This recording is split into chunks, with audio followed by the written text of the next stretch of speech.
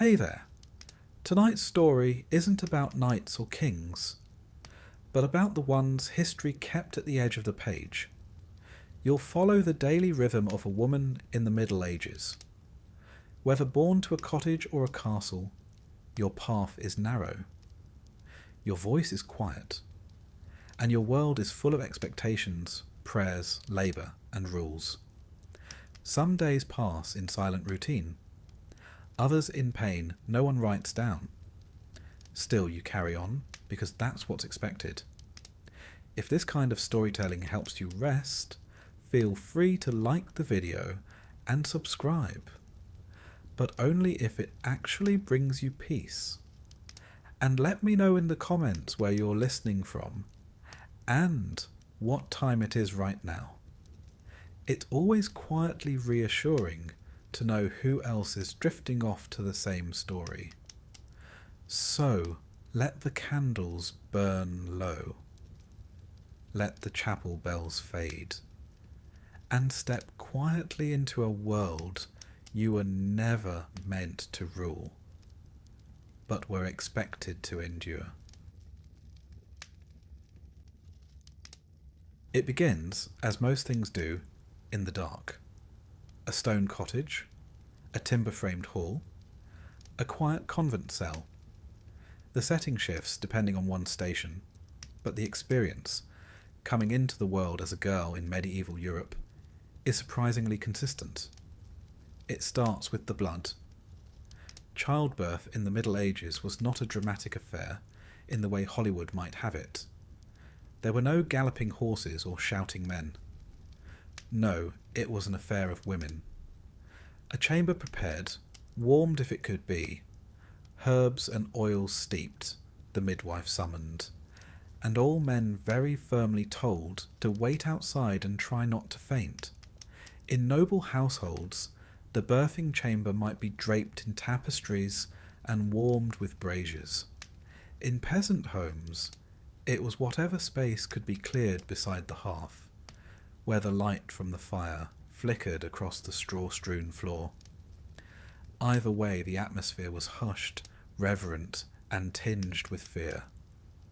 Midwives were essential, both practically and spiritually. Their tools were not surgical, no forceps or sterile instruments, but their knowledge of the female body, passed down through generations, was formidable. They knew when to brew raspberry leaf for labour pains, when to burn bay leaves to mask the smell of blood, when to call for the priest. For it was a dangerous thing, birth. The odds were not in anyone's favour. 1 in 3 women might die from complications of childbirth in her lifetime. The baby, too, was not guaranteed to live. In fact, infant mortality rates were staggering by modern standards. 1 in 4 babies would not survive the first year. The birth of a girl was met with quieter celebration than a boy, particularly among the nobility, where inheritance and lineage were closely guarded. Still, there was hope. Hope that she might live, that she might marry well, that she might one day produce sons. The church taught that pain in childbirth was Eve's fault, of course. A curse upon women for that unfortunate incident with the fruit and the serpent. Women were reminded that suffering was their spiritual inheritance, though they might earn some credit for enduring it with grace. In particularly difficult births, holy relics might be brought in. A scrap of a saint's robe, a sliver of the true cross, a vial of murky water from a well said to cure fevers. And if death seemed near, the midwife might baptize the infant herself. No priest needed in an emergency. Better a heretical baptism than an unbaptized soul. If the child survived, the next step was naming. For a peasant girl, the name might be simple: Alice, Agnes, or Matilda. Names drawn from saints, grandmothers, or whatever the local priest happened to favour. Among the nobility, names carried lineage. a noble daughter might be called Eleanor or Isabel, chosen to recall a mother, an alliance, or an ancestral title. Names in those days were not about individuality, they were about continuity. The baptism followed soon after, often within days, if not hours. The church insisted on it, not for celebration, but for salvation. The baby, swaddled in linen strips, would be carried to the church where the priest would perform the rite. It was believed that unbaptized infants who died would be trapped in limbo, a sorrowful but necessary outcome in the church's view, though many a grieving mother likely felt otherwise. The font was cold, the stone damp with centuries of other tiny heads dipped into it. Godparents were chosen, often more for social obligation than affection. A godparent was not simply a spiritual guide. They might one day serve as legal guardian, should the parents die. After baptism, the mother underwent a rite of her own, churching. This was a purification ceremony performed around 40 days after birth. The woman, having been considered ritually unclean during and after childbirth, would be blessed by the priest and welcomed back into the church. Some women found comfort in it. Others, one suspects, found it quietly insulting. Still, it was custom. A woman's body might bring life into the world, but it had to be washed of its implication first. In terms of practical baby care, medieval approaches were oddly specific. Swaddling was a near universal practice. Babies were tightly bound in strips of cloth to keep their limbs straight, their bodies warm, and supposedly their morals in check. A wriggling infant was seen as disobedient. Better, they thought, to bind them gently, like a little scroll of flesh and linen. Cradles were simple, often wooden, sometimes with rockers. A noblewoman might have a nursemaid to soothe the child through the night. A peasant woman did it herself, usually while also attending to older children, livestock, and the brewing pot. Multitasking, as they say, has ancient roots. Feeding was done by breast if the mother could, or by wet nurse if she couldn't, or if she was noble enough to avoid it. Among the aristocracy, it was fashionable to hire a village woman with robust health to feed one's child. This, they believed, preserved the mother's figure and freed her to resume her social duties. The milk of the wet nurse, it was said, could influence the child's character. So great care was taken in choosing one. No loose morals, no bad temper, no garlic in the diet. Weaning came early, sometimes as young as 6 months. Bread soaked in milk, or paps made of mashed grains, were common. There were no bottles, only spoons and cloths and, at times, pure guesswork. As the infant grew into a small child, the expectations began to crystallize. Girls were taught from the very start that their world was narrower than their brothers. A boy might learn to read, might train to fight, might inherit land. A girl, on the other hand, was trained to wait. She waited to serve, waited to be chosen, waited to become what a family needed. Another marriage tie, another dowry arranged, another womb prepared to carry the next generation. Even the games she played hinted at this future. While boys practiced with sticks and learned to climb, girls mimicked household work. Rocking dolls in makeshift cradles, pretending to sweep, weaving grass into ribbons. Among noble families, a girl might be sent to another household as a lady-in-waiting or a foster child, part education, part alliance. Among peasants, she stayed put, learning from her mother how to bake, spin, patch, and pray. The idea of childhood, as we think of it today, did not quite exist. Children were not mini adults exactly, but they were not wrapped in sentimentality either. They were expected to contribute early, to understand roles, to behave. A child that survived beyond 7 years old was considered likely to make it to adulthood, though what that meant, especially for a girl, was a different story. The girl learned to lower her gaze, to keep her voice soft, to kneel properly in church. She learned that her body would not always be her own, though no one would have phrased it like that. She learned to smile at older men who came calling, to pretend she did not notice the way her mother tightened her grip on her shoulder, just so. For the noble girl, luxury was not freedom. Silks and rings came with expectations. Her virginity was a political asset. Her education, if she had one, was tailored. Religious texts, proper handwriting, courtly manners, perhaps some Latin if the abbess was feeling ambitious. For the peasant girl, survival was the lesson. How to stretch a loaf, mend a hem, comfort a baby with a lullaby her own mother had sung. She learned that hands blistered in winter, and that men sometimes came home angry. She learned the language of caution. Both understood silence. It was, after all, the safest vocabulary for a girl. And yet, for all of this, there was joy too. The laughter of siblings. The warmth of a dog curled at one's feet. The smell of bread in the oven and rosemary drying in the beams.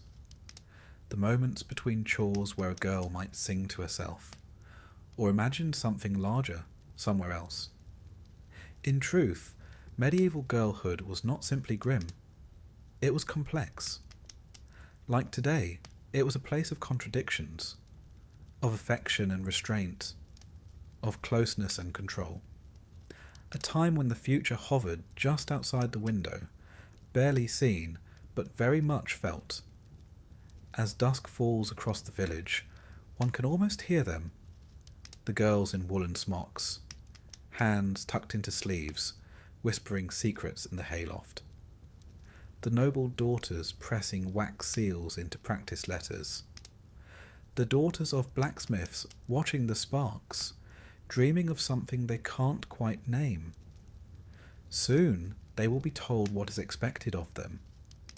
But for now, the fire crackles, the night deepens, and the world is momentarily quiet. Let them rest. Tomorrow they will learn to be women. In the Middle Ages, girlhood was not a long and whimsical affair. It was brief, practical, and almost always productive. If a girl was lucky enough to survive infancy, and many weren't, she was quickly drawn into the world of work. Girlhood, in medieval terms, was not a protected bubble of learning and laughter. It was apprenticeships for the harder life that lay ahead. Whether born into a mud-walled peasant cottage or a chilly stone manor, a girl's training began early. By the time she could walk steadily and speak in sentences, her hands were already occupied. There were clothes to mend, food to fetch, fires to keep alive, and endless small tasks for her to perform. Rest was a concept reserved for others, and play, if it occurred, often doubled as a lesson. Let us begin, as many days did, with the peasant girl. She awoke early, before the sun in winter, with the first birdsong in summer. Her sleeping spot might be a straw-stuffed sack shared with siblings, or simply a woolen blanket on a bench by the hearth. Her family's house was one room, smoky, close, and never truly silent. The smell of ash, sour ale, and animal fur was everywhere. The day's first job might be gathering kindling from the woodpile, or fetching water from the stream. Jugs were heavy and cold, and feet bare. Her breath puffed into clouds, and her arms ached by the time she returned. She might then help knead the bread dough, coarse and dark, and stir the morning pottage, which had been simmering through the night, never fully finished, always added to. Her fingers grew used to constant motion. She twisted flax into thread with a drop spindle, fed chickens, swept the floor, though the dirt returned almost instantly, and kept a younger sibling distracted while her mother tended to the goat or stirred the brewing pot. It is worth pausing on the topic of spinning. Spinning was so essential to medieval life that it became synonymous with womanhood. The term distaff side, referring to female lineage, comes from the distaff, a tool used in spinning. Girls learned to spin almost as soon as they could hold the spindle steady. It was a meditative motion, pull, twist, wind, and as natural to a young girl's body as breathing. Threads were precious. Wool and linen weren't just clothing, they were status, protection, and work made visible. A girl's earliest education came through observation. She watched her mother's hands, her movements, the quiet signs exchanged between neighbours. She learned when to speak and when to remain still. Her world was filled with women doing things, baking, mending, tending, weaving, and whispering. There was no room for idleness, and very little tolerance for complaint. In slightly wealthier homes, girls might also help with brewing. This was women's work, at least until it became profitable enough for men to take over later in history. A girl learned when to add the hops, how to test the strength, and how to strain the wort. It was both chemistry and economy. Now let us shift to the noble girl. She too rose early, though her chamber was more refined. She awoke on a rope-strung bed, perhaps, under layers of wool and linen, with a servant to light the fire and help her dress. Her garments were finer, chemise, kirtle, and gown, but no less restrictive. The cold seeped through stone walls just the same, no matter how many tapestries tried to warm them. Breakfast might include honeyed bread, watered wine, and preserved fruit. Then came her instruction. A noble girl's education was highly curated. She might learn to read, especially from a psalter or book of hours, but only rarely to write. That was for clerks. Her lessons included embroidery, courtly manners, the lute or harp, and occasionally a bit of Latin. The purpose was not scholarship, it was preparation for marriage, for hospitality, and, if need be, for running a household in her husband's absence. She learned how to walk gracefully, how to curtsy, how to accept a compliment without appearing vain. Everything was measured. Even her laughter was supposed to be moderate. Even joy, it seemed, had its boundaries. Girls of all classes were taught humility, obedience, and faith, though in varying measures and with varying outcomes. Religion loomed large over girlhood. The church set the rhythms of life and determined its meaning. Girls were taught that their place in the world was divinely ordained, lower than men, yet more prone to sin, and therefore in greater need of guidance. The Virgin Mary was the model. Pure, silent, submissive, miraculously maternal. That was the standard. Anything else was suspect. From an early age, girls memorized prayers. They knew when to kneel, how to cross themselves, and how to hold a rosary. Confession came early. They were expected to reveal their thoughts, not just their actions, disobedience, jealousy, vanity. A child who lied about stealing a plum might be told she'd tarnished her soul, which must have been a rather heavy concept for someone still missing her front teeth. There were saints' days to observe, fasts to keep, and processions to join. For some, it was a comfort. For others, it was simply another rule. Either way, religion was woven into the fabric of the day like a silver thread, subtle, unbreakable. Among the lower classes, formal schooling was rare, but learning still occurred. A peasant girl might be taught how to count coins, how to track the phases of the moon, when to plant, when to harvest, and which herbs soothed a baby's cough. Her knowledge was passed down orally, a mix of folk tradition and practical survival. In some towns, girls apprenticed under tradeswomen. They might learn lace-making, midwifery, or textile dyeing. Guilds usually excluded women, but exceptions existed, and widows often continued their husbands' trades. These skills offered a slim form of independence, a way to earn, to negotiate, to survive. The work, of course, was unrelenting. The noble girl learned to manage the kitchen ledger, to supervise servants, to embroider for hours without complaint. She practiced spinning too, more as a virtue than necessity, but her stitches were scrutinized for neatness. She might be called upon to help prepare a feast, to tend a sick relative, or to accompany her mother to a neighbouring estate. Everything she did was training for marriage, for piety, for respectability. And while it's tempting to romanticize her life, the gowns, the jewels, the minstrels, her freedom was heavily curtailed. Her life was monitored, her movements noted, her speech often limited to what was appropriate. Behind the fine curtain, there was little room to breathe. Peasant girls, by contrast, had more physical freedom, but less protection. They worked in fields, helped with animals, gathered firewood and herbs, and were sent to market alone. They were more exposed to danger, but also to the world. A peasant girl might see more of life before age 10 than a noble girl saw before her wedding night. Evenings brought no real rest.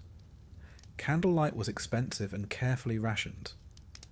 Girls used the final hour of light to complete their tasks: mending, spinning, folding, cleaning. Then came supper, usually a modest affair. For peasants, it was thick porridge, cabbage, and if lucky, a bit of salted meat. For nobles, it might include roasted game, ale, and preserved fruit.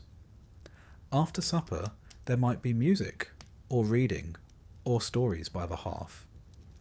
Girls listened more than they spoke. They learned what to say and what to hide.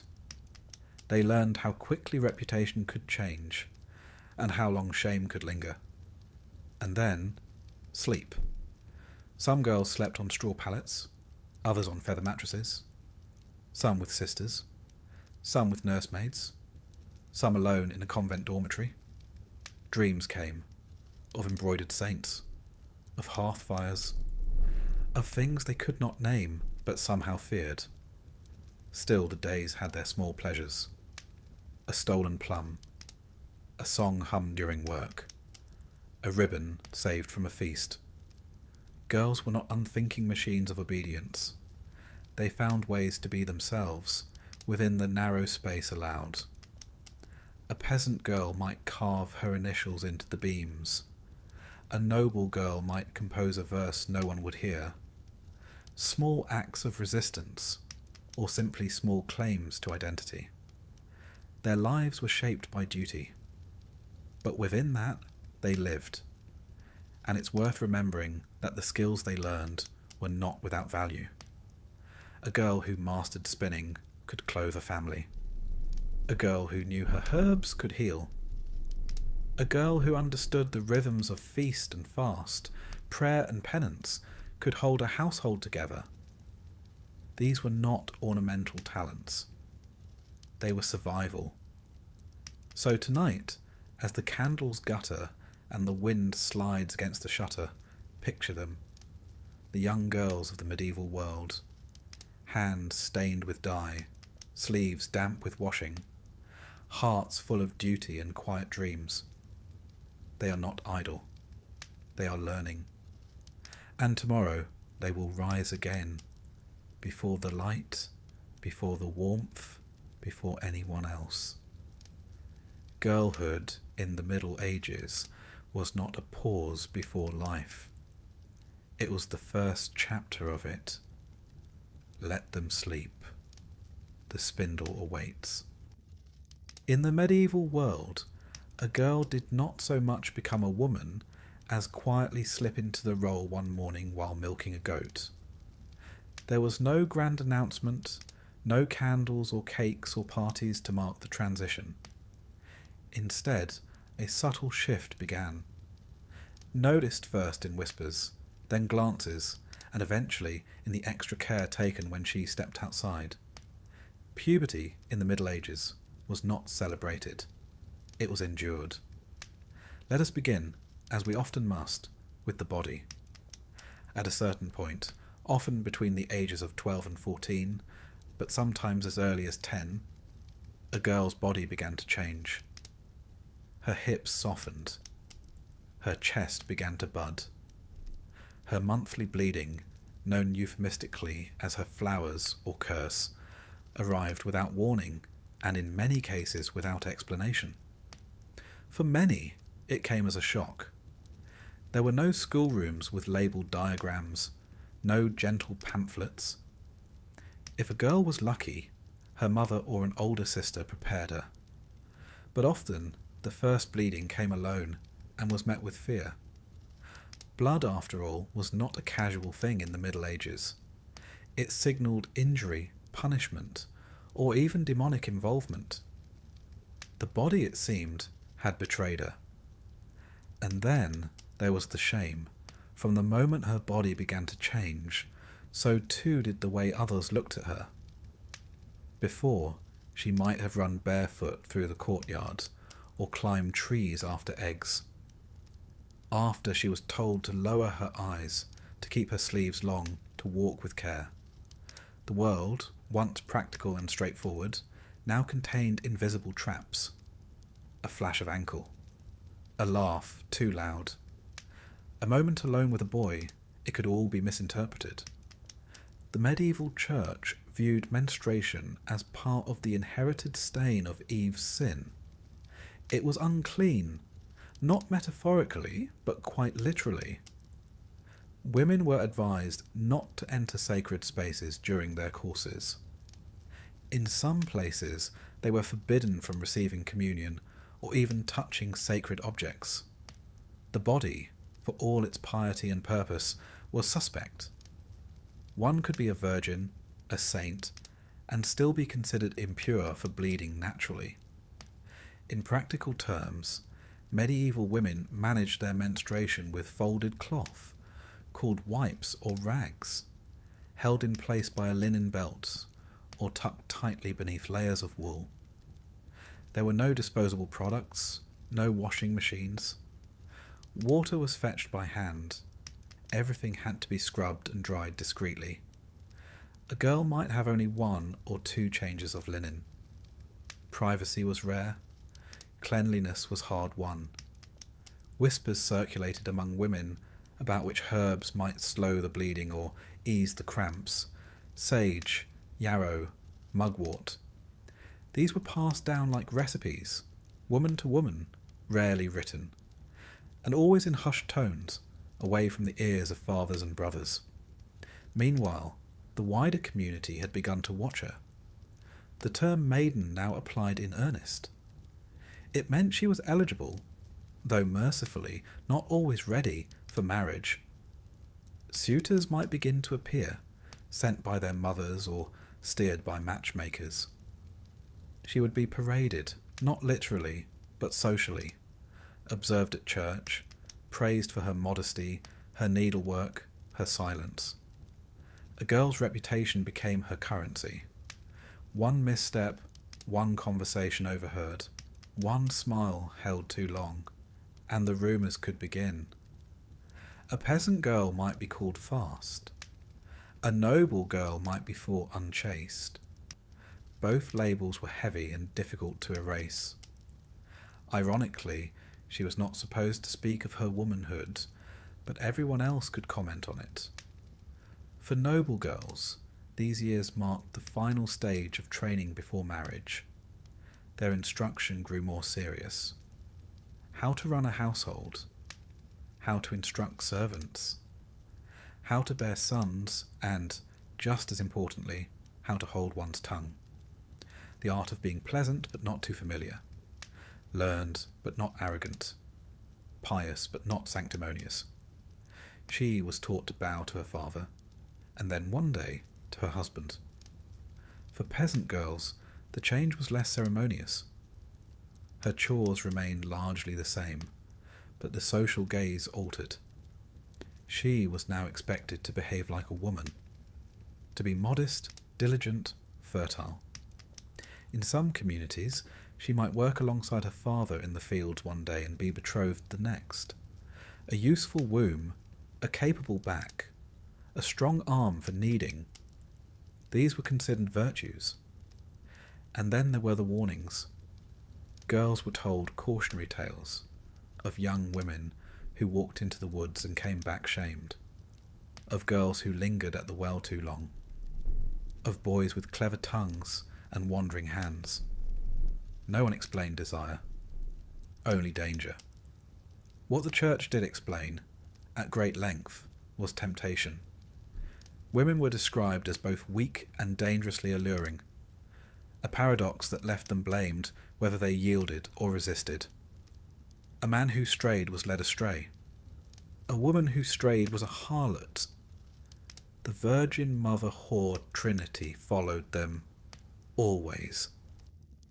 In the convent, things were slightly different. There, a girl might have some reprieve from the pressure of marriage, but the shame of the body remained. Nuns, too, bled. Nuns, too, were warned against thoughts that might lead to sin. In some records, there are accounts of punishments for impure dreams. The body, even in isolation, refused to behave. Some women embraced religion deeply, finding in it purpose and meaning, but others were placed there by families who had too many daughters and not enough dowries. The convent was a solution, pious, tidy, and cost-effective. Whether it was chosen or not, it became a girl's entire world. Her letters were read, her meals were measured, her silence was noted. There was, of course, a darker side to the watching. For every girl warned to behave, there was a man who was not. The age of consent in medieval Europe varied, but could be as young as 12. Many girls were married off before they understood what marriage entailed. Consent was a legal formality, not a personal reality. Some girls resisted. Some ran away. But most, especially the poor, had few choices. The law was rarely on their side. A nobleman who compromised a peasant girl might pay a fine to her father. A priest caught in scandal might be moved to another parish.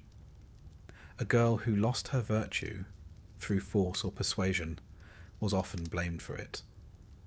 And yet, in the spaces between shame and silence, girls found ways to endure. They whispered in kitchens, traded herbal remedies, joked behind church walls. They found moments of companionship, an older sister, a midwife, a kindly neighbour. They learned to read faces, to stay out of reach, to laugh at the absurdities of modesty enforced by men who observed none themselves. They learned to spot which men were safe, which weren't. Who could be trusted with a confidence? Who would spread it like butter on bread? And some of them fought. There are accounts, scattered, rare, but real, of girls refusing arranged marriages, of women demanding justice, of midwives protecting their patients against legal reprisal. These stories did not fill the pages of chronicles, but they lived in the oral traditions, passed down like the recipes and the prayers. Because even as their bodies were treated like burdens, their minds kept working. They noticed everything: how their brothers were treated differently, how their mothers wore their exhaustion like a second gown, how the priest's eyes lingered too long, how the Lord's steward always asked for extra wine when they served at table.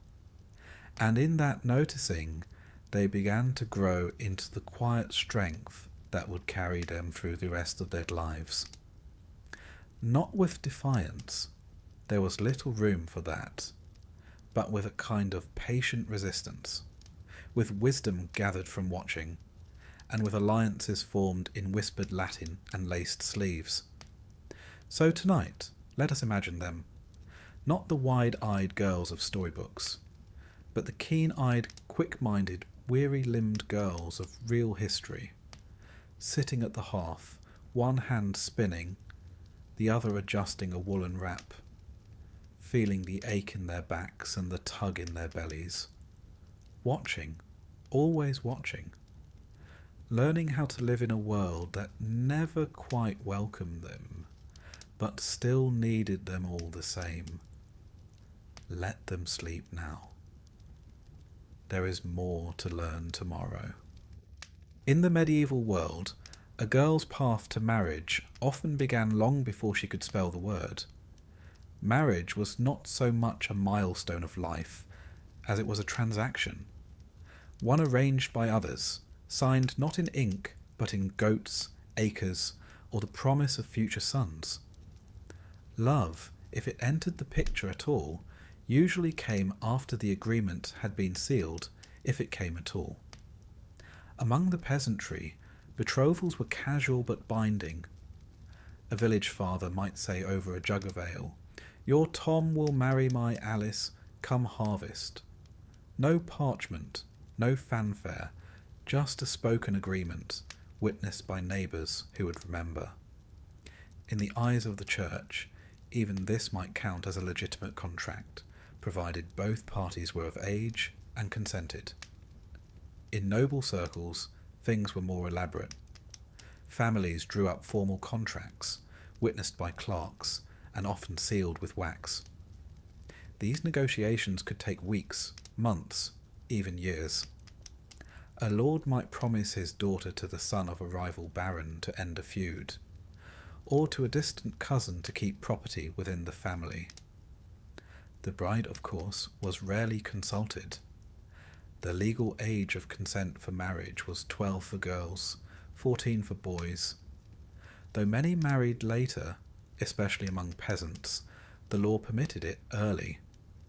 Some aristocratic girls were betrothed at 6 or 7 and married by 14. A girl might be handed over just as she began to bleed for the first time. Her mother may or may not have explained what that meant. Her father almost certainly did not. Dowries played a central role in these arrangements. A girl's dowry was her portion of the family's wealth, goods, livestock or land that she brought into the marriage. Among nobles, dowries could be impressive: fortified manors, silver goblets, fine textiles or cash. Peasant dowries were more modest, perhaps a pig, a featherbed, or a spinning wheel. The dowry wasn't a gift. It was the family's bargaining chip. The richer the dowry, the better the match. A girl without a dowry was at a disadvantage. Her parents might offer a cousin to go with her, or a useful cow, or lower their expectations entirely. Once the match was confirmed, the girl's behaviour came under scrutiny. She was now a future wife. She was expected to walk with grace, lower her eyes, and know her place. Her virtue became the concern of the entire community. A girl seen speaking too freely to a boy might find herself whispered about. A laugh at the wrong moment could follow her for years. Noble girls might be sent away to live with their future in-laws, a practice called fostering. There, they would be trained in the habits of their new household, what foods were served, which saints were honoured, which servants to trust, and when to speak, rarely and only when spoken to. This was not an act of affection, it was orientation. And so came the wedding. For peasants, a wedding could be as simple as an exchange of vows outside the church. The priest blessed the union, the couple clasped hands, and the deed was done. There might be bread, cheese, a jug of ale, and some dancing if it wasn't raining. The bride's best gown might be blue, the colour of modesty. Her veil would be homemade. Her shoes, if she had any, patched. For nobles, weddings were grander affairs. Church ceremonies followed by days of feasting. Pigeons roasted with herbs, minstrels playing lutes, guests reciting toasts in Latin. The bride, dressed in imported silk or dyed wool, might barely recognise the man beside her, but she'd been taught to smile and to stay silent. Then came the bedding ceremony, a custom both practical and intrusive. Among common folk, this could be as simple as neighbours waiting outside to ensure the couple retired together. In noble houses, the ceremony might be public. Guests walked the couple to the bedchamber. They might undress the bride, offer ribald jokes, sprinkle holy water on the sheets. Some stayed to witness the start of the consummation, though accounts vary wildly on what was truly observed. The goal was simple: to ensure the marriage was valid. A marriage without consummation could be annulled. A bride's virginity was prized, proof that the child she bore would be legitimate, the bloodline unbroken. Some households hung the bedsheets out the next day, spotted with blood. Not for modesty, but as evidence. Sex within marriage was expected but not explained. Girls were rarely told what would happen. Some had vague warnings. Others knew nothing at all. In noble households, older women might offer advice. Don't flinch, or pray while he finishes. In peasant homes, the advice was more direct. It won't take long. The church viewed sex as both sacred and shameful. Marital relations were permitted, but only for procreation, and preferably without too much enthusiasm. Anything resembling pleasure was eyed with suspicion. A wife was not supposed to refuse her husband. Her body was his right, and yet she could be punished for being too eager. It was a narrow path to walk. Marriage gave a man authority over his wife in both legal and spiritual terms. She owed him obedience, labour, and fidelity. He owed her protection, provision, and if inclined, affection. But enforcement was uneven. A woman who disobeyed might be beaten, lightly the law said. A man who strayed was warned. A woman who strayed was ruined. Divorce was nearly impossible. The church permitted annulment under narrow conditions, if the couple were too closely related, or if the marriage had never been consummated, or if one had taken religious vows. But few women had the knowledge or resources to seek such outcomes. Most simply endured. Still, within the institution, women carved out power. A skilled wife could manage a household, oversee accounts, barter at market, and command servants. Among peasants, she worked beside her husband, planting, harvesting, mending, milking. Among nobles, she managed estates in his absence, which was often. War, politics, or pilgrimage regularly took men away. A clever woman knew how to navigate her husband's moods. A kinder man might listen to her counsel. A harsher one might not. Some marriages grew into partnership. Others remained distant transactions. Widowhood, paradoxically, offered more freedom. A widow could inherit property, run a business, and act independently in court. Many preferred not to remarry. A second marriage risked handing everything back to male control. Some widows lived quietly, managing their affairs. Others thrived, becoming influential landlords, moneylenders, or guild members. Urban women, especially in trades, had more visible roles. A wife might work in a shop, brew ale, make candles, or sew for hire. City statutes sometimes recognised their labour. A few even ran businesses in their own names. But marriage still meant legal dependency. A married woman's identity was absorbed into her husband's. She could not sue or be sued. Her wages were his, and yet women endured. They learned how to stretch flour through Lent, how to hold their tongues at supper, how to navigate market gossip. They knew which priests would listen and which wouldn't. They taught their daughters when to smile, when to run, and what herbs might help with bruises or babies. They whispered behind their hands, laughed at the absurdity of things, and got on with the business of survival. They were not always resigned. Some rebelled. A few fled arranged marriages, married for love, or disguised themselves to escape. Others poisoned cruel husbands with herbs accidentally added to stew. Stories passed quietly among women, of clever wives, sly daughters, and the justice no court would give. Tonight, as the fire crackles low, imagine her, a girl no more than 15, standing in her wedding gown. It scratches at the neck. Her hands are cold. Around her, guests toast, music plays, the priest nods. She glances sideways at the man she's been given to.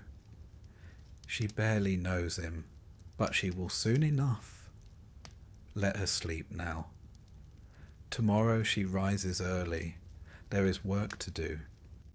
After the wedding feast ended, after the bread was eaten, the ale spilled, and the guests had finished their leering songs, came the matter of consummation.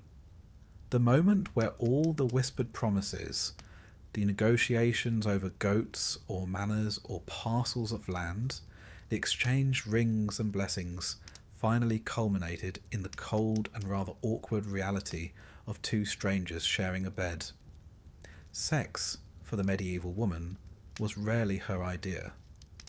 That is not to say all women dreaded the wedding night. Some entered with curiosity, others with quiet resignation, and a few with genuine affection, though this was a luxury. What most women lacked was preparation. Sex was not spoken of openly. Girls received advice in half whispers. Close your eyes. Let him do as he will, or if someone was feeling particularly generous, it'll be over soon. There were no books to consult, no diagrams, no frank talks. The church certainly had opinions, but they concerned sin more than comfort. Sex was meant for procreation, full stop. Enjoyment was, at best, a tolerated accident. At worst, a moral failure. Still, the act was expected. A marriage without consummation was incomplete. If a husband failed in this duty, the marriage could be annulled. If a wife refused her husband regularly, she could be accused of withholding her conjugal debts. A sin, apparently on par with theft. And so, the bedchamber became a site of obligation. A woman's body, now legally joined to her husband's, was not entirely her own. She might share a mattress stuffed with straw or down, the smell of stale linen and old ash heavy in the air, the sounds of the feast still drifting through shuttered windows. And beside her, a man, sometimes young and nervous, sometimes old and eager, who believed he had rights to her body. Of course, not every man was cruel. Some were considerate, even gentle, but kindness was not guaranteed, nor was understanding. The emphasis always was on duty. From the Church's perspective, marital sex was only virtuous if it resulted in children. The purpose of intercourse was procreation. Pleasure, particularly on the part of the woman, was suspect. Lust, even within marriage, was frowned upon. One could do the deed, but one mustn't enjoy it too much. Ideally, the couple would approach the act as a task to be completed, like threshing grain or settling accounts. Certain days were off limits. No sex during Lent or Advent. None on feast days or fast days, or the eve of receiving communion. Many couples were told to abstain during menstruation, pregnancy, or nursing, which left, you might notice, very few guiltless windows in which to perform one's conjugal duty. And yet, babies came, often. Childbearing was the defining expectation of marriage. A woman's worth, especially among the nobility, was often tied to her fertility. A wife who produced sons was praised. One who bore only daughters might be pitied. One who bore none at all could be replaced. Infertility was generally blamed on the woman, though medical understanding of the time was, shall we say, imaginative. It was believed that conception required a mixture of bodily humours, balance of temperature, and divine favour. Some theorised that women had seed of their own. Others disagreed. Some believed that the position of the stars at the time of conception influenced the child's health and sex. If a child was born deformed, it was said to be the result of a sinful thought during intercourse. A woman's imagination, they believed, could warp flesh. And so the pressure was relentless. Month after month, a woman waited and hoped. There were herbs believed to increase fertility: fennel, mugwort, rue, taken in teas or stewed with wine. There were prayers to saints: Saint Anne, Saint Margaret, even the Virgin Mary herself. Women lit candles, whispered vows, wore charms tucked in their bodices. When pregnancy did come, it brought its own mixture of relief and dread. Medical care was limited. Most women delivered at home, aided by a midwife, an experienced older woman from the village or town. Male physicians rarely attended births unless something went terribly wrong, and even then they hesitated. Childbirth was women's business. A midwife knew how to position a mother, how to tie the umbilical cord with clean thread, how to whisper prayers between contractions. The birthing room was often a small chamber warmed by a fire, the shutters closed against cold and eyes alike. Aromatic herbs were burned to ward off spirits and foul air. The air was thick with incense, the smell of iron and sweat, and the sound of chanting psalms or the mother's groans. The birthing stool, a sturdy wooden chair with a hole in the centre, was common in wealthier homes. Poor women knelt or squatted. Pain relief was sparse. There were herbal remedies, to be sure, poppy, valerian, or wine steeped with mandrake, but dosage was guesswork, and side effects unpredictable. The Church warned against dulling pain too much. After all, Eve's punishment was to bring forth children in sorrow. To escape that pain was to cheat divine justice. Women prayed to Saint Margaret of Antioch, patroness of childbirth. Her legend included being swallowed by a dragon and emerging from its belly unharmed, an oddly appropriate metaphor. Midwives sometimes placed her relics beneath the beds or recited her name during delivery. If the mother survived, thanks were given. If not, her soul was commended swiftly to heaven.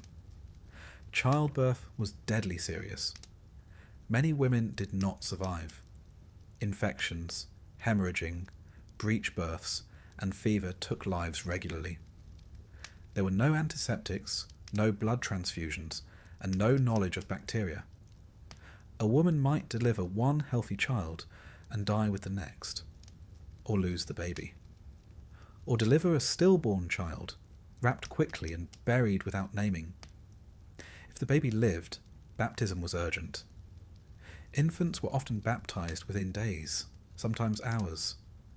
The soul, it was believed, could not enter heaven without it.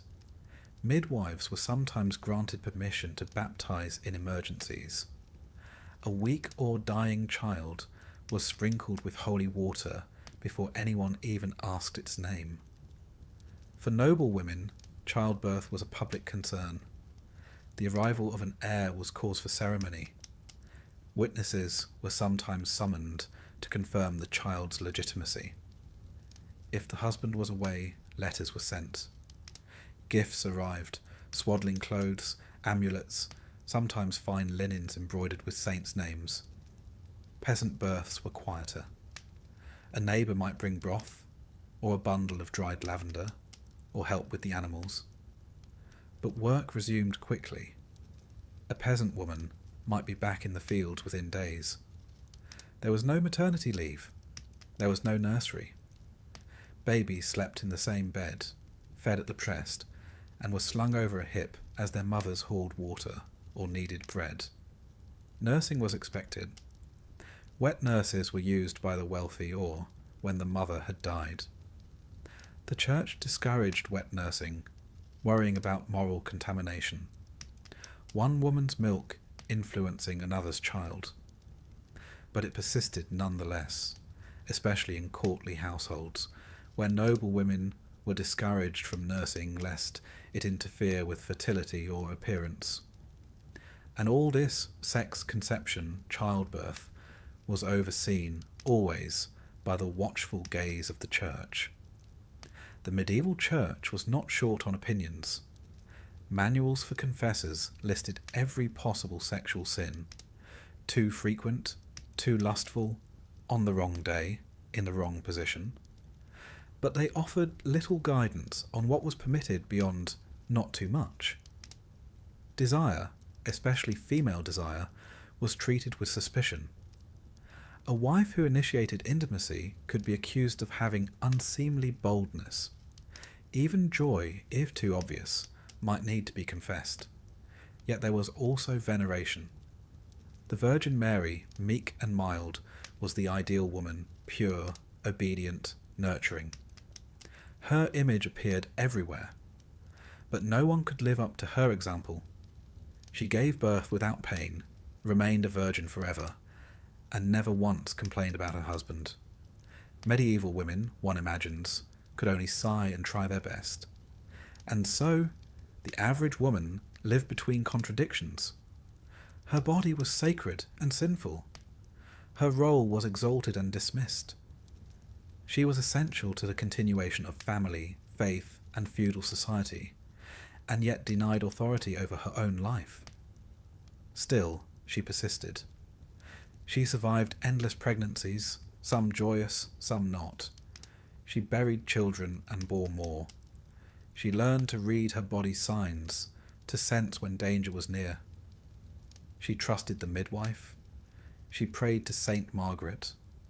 She bit down on rags and counted contractions by candlelight. She nursed children while grinding grain, sang lullabies while mending socks. She knew how to keep a fever down, how to wrap swaddling tight, how to soothe colic with fennel water. She endured her husband's needs when she was tired, and whispered to her sister-in-law when she missed her monthly courses. She wasn't allowed to speak much of these things, but she knew them deeply. So tonight, imagine her, a woman lying in a low bed. Her hands are swollen, the air smells of herbs and wax. Somewhere outside, dogs bark. Her child is beside her, red-faced and hungry. She presses the baby close and hums, softly, a tune her own mother sang. The world is still spinning, still demanding. but for this moment she is still. Let her sleep now. Morning comes early. In the Middle Ages, the workday for a peasant woman began before the sun rose and ended long after it set, if it ended at all. She was not merely a housewife.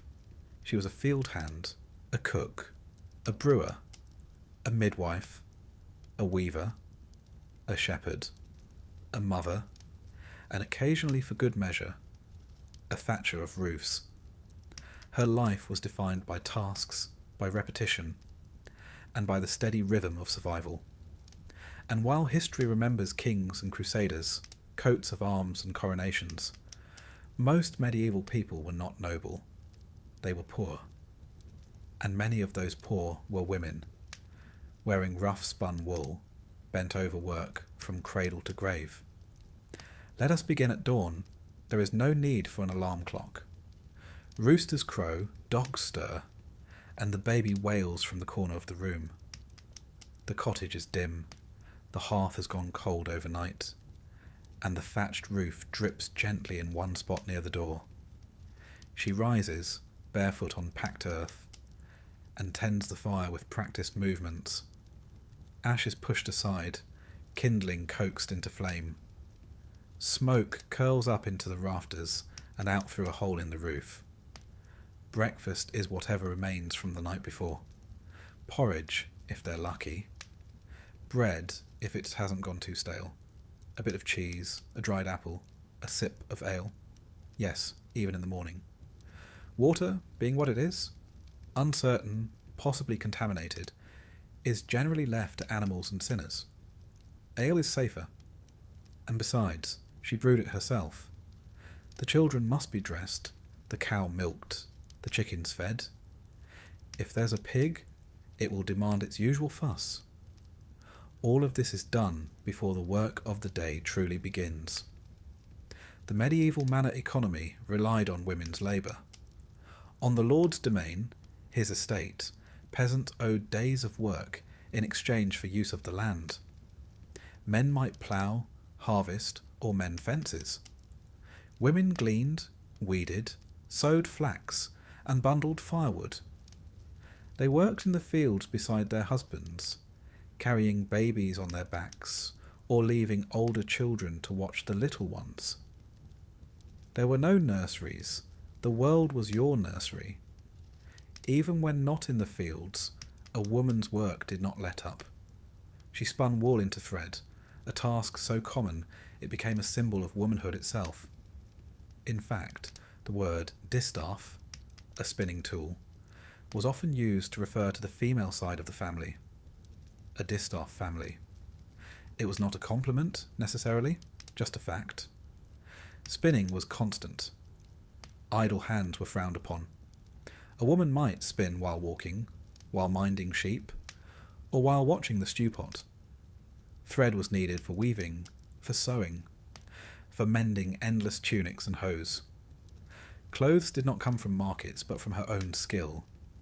She carded wool, dyed yarn, repaired worn garments, and occasionally bartered spare cloth for salt or candles. She also brewed. Brewing was women's work.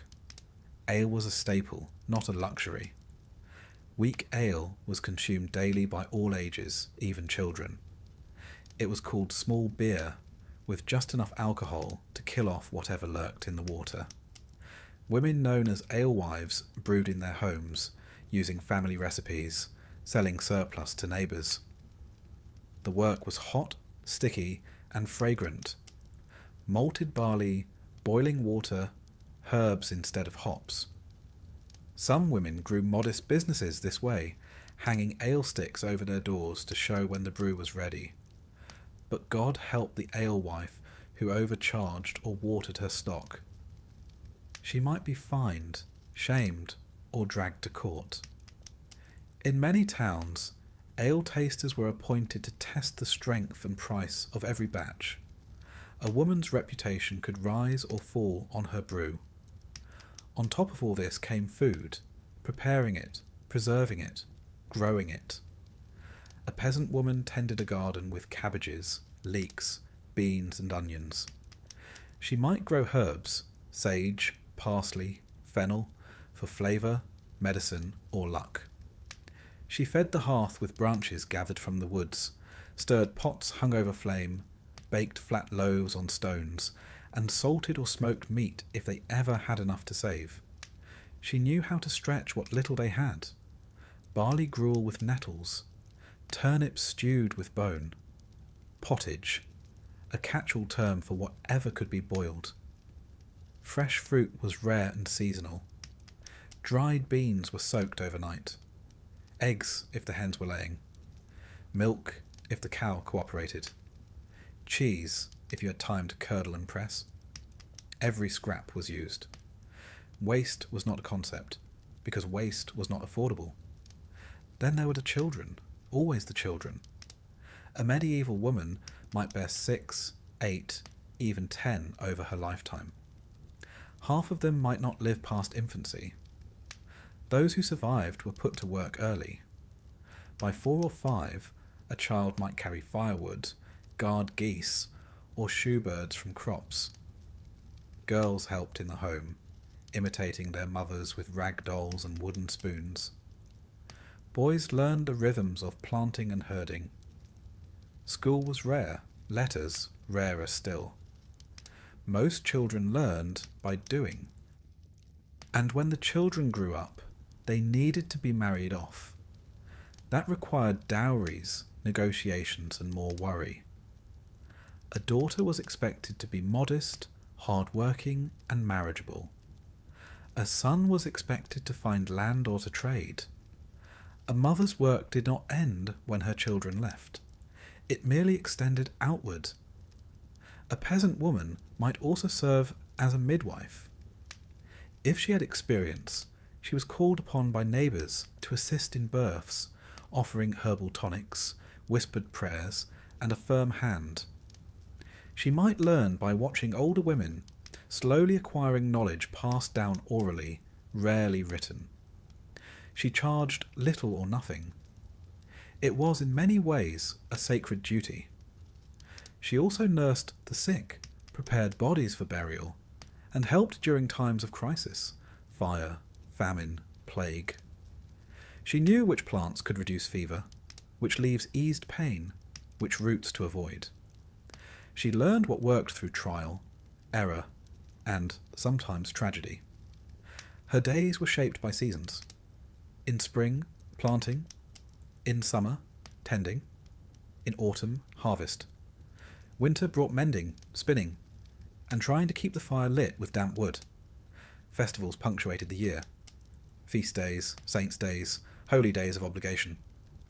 On those days, the work paused, briefly. There might be dancing, music, a bit of meat. Then it was back to the usual. Clothing was plain. A linen shift, covered by a woolen gown. An apron, a kerchief tied around her head. Shoes, if she had them, were leather and often damp. She might own a cloak for warmth. Jewellery, if any, was a wooden cross or a brooch to pin her gown. Her home was a one-room cottage, shared with husband, children, perhaps an elderly parent or two, and an alarming number of mice. The floor was hard-packed earth, the walls wattle and daub. Smoke curled from the hearth and lingered near the ceiling. Bedding was straw stuffed in sacks. Privacy did not exist. Comfort was minimal. And yet she endured. She found laughter in gossip with neighbours, comfort in ritual, pride in her skills. She may have known only a few prayers by heart, but she said them daily, over bread, over babies, over sick goats. She marked time not by hours but by chores. First milking, then breakfast, then the turning of the sun. Women like her kept the world spinning quietly. Their labour was not recorded in ledgers. Their names were often forgotten. But they were the heartbeat of the village. And while noble women are the ones who appear in poems and portraits, it was the peasant woman who lived the truest rhythm of the age. She didn't need to read Latin or play the lute. She needed to know when to harvest onions, how to patch a tunic, how to soothe a crying child while minding the fire. Her knowledge was embodied, instinctual, honed by necessity. There were, of course, moments of joy, a good harvest, a child's safe birth, a festival with dancing and music, a night without rats, laughter around a fire, a husband who sang to her softly when no one was listening, a daughter who spun her first good skein of wool. These small joys mattered, because they were real, tangible. Heron. So tonight, imagine her. She lies beside the hearth, the embers glowing faintly red. Her back aches. Her hands are chapped. Her belly is full for once, and she hums softly as the baby stirs. Outside, the wind brushes the thatch. Tomorrow she will wake before dawn. But for now she is still. Let her sleep. She's earned it. While most medieval women moved from childhood to marriage with barely a pause to catch their breath, a select few veered off the expected path entirely. They didn't marry, they didn't raise children, and they didn't boil cabbages while a baby cried at their feet. Instead they slipped behind high stone walls, took vows of chastity, and disappeared, at least from the world's eye. They became nuns. To enter a convent was to enter a world both cloistered and strange, sacred and stifling, quiet yet never truly still, a life of rules, prayers, and daily ritual, but also surprisingly often a life of books, learning, and, if one was particularly cunning, the faintest scent of independence. Let's begin with why a girl might end up in a convent. For noble families with too many daughters and not enough dowry silver, the convent was a tidy solution. It preserved the family's wealth and spared them the hassle of finding a husband for every child. One daughter to God, two to marriage, and one, perhaps the least charming, to the nearest priory. Some girls were offered to the church as children, their destinies decided before they could walk. It was not always a punishment. For some girls, especially those with a taste for reading or a dislike of childbirth, convent life was a welcome alternative. In a world where a woman's worth was usually measured in wombs and weaving, the monastery offered a rare escape, a place where a woman could live without being someone's wife, someone's mother, someone's cook, or someone's property. Entrance to a convent involved a ceremony, not unlike marriage. There were veils instead of rings, vows instead of kisses, and instead of a husband, the bride of Christ was now wedded to her faith. Her hair was often shorn, her name changed, and her secular life left behind, at least in theory.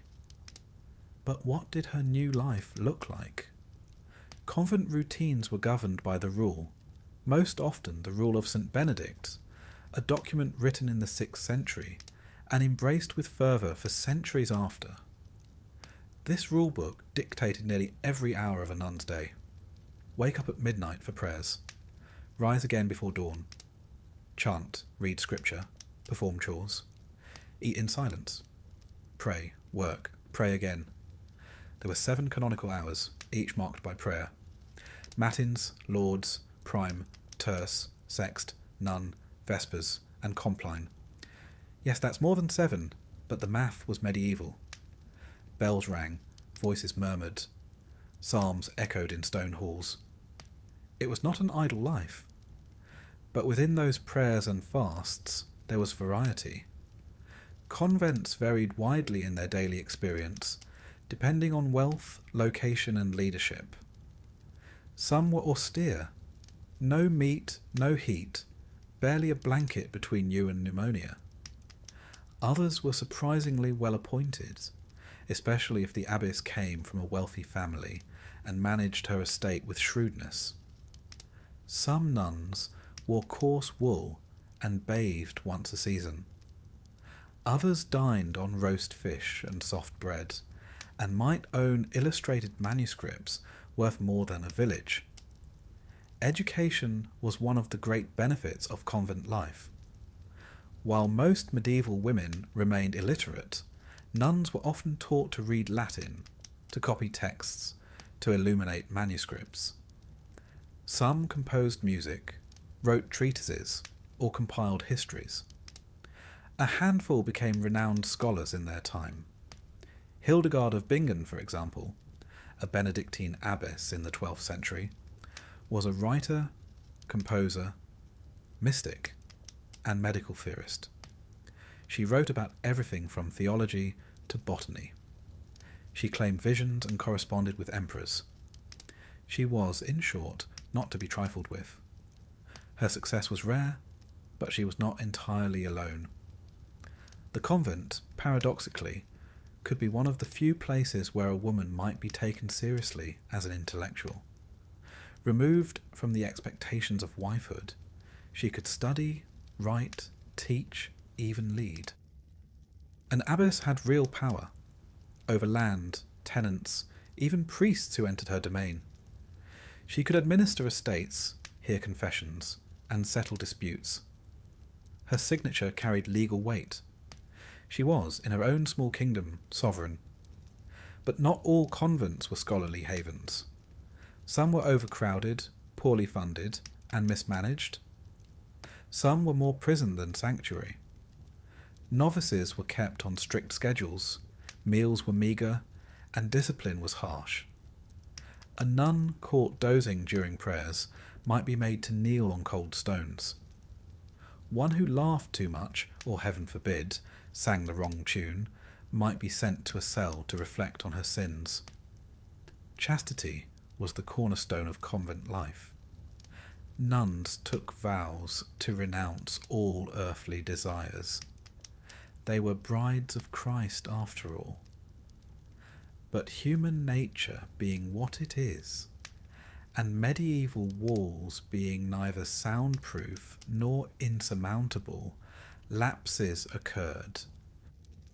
There are records, charming, mortifying records, of nuns bearing children, of monks sneaking into nunneries, of abbesses caught harbouring lovers. One English nunnery was once accused of being a brothel under the guise of religion. It's safe to assume that not all charges were fair, but the persistence of such rumours suggests that even cloistered life was not free from scandal. Still, most nuns lived in earnest faith. They embroidered altar cloths, baked communion bread, tended sick villagers, taught girls to read, and prayed sincerely for the souls of others. Their days were structured, their roles respected, their peace, if they were lucky, protected. Some convents specialised in nursing the sick. These were the forerunners of hospitals, with nuns acting as caregivers, herbalists, and midwives. They learned how to treat fevers, bind wounds, and administer tonics. Their knowledge, passed down woman to woman, was rarely written but deeply rooted. It was not science, not quite, but it was experience. Other nuns became scribes. They copied books by hand, letter by letter, in quiet scriptoria, with windows just large enough to read by, but not so large as to tempt distractions. The work was tedious but sacred. They illustrated manuscripts with delicate vines, gold leaf, and the occasional mischievous rabbit in the margin. If one must spend a life indoors, there were worse ways. But not all cloisters were cut off. Some nunneries stood near towns, and while the nuns were meant to remain enclosed, they often interacted with the community. They might offer charity, run schools, or sell surplus goods. A well-run convent was self-sufficient, growing its own food, raising chickens, even making wine. Still, the rule of enclosure loomed large. Contact with the outside world was restricted. Visits from male relatives were limited. Letters were censored. Leaving the convent was nearly impossible without special dispensation. The walls were symbolic and real. A shield, a barrier, a line drawn between sacred and profane. And yet, nuns found ways to express themselves. They composed hymns, wrote poetry, embroidered their thoughts into altar cloths. They carved their names into wooden pews. They dreamed of heaven, of escape, of maybe just a little warmth on a winter morning. Some found contentment, others did not. There are stories of nuns who rebelled, who smuggled in trinkets, who staged hunger strikes, who ran away under cover of night. One 14th century English nun, tired of her cloister's strictness, climbed the walls and refused to return. She was excommunicated, then forgiven, then left again. You have to admire her persistence. And then there were those who had no choice. Some girls were dedicated to the church as children, oblates, sent at the age of 5 or 6 to live among nuns and be raised within the faith. They were, in effect, given away. Others were illegitimate daughters, surplus sisters, or inconvenient widows. For these women, the convent was not a calling, but a conclusion. Some made peace. Others never did. In the end, the convent was a paradox. It was a place of restriction and a place of possibility. A world that silenced women, and yet sometimes gave them a voice. A life that denied worldly pleasures, yet offered intellectual freedom.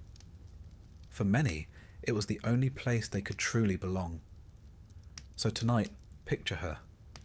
A woman in a stone chamber, kneeling before a wooden cross. The candle beside her flickers low. Her hands are calloused from work. Her back stiff from prayer. But her eyes are steady. She has not spoken aloud in hours, but she has thought deeply about things no one else may ever ask her to share. Outside, the wind moves the branches. Inside, the bell for Compline tolls. Let her rest now. She will rise before dawn. The laws of the Middle Ages, scribbled by scribes and pronounced from high-backed chairs, were intended to preserve order, but mostly the kind of order that benefited men. They were not imagined with women's needs at the centre. Women were often treated more as legal appendages than full participants in justice. Still, that did not mean they were absent from the system. Far from it. They appeared in courtrooms, in village hearings, and before bishops and bailiffs. But how they were seen, and how they were judged, was shaped by the fabric of gender, class, and culture. A medieval woman's legal identity was never truly her own, not unless she was a widow, and even then it was provisional. Before marriage, she was the legal responsibility of her father.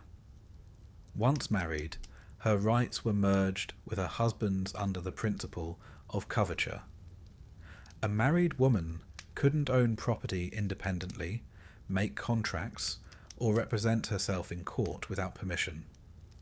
She was, in law, a covered person, hidden beneath her husband's name, his authority, and often his temper. Unless, of course, something went wrong. Let us begin with property. At the lower levels of society, peasants had modest holdings, cottage plots, vegetable gardens, or perhaps a shared patch of woodland. When a peasant man died, his widow might be granted her dower, a fraction of the land to live on for the rest of her life. But this was always conditional. If she remarried without permission from the local lord, she might lose the right. If her sons came of age and wanted the land back, she might be quietly nudged aside. In towns, Where women sometimes ran alehouses, kept shops, or worked in trades, their ability to own or inherit depended on local custom. Some cities recognised widows as legal individuals, able to sue, lend money, and pay taxes. In places like York or Ghent, a widow might continue her late husband's business with considerable autonomy, but always her legitimacy was borrowed from the memory of her husband, from the goodwill of her neighbours, from the law's temporary indulgence. Noble women had more visible property, but no more control. Land passed through male lines.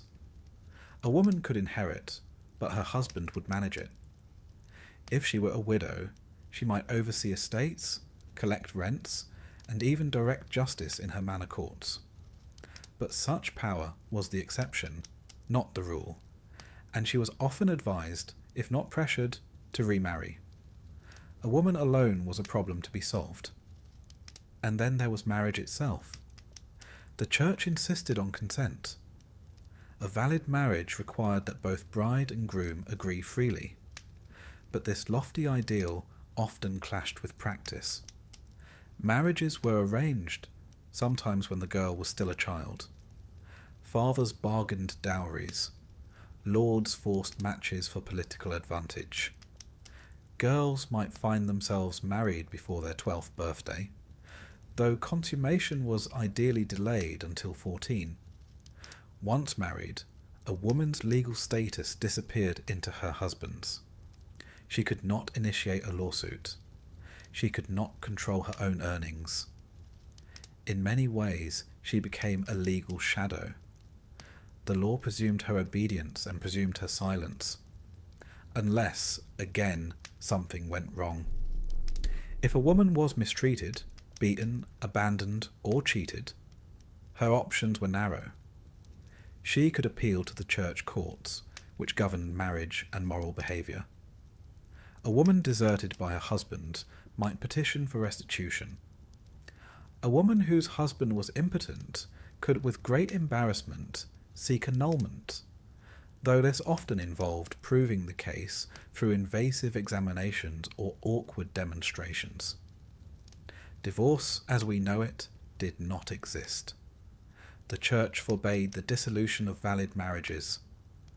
Annulments were permitted only if the marriage had been invalid from the start. Too young, too closely related, forced, or unconsummated. Otherwise, the best a woman could hope for was legal separation, a declaration that she and her husband should live apart. But she would remain married in the eyes of God and the law. As for punishment, the courts were inventive. Minor offences brought fines, especially in manor courts where money was the most efficient form of correction. A woman who brewed poor ale might be fined or banned from selling for a season. A woman who let her geese stray into the Lord's fields might pay a few pence. A woman who shouted at her neighbour, or accused her of stealing, or hexing her butter, might be labelled a scold. The crime of being a common scold was uniquely feminine. It applied only to women and was defined not by specific acts, but by behaviour deemed disruptive: gossiping, quarrelling, speaking too boldly. In England, a scold might be punished by ducking, tied to a chair and submerged in water, sometimes repeatedly, for the community's amusement. In other places, she might be made to wear the scold's bridle, a metal muzzle with a tongue plate that prevented speech. It was as humiliating as it was painful. Women also faced charges of theft, assault, and even murder. They were tried in royal courts, alongside men, and could face hanging if convicted. But their path to conviction, or acquittal, was often shaped by perceptions of character. A woman who was known as pious, quiet, and obedient might receive leniency. One who was seen as loud, proud, or overly clever might not. And then there was the matter of the church courts, the spiritual arm of medieval justice. The ecclesiastical courts claimed authority over all matters of morality: marriage, adultery, fornication, slander, and heresy. Here, women were often brought to answer for their private lives. A woman accused of bearing an illegitimate child might be ordered to confess publicly, to perform penance, or to stand before the congregation in her shift. A woman who slandered another might be forced to swear she would never speak the name again, or else pay a fine in candles. These courts were more focused on saving souls than punishing bodies, but their judgments could still sting. Public penance was humiliating. Community knowledge of a woman's supposed sins could damage her for life. And once branded, she might find herself accused again and again. Witchcraft deserves its own mention. In the earlier Middle Ages, accusations of witchcraft were rare and often dismissed as folk superstition. But as the centuries passed, the concept evolved. By the 14th century, the church began to associate magic with heresy, and a heresy with women, a healer who used herbs, a midwife whose patient died, a widow who argued too often. All were at risk. Accusations might begin with whispers: a cow that stopped giving milk, a child who took ill, a curse muttered in anger. Once suspicion took root, it grew like ivy. Trials for witchcraft were unevenly distributed across Europe.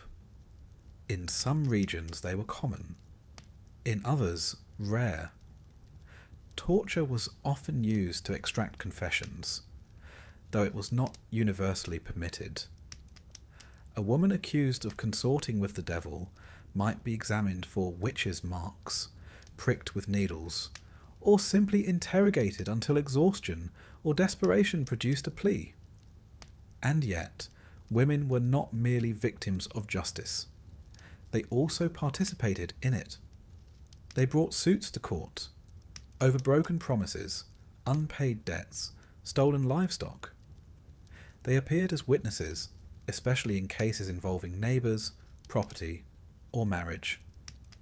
In village life, memory was the currency of law. Who saw the fence moved? Who heard the promise made? Who knew the shape of the disputed boundary? Women, often being the ones who stayed home and watched everything, were repositories of this knowledge. Widows especially were active legal agents. No longer under a husband's shadow, they could own land, run businesses, and represent themselves. Some became formidable figures: landladies, moneylenders, even constables in rare cases. Their authority came not just from legal standing, but from reputation. A widow with a sharp tongue and a good memory was not to be underestimated. In urban centres, women participated in guilds, especially as widows continuing a husband's trade. They brewed, baked, wove, stitched, and sold. Some guilds allowed women to be full members. Others tolerated them unofficially. All expected them to obey guild rules, pay dues, and face penalties for transgressions. Justice, as experienced by medieval women, was inconsistent. It depended on class, location, who you knew, and what you were accused of. But beneath the patchwork of law codes and court roles, a pattern emerges. Women learned how to work the system, or at least how to survive it. They played roles when needed. They cried in court.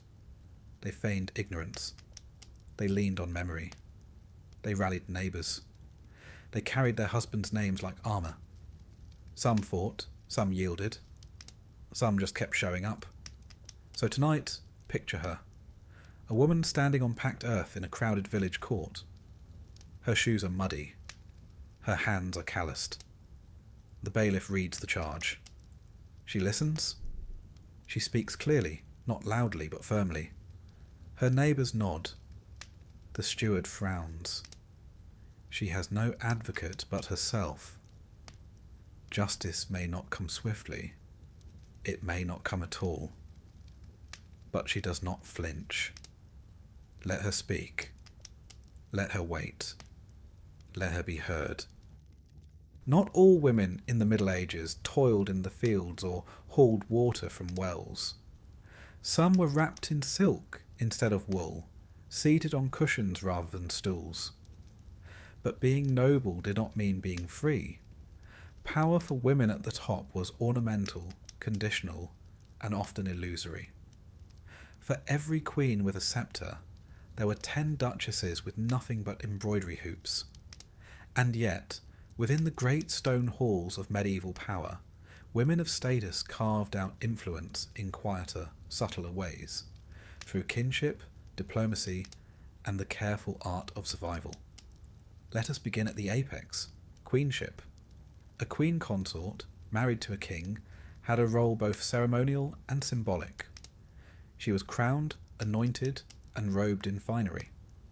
She processed beside the king at feasts, was prayed for in mass, and received foreign dignitaries with the appropriate blend of grace and silence. Her primary duty, however, was simple: to produce heirs, preferably male, preferably healthy, and preferably without scandal. A queen who failed in this regard might find herself cast aside, blamed for miscarriages or stillbirths, as if her womb were a royal chamber failing to open. In reality, fertility issues were often the result of disease, malnutrition, or sheer bad luck. But these explanations rarely satisfied anxious kings or meddling courtiers. Yet, if a queen bore sons, and did so without excessive drama, she might gain genuine influence. Queens acted as intercessors. Petitioners who dared not approach the king might ask the queen to plead their case. In times of war or absence, some queens served as regents, ruling on behalf of their husbands or sons. Blanche of Castile governed France for nearly a decade, while her son Louis IX came of age. Margaret of Anjou, wife to the mentally ill Henry VI, became a military leader of sorts during the Wars of the Roses. Still, these were exceptions. Most queens lived behind veils, literally and politically. They were expected to be modest, devout, fertile, and loyal. Their education was shaped accordingly. They were taught how to read prayers, manage household accounts, and speak with quiet dignity. Occasionally, they were also taught Latin, music, or classical literature, but always under the assumption that cleverness should be wielded with caution. The day-to-day life of a queen could be stiflingly dull. A great lady might pass hours at her embroidery frame, surrounded by other women of rank, sewing, reading aloud, composing prayers, or waiting for news. She might be accompanied everywhere by a retinue of attendants, ladies in waiting, confessors, chaplains, and chamberers. Privacy was rare. Movement was regulated. Even in her own bedchamber, a queen was never quite alone. And yet, even within these confines, queens found ways to shape their world. Through marriages arranged for their children. Through patronage, supporting monasteries, commissioning churches, founding hospitals. Some even became literary figures in their own right. Eleanor of Aquitaine, for example, patronized poets and troubadours, and was herself the subject of romantic tales, despite being one of the most politically active women of her era. Moving slightly down the ladder of rank, we find the noblewoman, a baroness, a countess, a lady of a manor. Her responsibilities were not merely decorative. She oversaw vast households, managed estates, resolved tenant disputes, and ensured the smooth operation of everything from grain stores to laundry services. When her husband was away, fighting, hunting, negotiating, she took command. Letters from noble women often contain instructions for planting crops, paying servants, and securing provisions. One 13th century English lady, Margaret de Lacy, corresponded regularly with monks, abbots, and estate stewards, giving orders and settling land issues in her husband's absence.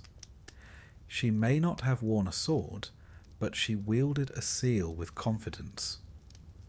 These women were often well educated, at least by the standards of the time. Many could read Latin or French. They read psalters, saints' lives, romances, and the occasional work of philosophy. Some, like Christine de Pizan, wrote their own. Christine's book of the City of Ladies was a rare and radical defence of women's worth, penned by a widow who supported herself as a writer at the French court. But even learned ladies were expected to perform femininity to perfection. Beauty was political. A pale complexion suggested nobility and leisure. Tanned skin suggested outdoor labour and thus low birth. Hair was to be long but hidden. Eyes were to be downcast. Laughter was to be controlled. A noble woman's body was not entirely her own. It was a vessel for alliances, a visual symbol of her family's status, a thing to be dressed, watched, and above all married off. Marriage among the nobility was never about love. It was about land, titles, and political advantage. A girl might be promised in marriage before she could walk, and wedded before she could reason. She would be taught to obey, to honour, and to endure. Love, if it came at all, was a happy accident. That said, not all noblewomen were docile. Some manoeuvred with astonishing skill. They wrote to the Pope, appealed to Parliament, bribed bishops, or hired private armies. Matilda of Tuscany fought on behalf of the Pope during the investiture controversy. Isabella of France overthrew her own husband, Edward II, with the help of her lover and a fleet of mercenaries. Even cloistered women could exert authority. Hildegard of Bingen wrote letters to emperors and theologians, warning them of divine wrath with the calm assurance of one who was used to being heeded. Many noble women acted as patrons of the arts. They sponsored manuscripts, commissioned altarpieces, and provided protection for poets and scholars. A book given as a gift by a lady to her husband might contain illustrations of her family's heraldry, subtle reminders of the alliances she brought with her. Her name might be inscribed in a prayer book, not just as a supplicant, but as the patron who had it made. Clothing, too, was a form of statement. Silks from the east, fur from the north, embroidery done with gold thread. A noble woman might wear a gown with a train several feet long, simply to display that she did not need to walk quickly, or much at all. Her sleeves might trail the floor. Her head might be crowned with a hennin, a conical hat so tall it risked brushing the rafters. Fashion was not practical. It was political. It said, "I am rich enough to waste fabric, time, and movement." Court life for these women was a mixture of performance and peril. Ladies attended feasts, dances, and tournaments. They watched knights fight in their honour. They received gifts, jewels, songbooks, love poems, sometimes sincere, sometimes strategic. Romance at court was encouraged in theory, but any hint of impropriety could end a woman's prospects, or her life. Adultery among noblewomen was treated as treason, especially if it risked uncertain parentage. Accusations flew freely, especially during succession crises. A queen might find herself accused of poisoning or sorcery. A lady-in-waiting might be banished for one ill-timed glance. Reputation was everything. it was also fragile. Still, not all was grim. For some noble women, the court was a playground of ideas. Here they could hear music, learn languages, practice diplomacy. They might help arrange treaties or oversee correspondence. Some even went on pilgrimage or crusade, leaving behind detailed letters that tell us more about their lives than any law book ever could. A few became queens in their own right, ruling not as consorts, but as sovereigns. Empress Matilda of England was one such figure, though her claim sparked civil war. Eleanor of Aquitaine held lands in her own name, and ruled over them with ferocity. These women, though exceptional, remind us that status could be a sword as well as a shield. But most noble women did not become queens. Most did not lead armies or pen manifestos. They lived more quietly in manors, castles, or courtly apartments. They bore children, wrote letters, ordered fabrics, and tried not to be noticed by the wrong people. Their lives were structured by expectation, shaped by marriage, hemmed in by reputation. And yet, they endured. So tonight, imagine her, not a queen, not a peasant, but a lady of moderate rank. She stands in her solar, the fire crackling low. She has just written a letter to her steward about grain stores. Her gown is tight-laced. Her sleeves are heavy with embroidery. Outside, the wind blows over the thatched roofs of her tenants' homes. She listens, waits, and signs her name with care. Power may not be hers by right, but she holds it gently in her own quiet way. In the end, what remained of a medieval woman was often very little. A name in a marriage register, a painted face in a manuscript margin, a handful of bones in an unmarked grave. History, much like the chroniclers who shaped it, did not lean kindly toward women. Queens were remembered for their wombs. Peasant women disappeared without a whisper. And the rest? They lingered as ghosts in footnotes, patron saints of causes they did not choose, or nameless mothers in family trees that bent ever toward the male line. But they were not entirely lost. In the quiet corners of archives and the marginalia of manuscripts, the echoes of medieval women persist. They survive in court records and tax rolls, in miracle tales and tomb effigies, in songs sung under breath while spinning flax. Their legacy is not always grand, but it is textured, persistent, and strangely human.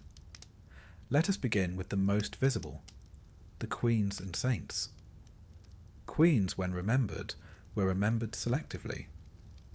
A queen who was obedient and fertile, who gave the king heirs and stayed out of politics, might be praised as a paragon of virtue. Blanche of Castile was memorialized as the pious mother of St. Louis, a woman of great dignity who taught her son to fear sin more than death. She ruled as regent, but even then, her memory was filtered through her role as a mother. On the other hand, powerful queens with opinions, those who wielded real political influence, were often viewed with suspicion. Isabella of France, who deposed her husband Edward II, was branded the she-wolf of France. Empress Matilda, who dared to claim the English throne in her own right, was remembered not as a monarch, but as a woman who overreached. Ambition in a woman, even when cloaked in velvet and sanctioned by lineage, was rarely forgiven. Then there were the saints, women who died young, or painfully, or both. Virgin martyrs like Catherine and Cecilia, who refused pagan husbands and were punished for their virtue. They were venerated, prayed to, painted in chapel frescoes. Their stories were rewritten again and again, usually by monks who had never met a woman like them, and wouldn't have known what to say if they had. Yet these saints offered women models of piety and endurance. Hildegard of Bingen, though not canonised until modern times, was revered in her lifetime for her visions and writings. Clare of Assisi became a spiritual sister to Francis and a founder in her own right. Their voices, preserved in letters and music, suggest lives of intellect and agency, not just submission.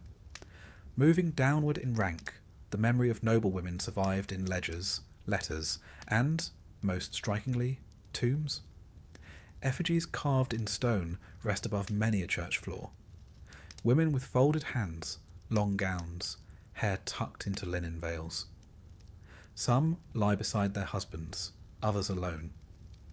Their inscriptions speak of grace, honour, and generosity, words chosen by others, rarely by themselves. These memorials tell us more than they seem to. The style of clothing, the placement of hands, the heraldry on a shield, all offer clues to how the woman lived and how her family wished her to be seen. Some tombs were lavish, paid for by sons or husbands eager to show piety. Others are modest, perhaps the best that could be afforded. A few are worn smooth by time and feet, names erased by centuries of churchgoers walking above. There were also women who left behind written records, though not always intentionally. Court transcripts include their words, preserved by clerks with ink-stained fingers. In these lines, women speak plainly about land disputes, broken promises, or chickens gone missing. Their voices are legal, domestic, weary, precise. They were not trying to be remembered. They were trying to be heard. Some women wrote deliberately. Christine de Pizan composed entire books defending the value of women's lives. Her Book of the City of Ladies created an allegorical city where women were safe from slander and celebrated for wisdom. She cited historical women, biblical women, legendary women, and in doing so etched herself into history as one of the first professional female writers in Europe. A few noblewomen kept household accounts or prayer books, now preserved in museums. The margins contain tiny notes, gifts given, letters sent, prayers for departed children. These are not histories in the grand sense, but they are intimate, tactile records of living. They remind us that women remembered themselves even when others did not. And what of the peasant women? The alewives and spinsters, the mothers who buried children before their first winter, the girls who never made it to marriage. These women rarely left written records. Their memories survive in folklore, superstition, and the cautious documentation of others. Sometimes their names appear in tax lists. Marjorie who owes 6p for her goat. Sometimes in court rolls. Agnes who accused her neighbour of theft. These traces are fragmentary. A single name, a brief incident, and then silence. But from these fragments, patterns emerge, of resilience, of labour, of humour tucked into hard lives. Peasant women were remembered locally, if not nationally. They lived in community memory. The old woman who knew herbs, the midwife who never lost a mother, the widow who told stories by the fire. Their reputations were their legacies. Some were feared, accused of witchcraft or bad luck. Others were cherished, mourned when they passed, their names kept alive in song or whispered tales. Wives were remembered by their husbands, sometimes. In the wills of tradesmen and merchants, one finds phrases like, "To my dear wife Joan, I leave our bed and my best cloak," or to Alice, who has kept my house these 30 years. These are not sonnets, but they are markers of companionship, partnership, and survival through seasons good and bad. Mothers, too, left impressions on their children, even if unnamed. A knight might remember the prayers his mother taught him. A merchant might recall the meals his mother prepared. Daughters passed on recipes, superstitions, lullabies. Memory was matrilineal, even when lineage was not. Then there are the nameless women in art. Medieval manuscripts teem with images of women, some symbolic, some specific. They are queens and saints, yes, but also shepherdesses, washerwomen, dancers, and demons with curling hair. Sometimes the illustrations seem playful. A woman chasing a rabbit with a spoon, a nun playing a harp. Sometimes they seem sharp. A scold being dunked in a pond. A woman locked in a tower. These images reflect how women were seen, feared, desired, or mocked. But they also reflect the artist's world, where women were part of every street, every home, every chapel. They were not invisible. They were simply overlooked by those who thought history should be written by men, for men, about men. But women remembered each other. Nuns prayed for their sisters long after death. Mothers told stories of grandmothers who baked certain breads or planted garlic by moonlight. Village girls repeated songs sung by older women who, in turn, had learned them decades before. This was oral legacy. It did not make it into books, but it shaped the rhythms of life. Even today, archaeologists uncover clues.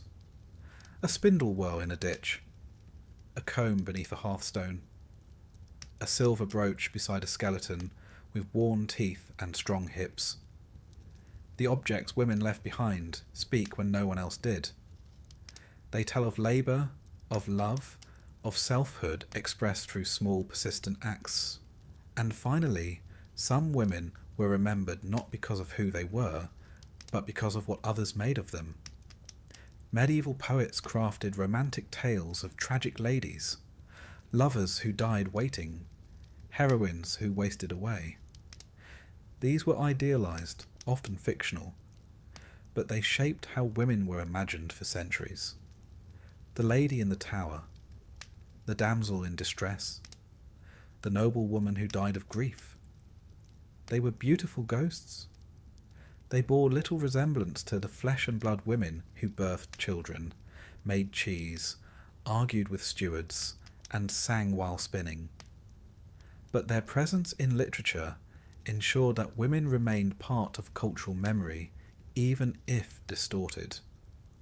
So what was the legacy of the medieval woman? It was not written on banners or etched in marble, not often. It was quieter than that. It was the patch sewn into a son's tunic. The yeast passed from mother to daughter. The wound stitched, the field managed, the lawsuit filed, the psalm whispered, the song remembered. Tonight, as the candle burns low, picture her. Any of them, all of them. A queen lighting a votive, a widow writing a letter, a girl carrying water past a blooming hawthorn tree. They did not expect monuments, but they endured. And sometimes enduring is legacy enough. Imagine a land of sun-drenched stone and shimmering river reeds, where the great Nile slices through the desert like a living god, where gold glints beneath linen veils and the scent of blue lotus drifts through towering palace halls. You are in ancient Egypt, not as a faceless peasant, nor even as one of the ever-bickering scribes. Number today, your fate is sealed with coal-lined eyes and a crown of lapis lazuli.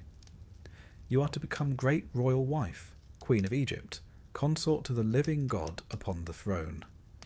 It is, as they say, an honour. Though whether you will still feel so honoured by the end of your days is another matter entirely. From the moment the high priest's messenger arrived at your family villa with trembling voice and sealed papyrus scroll. Your life has been spinning faster than the potter's wheel. Your father, a nobleman of the court, one of the few who might have hoped for such a match, nearly choked on his pomegranate wine. Your mother wept tears that seemed part pride, part dread. You yourself? You smiled, because that is what one does. Inside, a strange knot began to twist beneath your ribs, a knot that even the finest perfumed oils cannot soothe. And so here you are, carried aloft upon a gilded litter borne by 6 of the Pharaoh's finest soldiers, your linen robes trailing like a river of light behind you. The streets of Thebes swarm with onlookers, their voices rising in a wave of acclamation. Or is it curiosity? They shout your name, though many do not know your face. They know only that today a new queen will be crowned. And perhaps, privately, they know too that such queens do not always remain queens for long. The great temple of Karnak looms ahead, colossal columns thick as cedar trunks, each etched with the exploits of kings long dust. The air hums with incense and anticipation.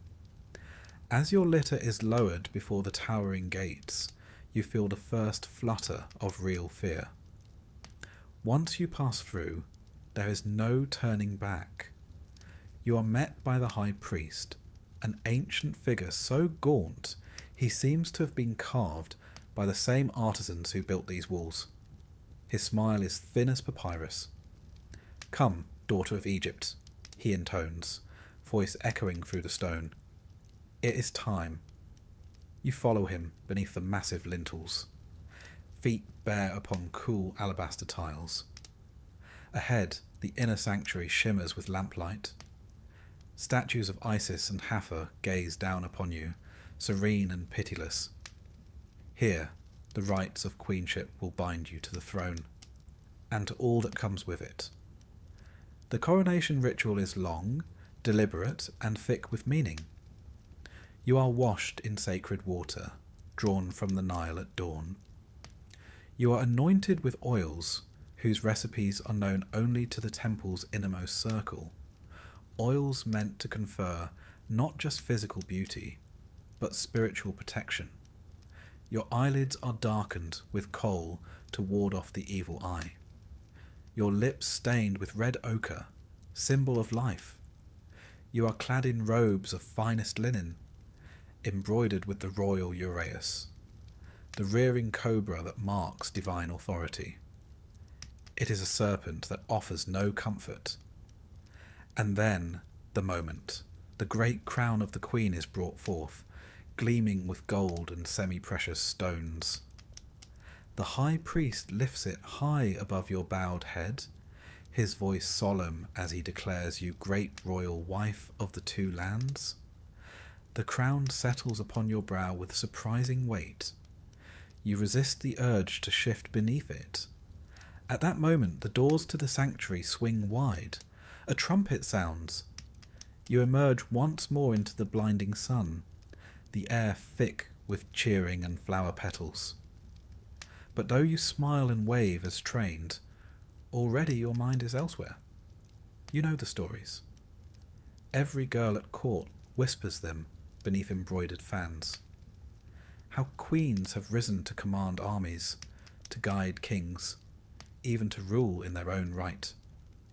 And how they have been poisoned, betrayed, erased from memory as though they had never been.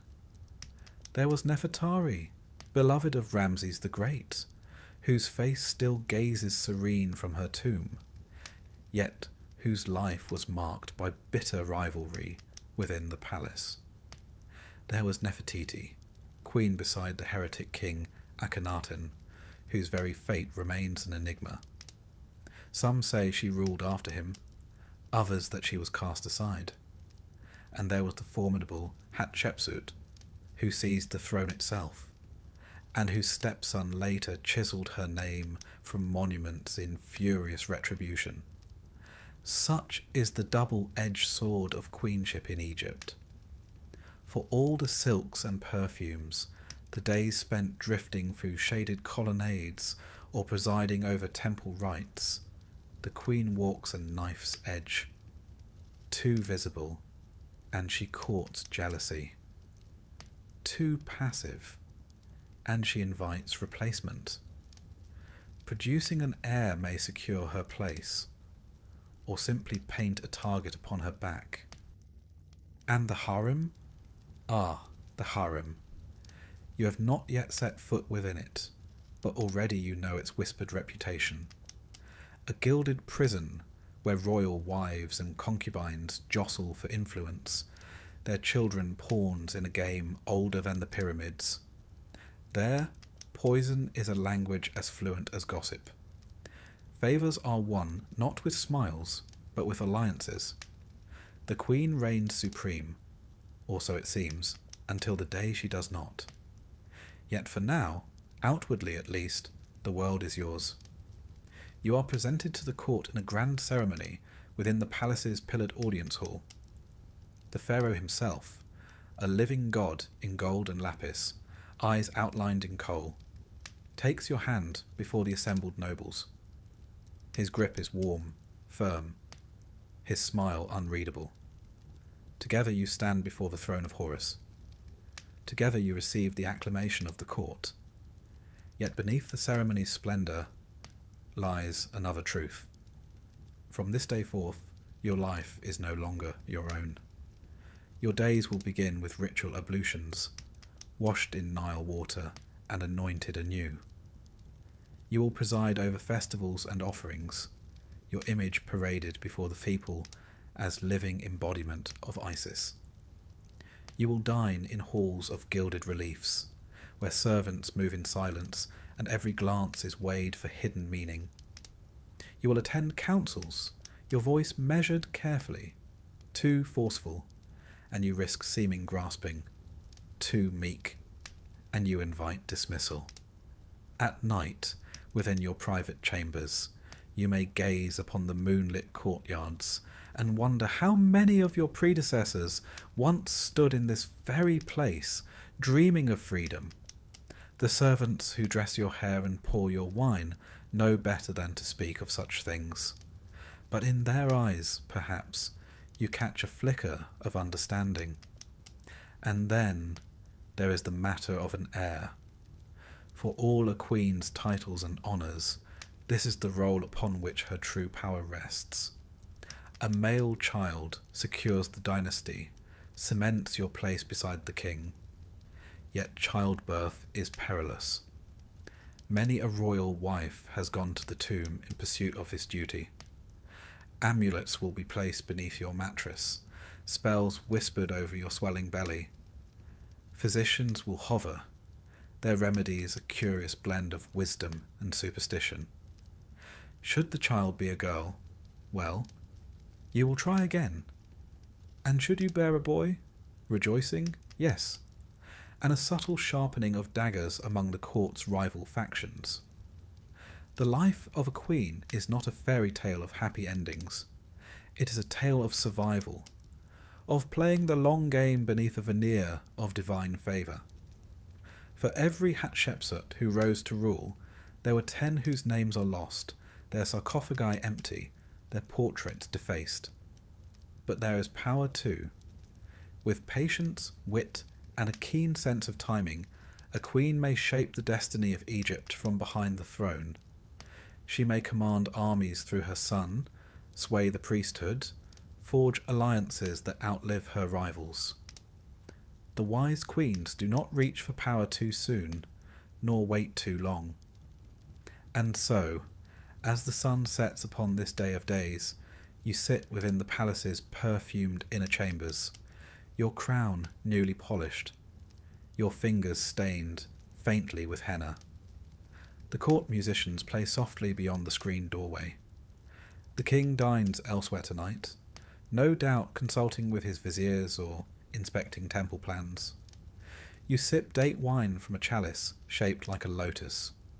Sweet, yes, but laced with the bittersweet taste of all that lies ahead. You are great royal wife of Egypt, adored, envied, watched from all sides. Behind the silks and gold lies a simple truth. Here, power and peril are one and the same. Sleep well, Queen, while you still can. Morning comes not with a gentle nudge, but with the deliberate chime of bronze bells in the dark. You are awake before the first blush of sun gilds the horizon, before even the acolytes have swept the sand from the temple courtyards. The Queen must be seen, polished, radiant, otherworldly, before the realm itself stirs. In the stillness of your private chambers, carved cedar screens filter the early light. The air is cool and sweet with lotus and frankincense, for servants have spent the better part of the night burning cones of resin to ensure that no foul spirit lingers come dawn. One can never be too careful, especially when so many around you would delight in your misstep or your sudden absence. A quiet tap at the door signals the arrival of your handmaidens.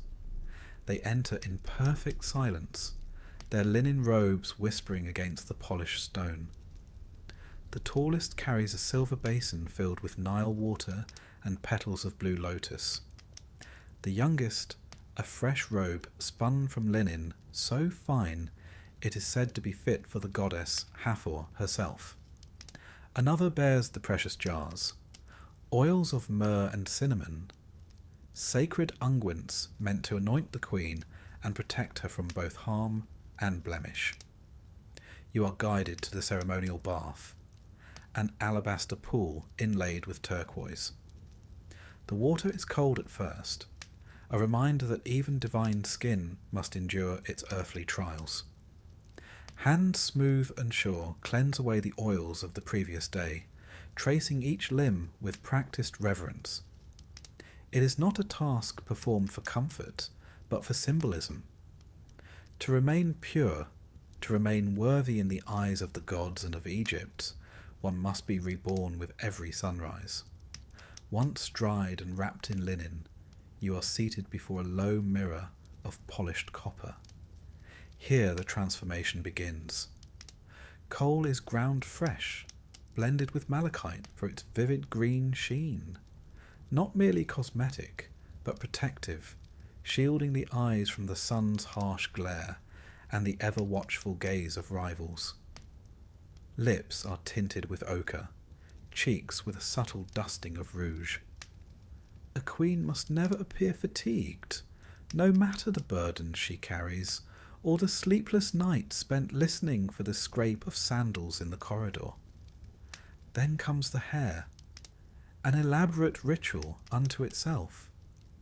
Though your natural tresses are healthy, they are supplemented with strands of imported hair, woven skillfully to achieve the desired length and volume. Some strands may well have been clipped from the heads of foreign captives, a thought you wisely keep to yourself. As the final ornament, a broad collar of gold and faience is clasped about your neck. You glance at the figure in the mirror. Is this still you, beneath the layers of artifice? A fleeting thought. Queens do not indulge in such luxuries as self-reflection. By the time the temple bells toll the first hour, you're ready to face the day. Your appearance must suggest a woman untouched by mortal concerns, serene, gracious, above the petty dramas of court life. Of course, beneath this polished exterior lies a mind that cannot afford a moment's rest. You are not alone in the palace, not by a long measure. It is a world unto itself, a maze of columned halls and sun-dappled courtyards, vast enough to house an army of courtiers, scribes, priests, and artisans. Within these walls pulse the hidden currents of power and intrigue. Your chief rival may greet you with a smile at this morning's offering ceremony, a smile that does not reach her coal-darkened eyes. She too knows that every gesture, every glance is part of an unspoken game. To falter is to invite whispers. To stumble is to risk everything. The harem, though called such, is no mere den of idle pleasure. It is a complex political engine, its chambers echoing with the laughter of children who may one day rise to challenge the line of succession. Among the king's wives and favoured concubines, alliances are forged in secret, loyalties shift with the desert wind. The wise queen learns quickly to cultivate both friends and informants, and to trust neither. There are rituals to attend this morning. The Opet festival draws near, and preparations consume the palace. You will be expected to appear before the high priest of Amun, to offer rich garments and rare spices in the name of divine harmony. A minor ceremony, some might say, but one that offers a stage upon which influence is measured. The queen whose offerings gleam brightest, whose comportment seems most blessed, will find her star rising. And so you glide through the halls, trailing a faint scent of rose and cinnamon. The lesser wives bow low as you pass, their eyes carefully averted. Yet you feel the weight of their gazes upon your back the moment you move beyond sight. In the temple, beneath towering papyrus columns painted in vibrant hues, you kneel before the god's image. Priests chant in ancient tongues as you place your offerings upon the altar.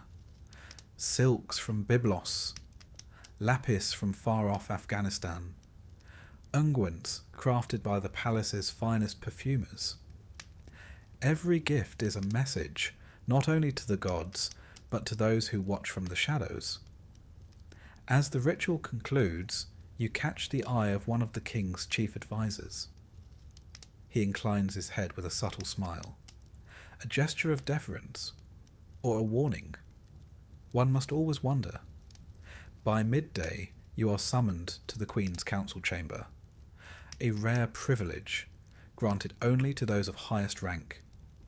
Here you will hear reports from the palace stewards, matters concerning the granaries, the textile workshops, the progress of temple construction. Dry subjects, perhaps, but each a thread in the greater tapestry of power. Your decisions must be swift, yet careful. Approve too many requests, and you risk appearing weak. Deny them all, and the whispers of tyranny will begin anew. You walk a careful line, each word weighed as though it were gold upon a scale. Among the day's matters is news from the workers' village near Deir el Medina. An illness has swept through the sculptor's quarter, delaying work upon your future tomb. A trivial concern to some, but you know better. The tomb is more than a resting place. It is your insurance against oblivion. The artisans will receive additional rations and amulets for protection. A wise investment. Afternoon brings a quieter respite, though never one entirely free of duty. You dine in a shaded loggia, a breeze stirring the embroidered silks that veil the arches. Servants present delicacies, honey cakes, roast duck, figs dripping with nectar. You eat sparingly, as is expected of one so elevated. A queen must never appear greedy. Indulgence is for the lesser sort. As you sip cool barley beer from a slender goblet, a trusted handmaiden kneels beside you with whispered news.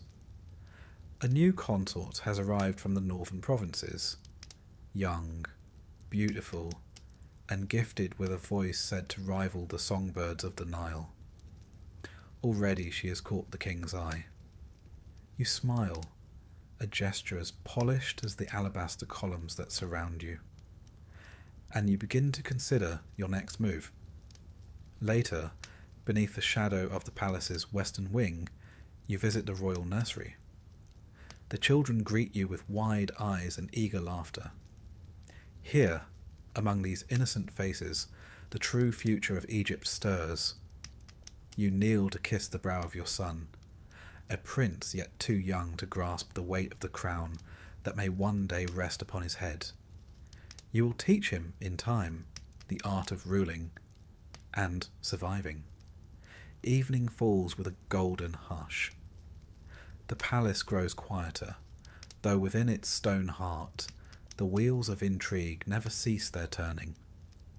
You retreat to your private apartments, where oil lamps flicker against painted walls depicting lotus and papyrus, symbols of eternal life.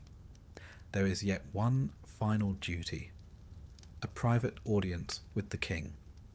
You are summoned to the inner chamber, where incense curls in lazy spirals beneath the gilded ceiling. The king greets you with the measured affection of a man who must divide his time among many. Your words are chosen with care, your gaze demure yet knowing. You are queen, but you are also counselor, diplomat, enchantress.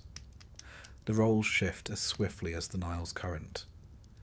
When at last you return to your bedchamber, the moon rides high above the palace. You sit for a time beneath the open lattice work, watching its pale light shimmer upon the stone below.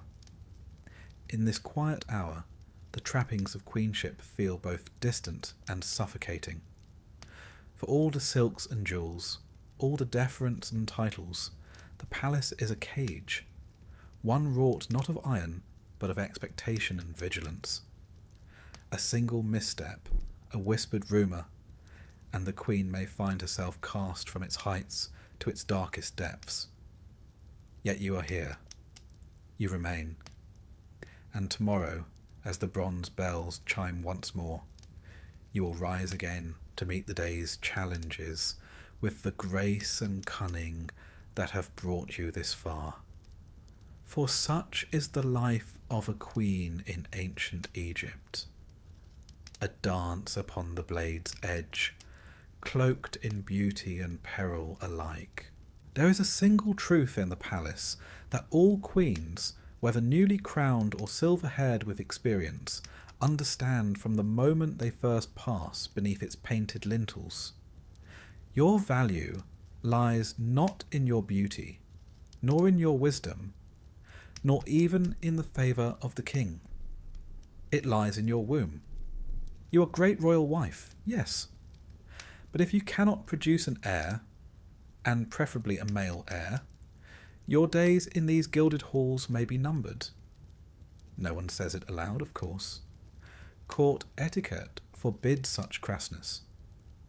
Instead, the expectation settles upon your shoulders like the heavy, broad collar you wear at every ceremony, a constant weight, at once ornamental and oppressive.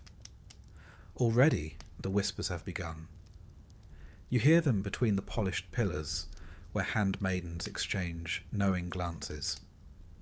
You see it in the eyes of the lesser wives and concubines, who watch your every step with thinly veiled anticipation. 1 month has passed since your coronation, then 2. The court astrologers mark the movements of the stars with increasing scrutiny, as if they might coax a royal conception from the heavens themselves. And so begins the most delicate and dangerous chapter of your queenship. It is no simple matter of nature taking its course. No, in Egypt, where the lines between the mortal and divine blur with every sunrise, even the act of producing an heir is shrouded in ritual and superstition. You are bathed in sacred waters drawn at dawn, infused with petals of lotus and fragments of lapis. Priests recite incantations over your garments, your bed, your very breath. Amulets are strung beneath your linen shift, the eye of Horus to guard against miscarriage, the Ankh for life, the frog-headed goddess Heket, midwife of the gods, to ensure safe delivery.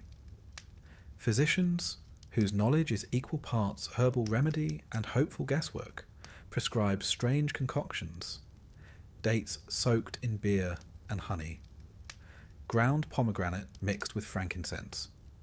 The occasional live fish, yes, live, pressed gently against the belly to divine the likelihood of conception. One must keep a straight face through such rituals. After all, queens are not afforded the luxury of skepticism. And the king?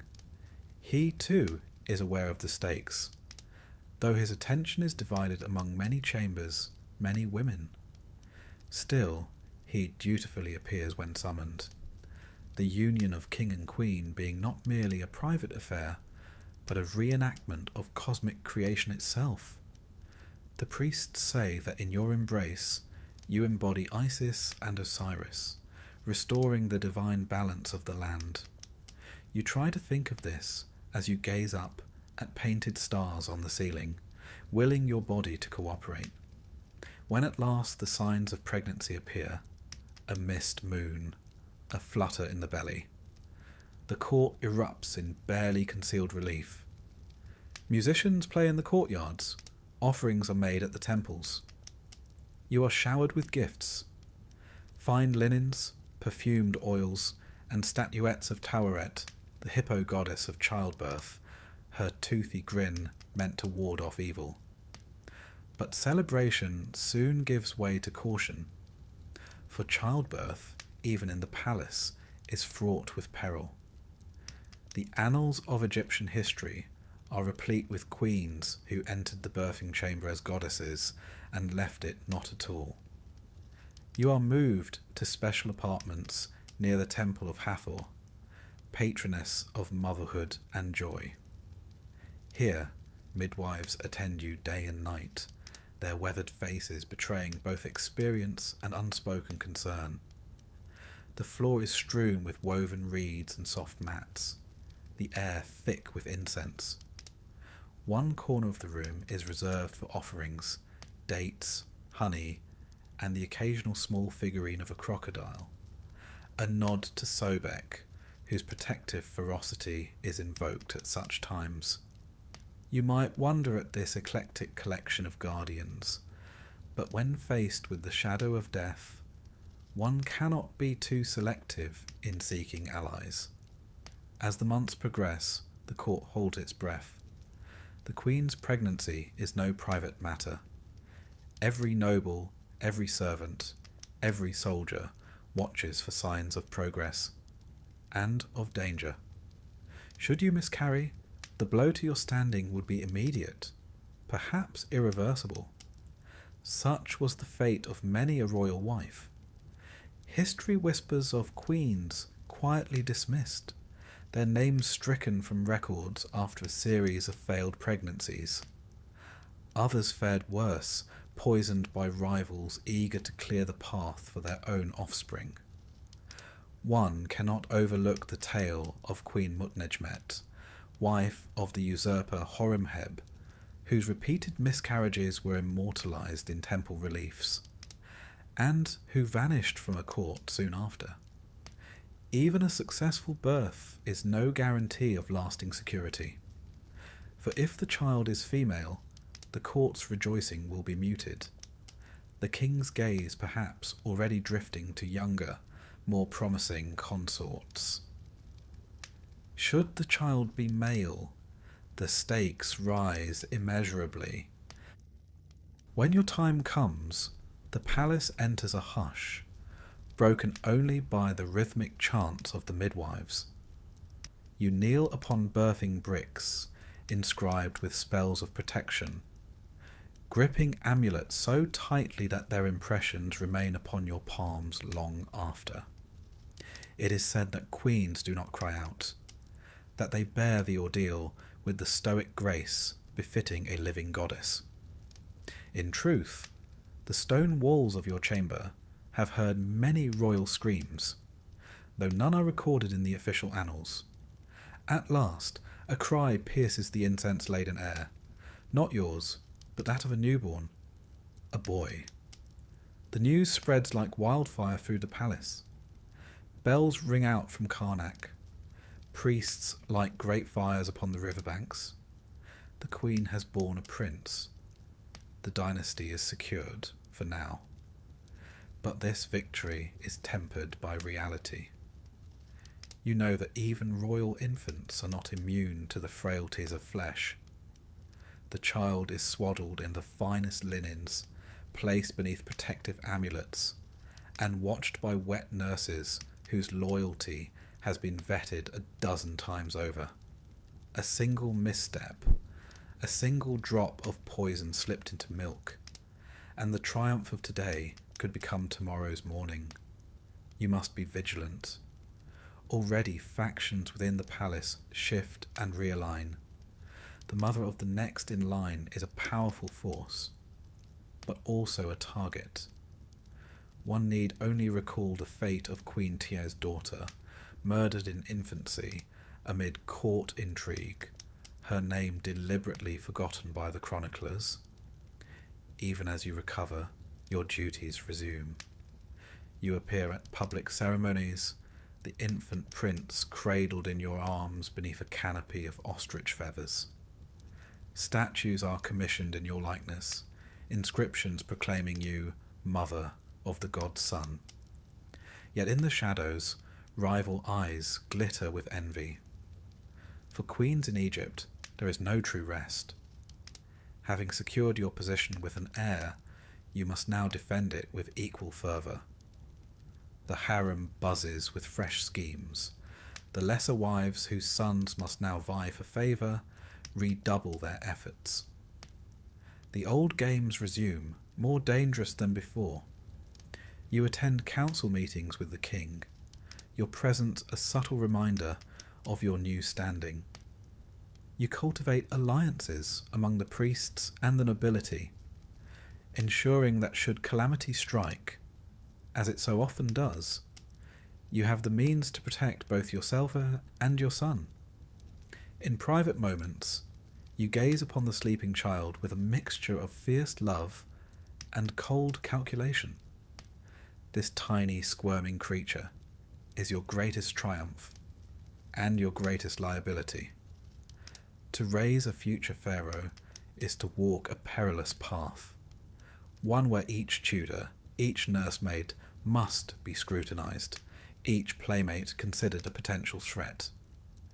And should the king take another great royal wife, not unheard of should you fall from favour, your task will become even harder. The court has long memories and short loyalties. One must never grow complacent. In time, if fortune favours you, your son will grow strong and wise. You will guide him through a labyrinth of palace politics, teaching him whom to trust and whom to watch with smiling suspicion. And if the gods are truly kind, you may one day witness him ascend the throne, the double crown resting upon his brow. But that day is far off.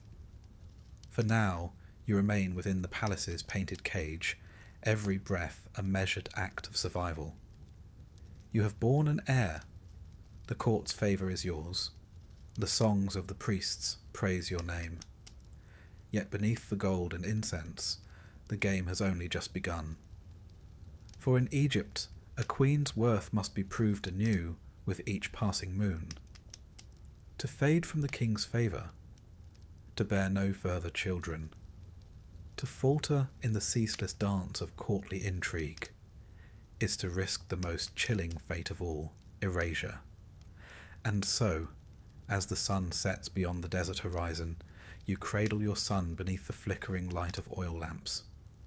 You sing softly, an ancient lullaby older than the pyramids themselves. Yet your gaze is not fixed upon the sleeping child alone. It shifts, now and then, toward the shadows that gather at the chamber's edge.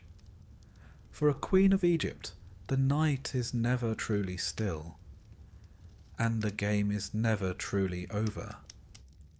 The palace is vast. Towering stone colonnades stretch into cool shadowed corridors.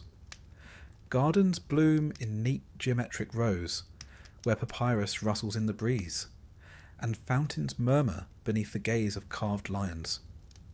Courtiers bow and drift past in linen and gold. From a distance, it looks serene, a world ordered and harmonious, as befits the heart of the greatest civilization on earth. Step a little closer, though. Listen beyond the tinkling of harps and the solemn drone of priestly chants. There is another current running through this place, one not spoken of in the official inscriptions. The palace breathes intrigue, and within its breath it whispers one eternal truth. You are never alone. You are great royal wife, mother of a prince, and that makes you a prize target. Around you swirl the other women of the royal household, secondary wives, concubines, foreign princesses sent as diplomatic gifts, and their formidable retinues of ladies-in-waiting and ambitious relatives. Each one has a stake in the unspoken game, and many will not hesitate to play it boldly. There is no official map to this web of rivalries. You must learn its paths and pitfalls through experience, instinct, and trusted spies, though trust itself is a rare and fragile commodity. Even the servants who anoint your brow with sacred oils may carry news of your private moments to ears you'd rather not imagine. By custom, the king's harem occupies a separate quarter of the palace, a walled enclave of luxurious apartments, gardens, and pavilions. Here, many of the royal wives and concubines reside when not summoned to court or to the king's side. In theory, it is a space of beauty and refinement. Music lessons, embroidery, poetry recitations beneath the shade of date palms. In practice, it is a simmering crucible of ambition. You walk the paths of these gardens with measured grace, always with attendants, of course. A queen is never seen wandering alone. That would invite gossip. And gossip here is more dangerous than any serpent lurking in the reeds. There are faces you greet with carefully polite words, eyes you meet with a bland smile that conceals your watchfulness. You know the histories. Nefertari, beloved queen of Ramses the Great, ruled the harem like a goddess in flesh. Yet even she faced the unending rivalry of Isetnofret, a secondary wife whose own son would eventually inherit the throne. The two women vied not only for the king's affection, but for the shaping of Egypt's future. Their courtiers manoeuvred behind silken screens. Their allies whispered in temple halls. At Nefertari's death, her tomb was vandalized. Whether by jealous rivals or the cold hand of courtly politics, none can say. What remains today is both splendid and wounded. You think of such stories often now. They serve as both warning and inspiration. Each new arrival to the palace, each young concubine with eyes like polished obsidian, each foreign princess with her father's promises and her mother's cunning is a potential threat. The king's heart is easily turned, as history has shown time and again. Queens have been set aside for less than a careless glance at the wrong banquet. Even sisters are not immune to this game. Consider Cleopatra the Seventh, the last and most famous of Egypt's queens. In a world no less treacherous than yours, she eliminated her own siblings to secure the throne. Her brother husband Ptolemy the 13th was drowned in the Nile after their bitter civil war. Her younger sister Arsinoe was paraded through Rome and later executed at Cleopatra's request. It is a grim reminder that in matters of power, blood offers little protection. You take tea today in one of the palace's shaded gardens, the sandstone walls hung with woven garlands. A small gathering of royal women has been arranged, ostensibly to celebrate the upcoming Opet festival. In reality, it is a subtle test of alliances. The Queen's tea, like all things here, carries its risks. The palace kitchens are well guarded, the chief cupbearer loyal to you, or so he says. Yet poison need not be crude to be effective. A tincture that clouds the mind, a powder that weakens resolve, a slow-acting venom masked by sweet honeyed dates. You sip carefully, smile lightly. The cup never leaves your sight. Conversations drift around you. A young concubine boasts of her skill with the harp. Another praises the king's latest hunting exploits. All harmless on the surface. But beneath the words flow subtle currents of status and intent. Every compliment is a probe. Every glance, a calculation. One of the lesser wives leans forward, her eyes gleaming. "Your son grows strong, my queen. I hear he bested his tutor in wrestling last week." A harmless comment, or a veiled threat. To draw attention to your son is to draw attention to the ambitions that circle him like vultures. "He is a child," you reply smoothly. "He enjoys his games." You shift the topic with practiced ease, asking after the health of her daughter. To accept flattery is dangerous. To appear defensive, fatal. Such exchanges are endless, their stakes invisible to the casual observer.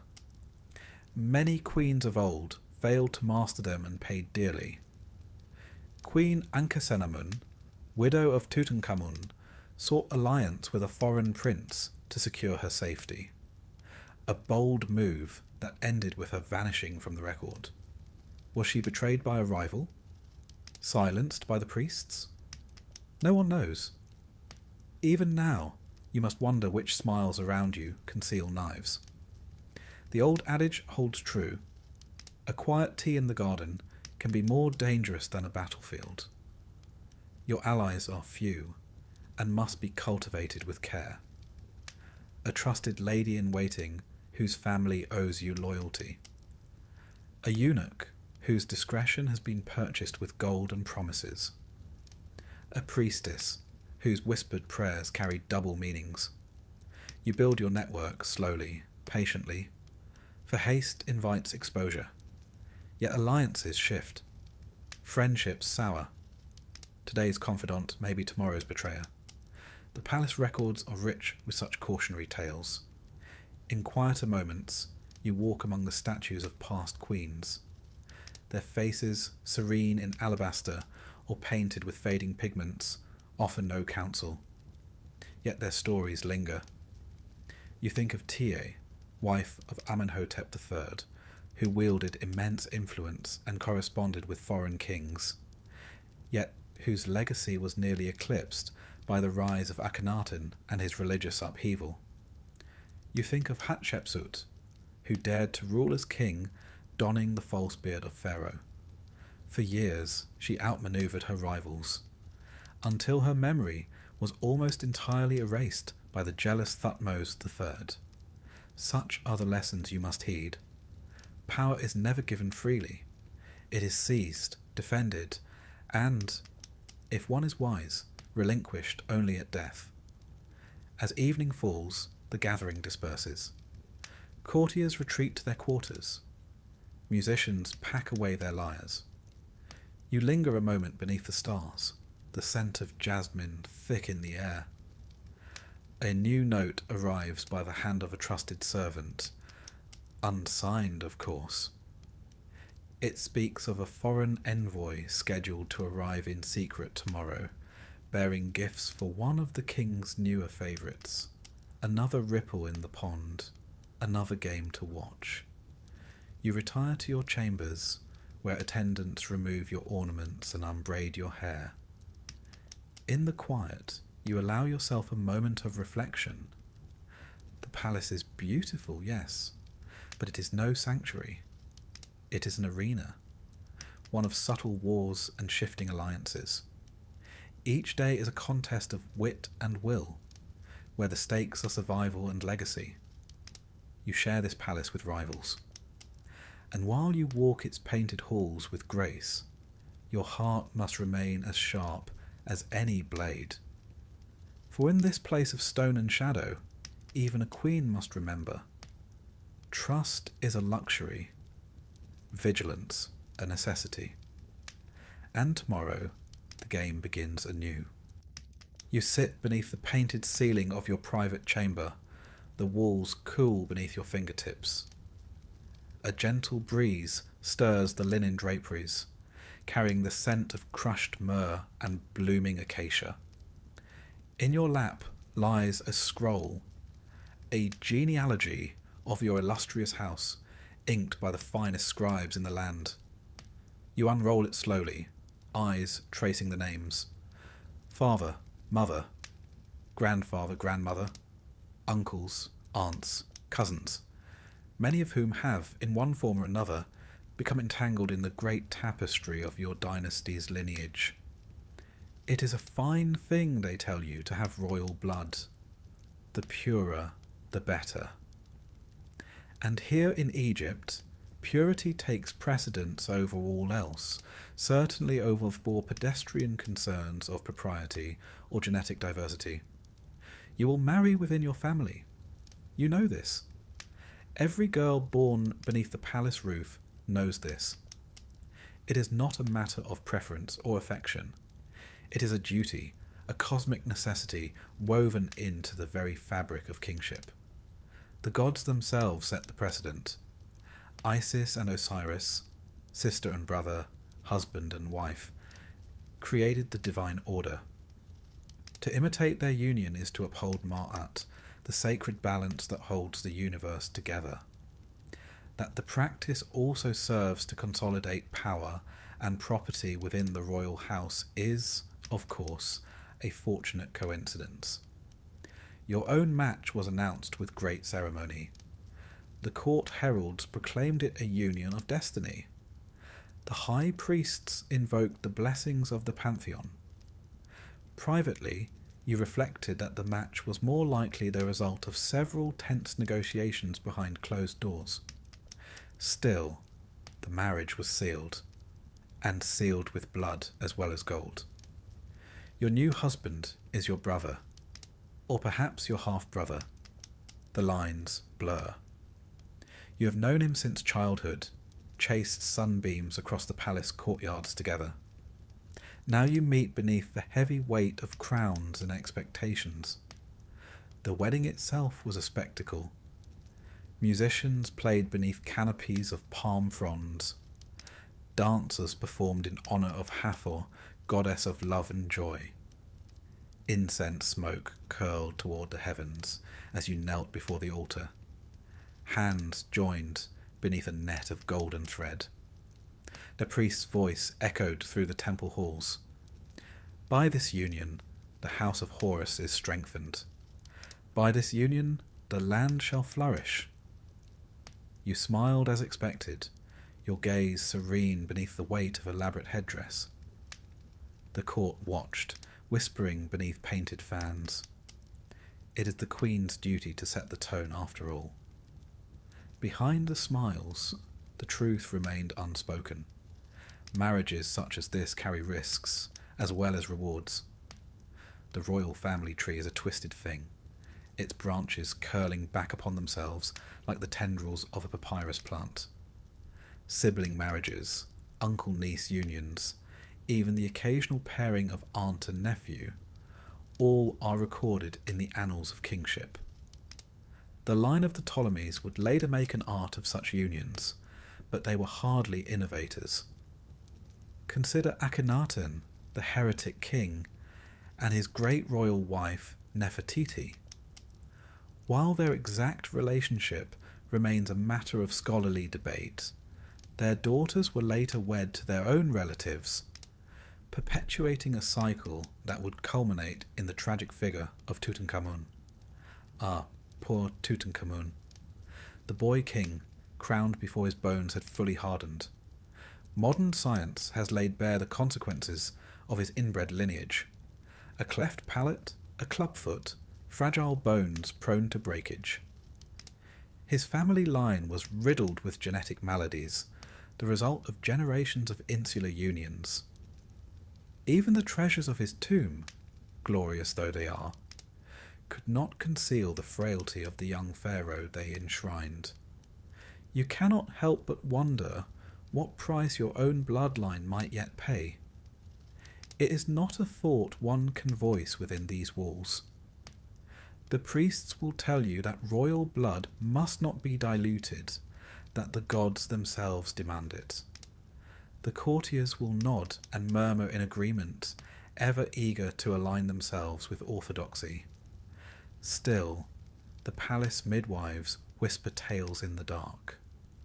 They speak of stillborn infants, of twisted limbs and breathless babes laid silently to rest. The tombs of queens tell a similar story. Many a consort has been interred with tiny coffins beside her, tragic echoes of an unbroken line's hidden cost. And yet the cycle continues. To marry beyond the royal bloodline would be unthinkable, a breach of divine order. The occasional foreign princess may be taken as a secondary wife, her presence a symbol of alliance rather than affection. But the true lineage must remain pure, its sacred essence undiluted. Your own marriage proceeds as court marriages do. You and your brother husband share formal meals beneath painted stars, exchange carefully chosen words in public settings. In private, the dynamic is more complex. Affection, rivalry, duty, resentment, all mingle beneath the silks of your marriage bed. You are aware that your husband's eye wanders. It is expected. No one rules the heart of a king. The greater danger lies in the ambitions of his other consorts, who watch your union with keen interest. A brother's wife may be queen today, but tomorrow, who can say? You have allies, of course. The High Priestess of Hathor, whose loyalty has been secured through generous patronage. The Captain of the Palace Guard, whose daughter serves as your handmaiden. Such bonds are as vital as any marriage. Still, you tread carefully. The fate of queens who misstep is no secret. The walls of the palace remember tales that the official chronicles prefer to forget. There was Cleopatra II, whose marriage to her brother Ptolemy VI ended in bitter civil war. Their sibling bond, once celebrated in public ceremony, could not withstand the pressures of shared rule and competing ambitions. Their eventual reconciliation was as much a matter of political necessity as familial affection. Then there was Arsinoe II, who married first the king of Thrace, then her own full brother, Ptolemy II. Her intelligence and political acumen were unmatched, yet her life was marked by the endless necessity of navigating the treacherous waters of court intrigue. You study such examples with care. They offer not only cautionary tales, but blueprints for survival. In moments of private reflection, you wonder how the common people perceive these unions. The artisans who carve your likeness upon temple walls, the scribes who inscribe your name in golden cartouches, do they whisper of the unnatural closeness of the royal house? Or do they accept it as part of the great cosmic order, as immutable as the flooding of the Nile? It matters little. The perceptions of the common folk do not shape palace policy. Power does. And so you play your part. You stand beside your husband at public festivals, your hand resting lightly upon his arm. You present offerings to the gods as a united front. You cultivate the image of harmony and divine favour. Yet beneath the surface, you remain watchful. Should a rival consort bear a son, the balance of power may shift in an instant. Should your own union fail to produce an heir, your position may falter. In this game, there are no guarantees, only the certainty that the dance will continue. Even now, scribes record your marriage in glowing terms. The scrolls will speak of divine union, of the strengthening of the royal line. They will not speak of your private doubts, of the knowledge that the path you walk is both gilded and perilous. You roll the genealogy scroll once more, its inked names seeming to twist beneath your gaze.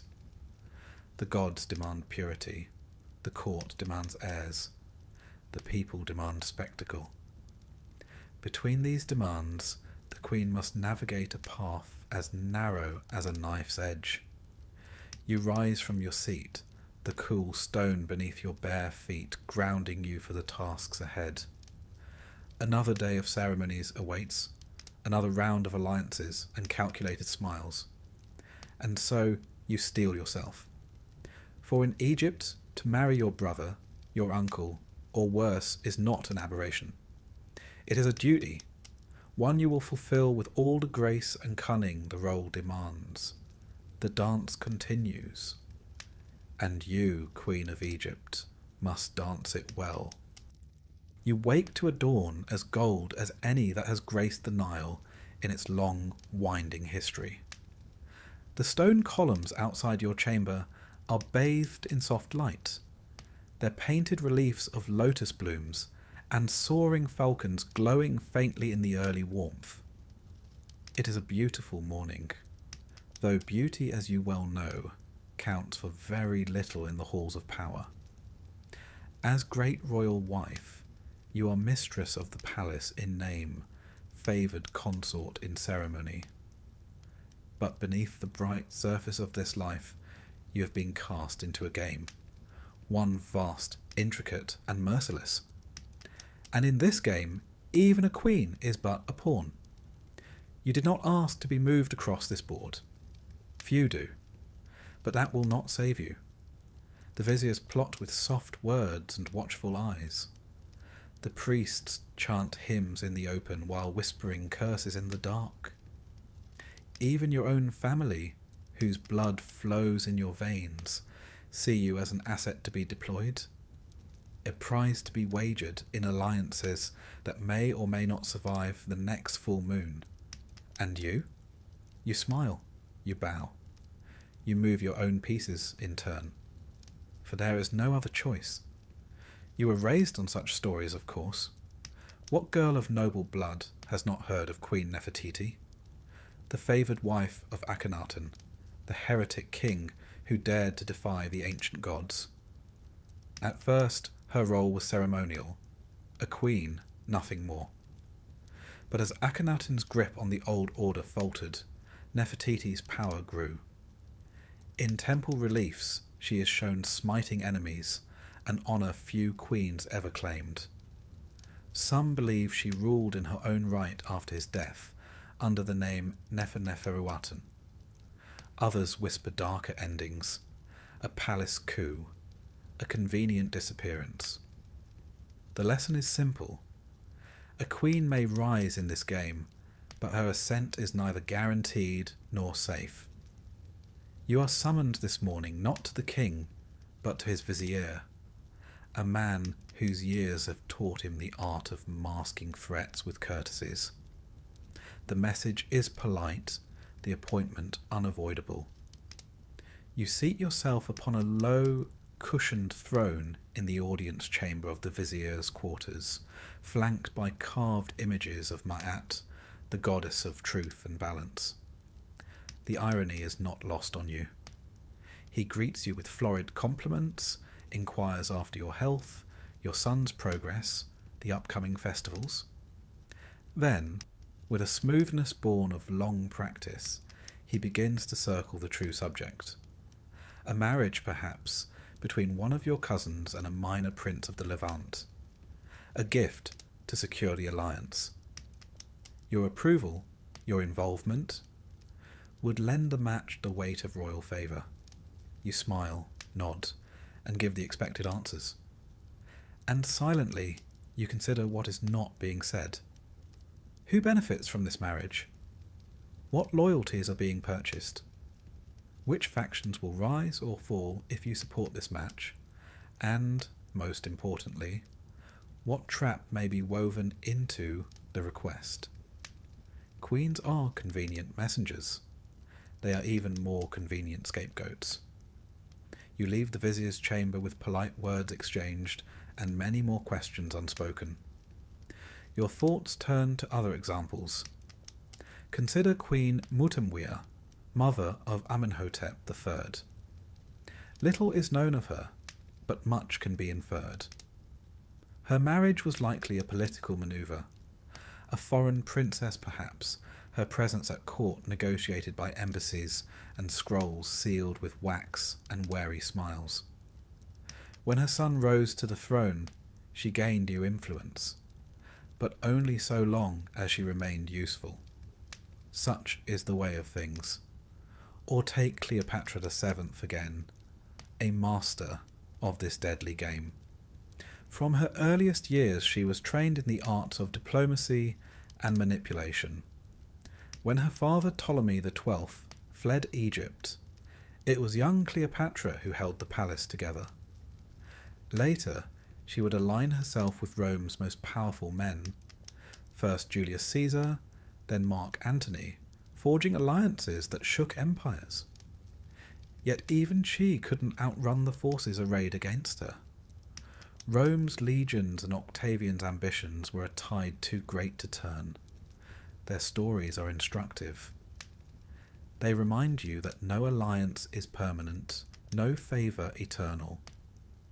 You return to your chambers where trusted advisers await. Messages have arrived. One from your brother, now governing a northern province. Another from a foreign envoy seeking audience. Each parchment carries its own implications, its own risks. You must answer carefully, for every word may be read by eyes other than those for whom it is intended. And while these matters unfold, others gather in darker corners of the palace. The priests of Amun watch the king's heretical tendencies with growing concern. Some whisper of ancient prophecies, of rightful bloodlines, and the necessity of sacrifice to restore cosmic order. You are no stranger to such murmurs, nor to the veiled threats they carry. You're not untouched by the machinations of your own kin, either. Your uncle writes often, urging you to press certain causes before the king. A priesthood appointment here, a land grant there. Each request is framed as a favour to the realm, but you know well that favours must be repaid, and debts are dangerous things. You play this game as best you can. You host banquets, where the placement of each guest is a calculated signal.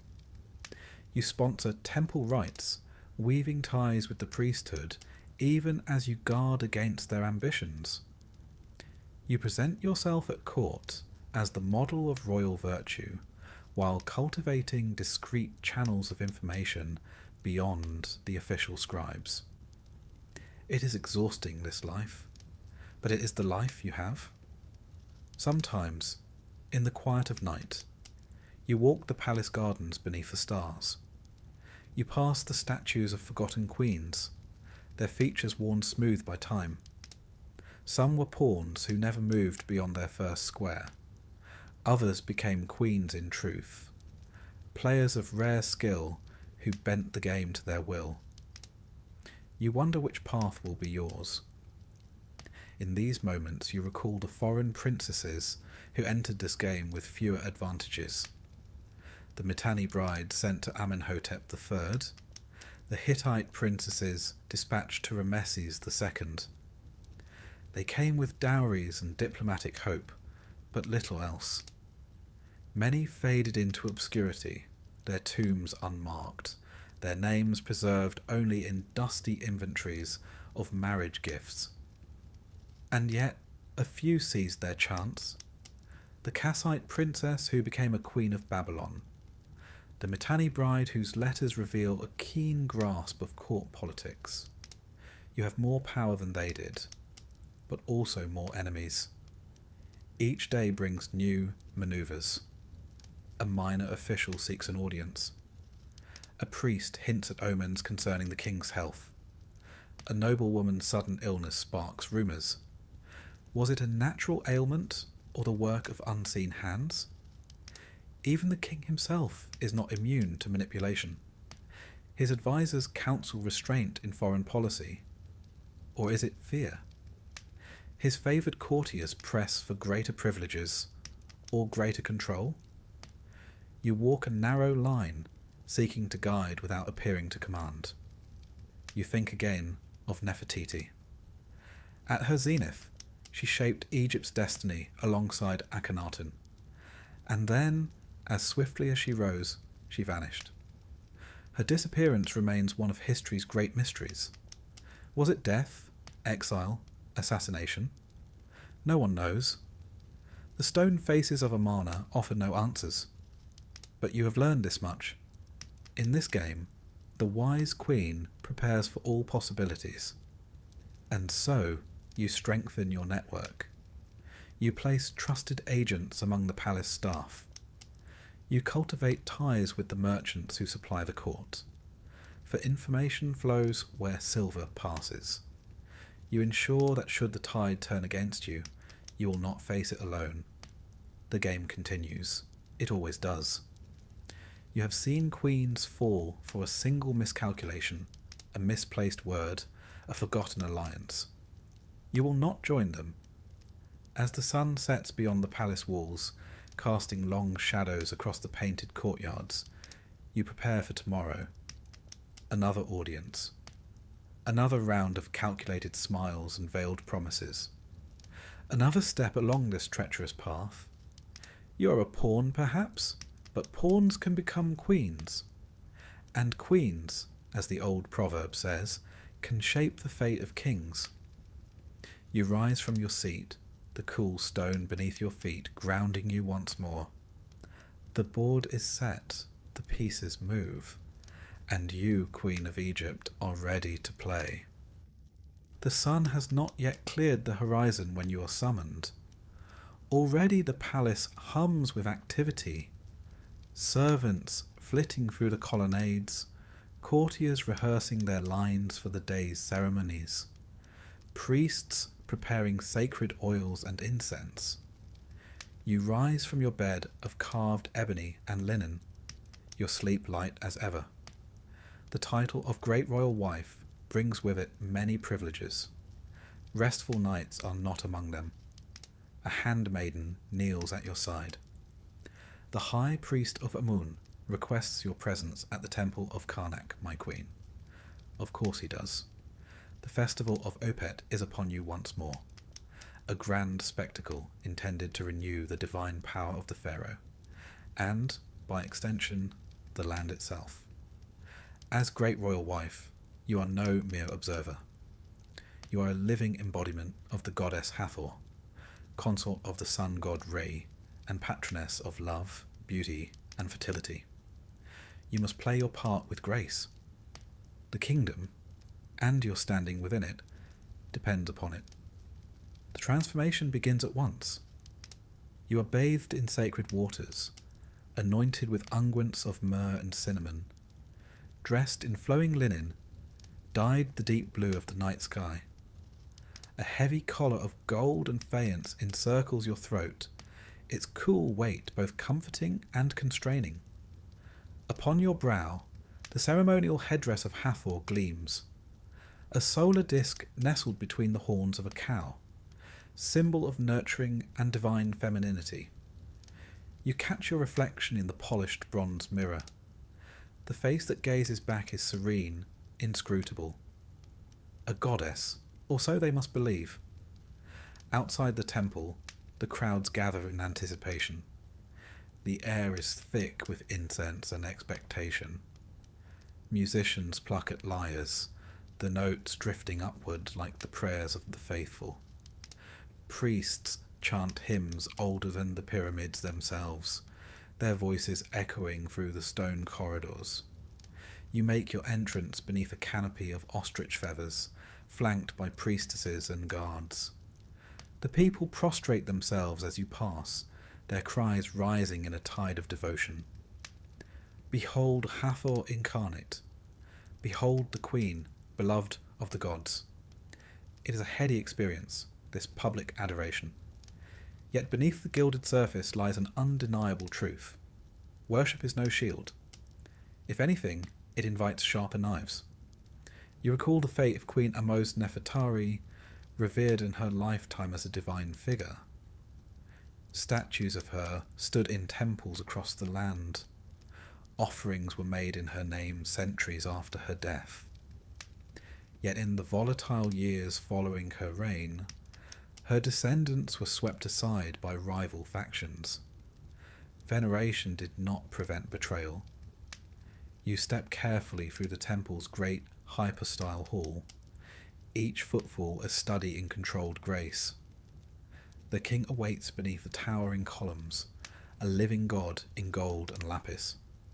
Together, you perform the rituals of renewal, presenting offerings, pouring libations, reciting sacred texts. The air vibrates with reverence and scrutiny. For every priest who bows in devotion, another watches with calculating eyes. Popularity, after all, is a dangerous thing. The queen who commands too much affection from the people may find herself accused of overstepping, of eclipsing the king himself. History offers no shortage of cautionary tales. Consider Queen Tia, wife of Amenhotep III. A woman of remarkable intellect and political acumen, she wielded influence beyond the palace walls, corresponding with foreign rulers and advising her husband on matters of state.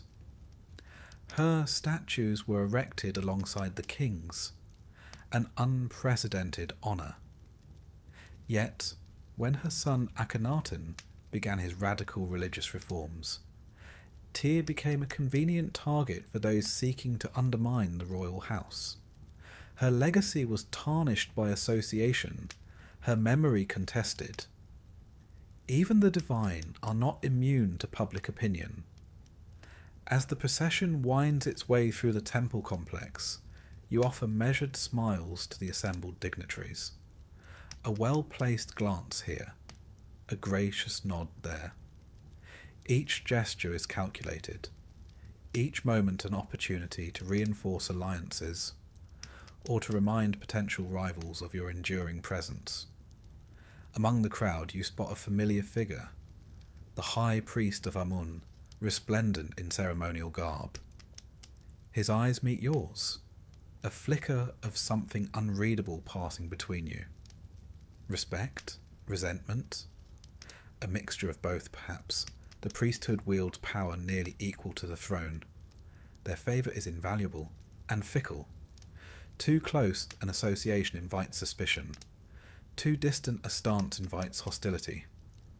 You walk a narrow path indeed. Later, in the cool shadows of your private chapel, you offer prayers of your own. The goddess Hathor smiles serenely from her gilded shrine. You wonder, not for the first time, whether the divine truly intervene in mortal affairs, and whether they find amusement in the tangled games of palace life. Your attendants bring news as you recline upon a cushioned bench. Whispers circulate of a rival consort's rising favour. A lavish new estate granted by the king. A private audience that lasted well beyond the expected hour. You mask your reaction with practised ease. Such tides rise and fall daily. The wise queen remains steady, unmoved. Yet you take note. The game is relentless. A single misstep, a single lapse in vigilance, can unravel years of careful positioning. Consider Queen Nefertari, beloved of Ramses the Great. Her beauty and wisdom were immortalized in her magnificent tomb, adorned with celestial imagery and hymns of praise. Yet even she faced rivals within the harem. Chief among them is Etnofret, whose son would ultimately succeed to the throne. Nefertari's enduring legacy did not shield her from courtly intrigue. You instruct your attendants to prepare gifts for the high priest. A subtle reminder of your piety, a gesture to maintain favour. Influence, like incense, must be continually renewed, lest it dissipate into nothing. As evening falls, the festival reaches its zenith. Torches blaze along the processional route, casting flickering shadows upon the stone walls. You ride in a ceremonial bark, the people thronging the banks of the Nile, their chants echoing across the water. Hathor lives, the queen is her vessel. In this moment, you are adored beyond measure. Yet the weight of the headdress upon your brow serves as a constant reminder. Adoration is fleeting.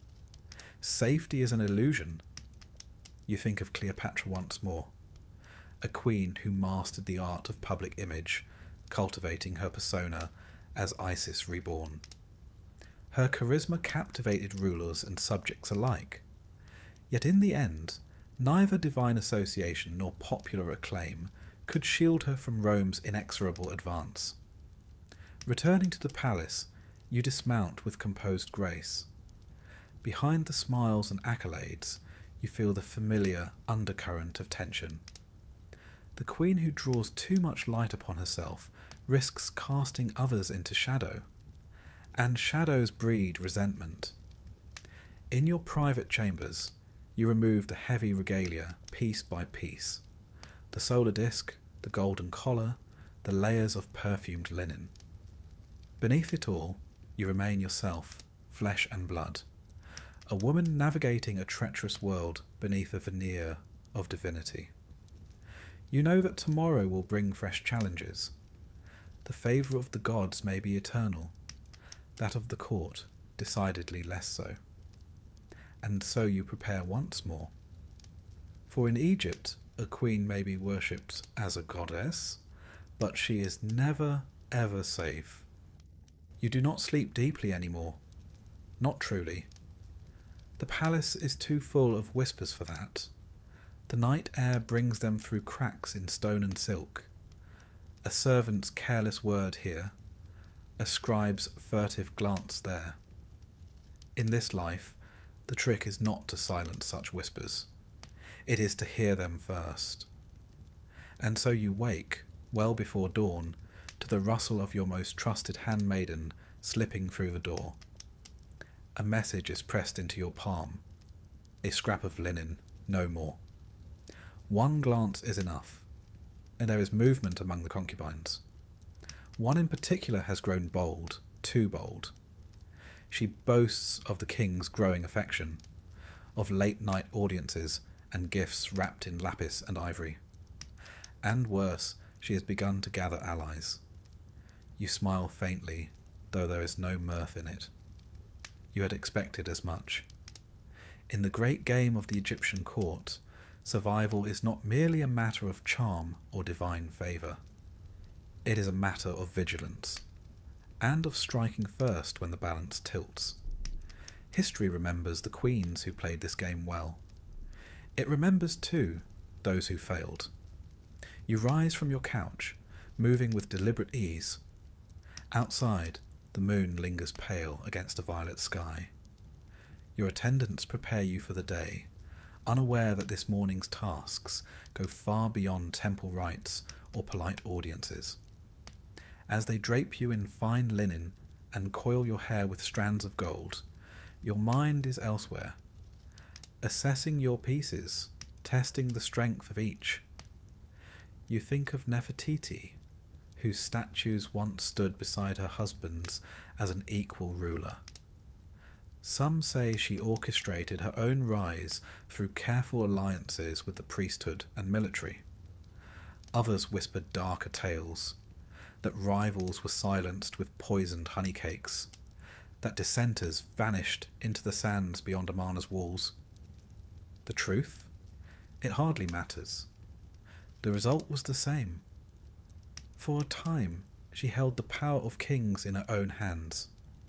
You step into the corridor, your sandals whispering against polished stone. Waiting in the shadows is one of your most discreet agents, a eunuch who oversees the palace kitchens and has ears in every corner. He bows low and murmurs quietly, "Yes, the concubine has sent word to a priest of Ptah. There is talk of offerings, and of a prophecy concerning her unborn child. A dangerous gambit. The priests can make or break a royal faction. If they proclaim a child blessed by the gods, the king's affections may harden into something more lasting. You thank him with a nod and a coin pressed discreetly into his palm. The coin is a formality. Loyalty must be nurtured constantly. The day unfolds with its usual pageantry. You attend court, listening with practised patience as minor nobles present petitions. You exchange polite words with the king, noting the tired set of his shoulders, the lingering touch of his new favourite's perfume. And all the while, your mind turns over the board. Queens who survived this game did not wait for fate to play their hand. They shaped events with quiet force, with whispers in the right ears, with smiles that concealed daggers. You think of Arsinoe II, who married her brother Ptolemy II and ruled as co-sovereign. She crushed her political enemies with ruthless efficiency, exiling rivals and rewriting temple inscriptions to solidify her divine status. Few mourned those who vanished in her wake. Fewer still dared oppose her afterward. Your own strategy must be more subtle. Direct action invites too many eyes. But there are other ways. Later that afternoon, beneath the pretext of overseeing preparations for an upcoming festival, you summon the High Priestess of Hathor, a woman whose loyalties have been carefully cultivated with gifts of rare perfumes and generous endowments to her temple. Over cups of date wine, you speak lightly of omens and portents. You suggest, with the gentlest of phrases, that the concubine's rising influence may be unsettling the cosmic balance, that rumours of her child's supposed divine favour risk angering the gods. The priestess nods slowly.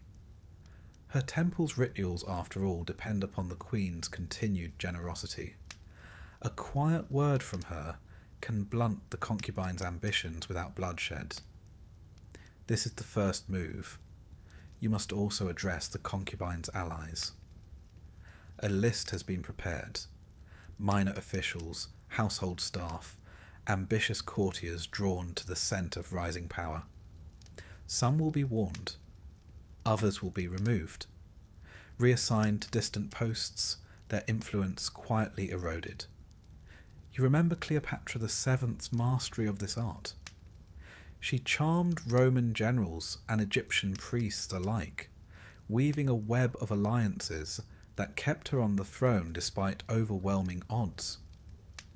Yet she knew when charm must give way to force. Her half-sister Arsinoe learned this lesson too late, paraded through Rome in chains before meeting an untimely end. Such ruthlessness is not your first choice, but you will not hesitate to employ it. That evening, you attend a private banquet. The king is present, flanked by courtiers and advisors. The concubine is there as well, radiant in lapis and gold. Her laughter rings a touch too loudly through the hall. You meet her gaze with a smile that is both gracious and cold. You speak little, allowing the silence to speak for you. And as the evening wears on, you note with satisfaction the subtle shift in the room. Glances exchanged, conversations paused as the high priestess's warnings begin to ripple through the court. Later, beneath the moonlit colonnades, you confer with your steward. Certain shipments of fine oils and silks meant for the concubine's apartments will be delayed indefinitely. A message will be sent to the captain of the palace guard, requesting increased patrols in certain quarters. Visibility, after all, discourages reckless ambition. And so the game unfolds. You plot, you spy, You strike first, with words, with influence, with the careful orchestration of perception. You recall Queen Hatshepsut, who rose from regent to pharaoh in her own right. Her path was not secured through brute force alone. She built alliances with the priesthood, commissioned grand temples, and controlled the narrative of her reign through art and inscription. It was only after her death that her enemies dared deface her monuments. Too little, too late. You aim for the same legacy. But unlike Hatshepsut, you cannot yet command armies or don the false beard of kingship. Your weapons are subtler, and no less effective.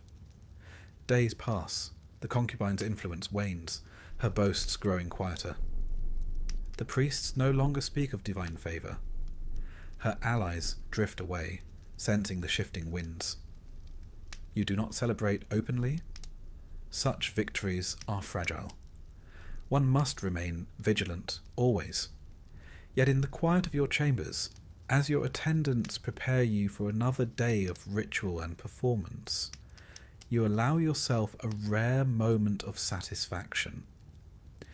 You have played this round well, but the game is never over. Beyond the palace walls, foreign embassies arrive bearing gifts and hidden agendas. Within, new rivals await their moment. The king's affections remain as mercurial as the Nile's flood. You will plot again. You will spy again.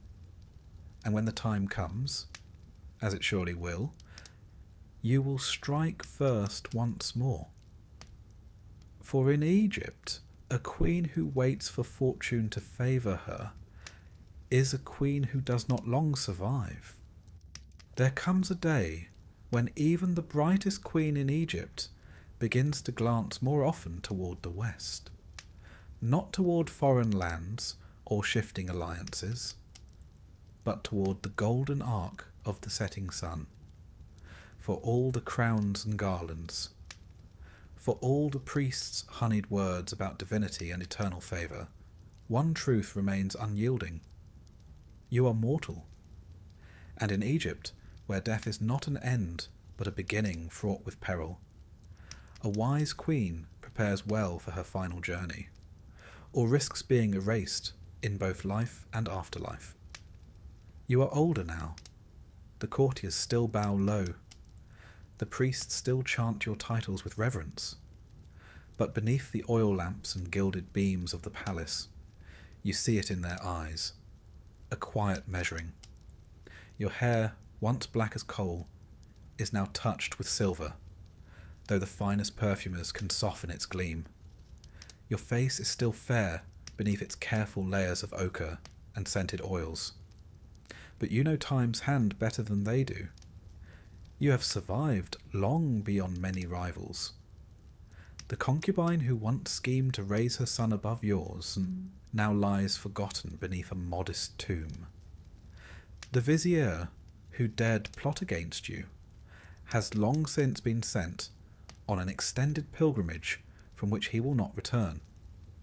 You have played the game with skill and iron patience, but even the sharpest blade dulls. Even the most careful player must at last prepare to leave the board. And so you begin. It is not a morbid task. In Egypt, preparation for the afterlife is a queen's sacred duty, as crucial as any offering to the gods. The Book of the Dead speaks plainly. The unprepared soul faces oblivion, or worse. You begin with your tomb. It is already underway, of course.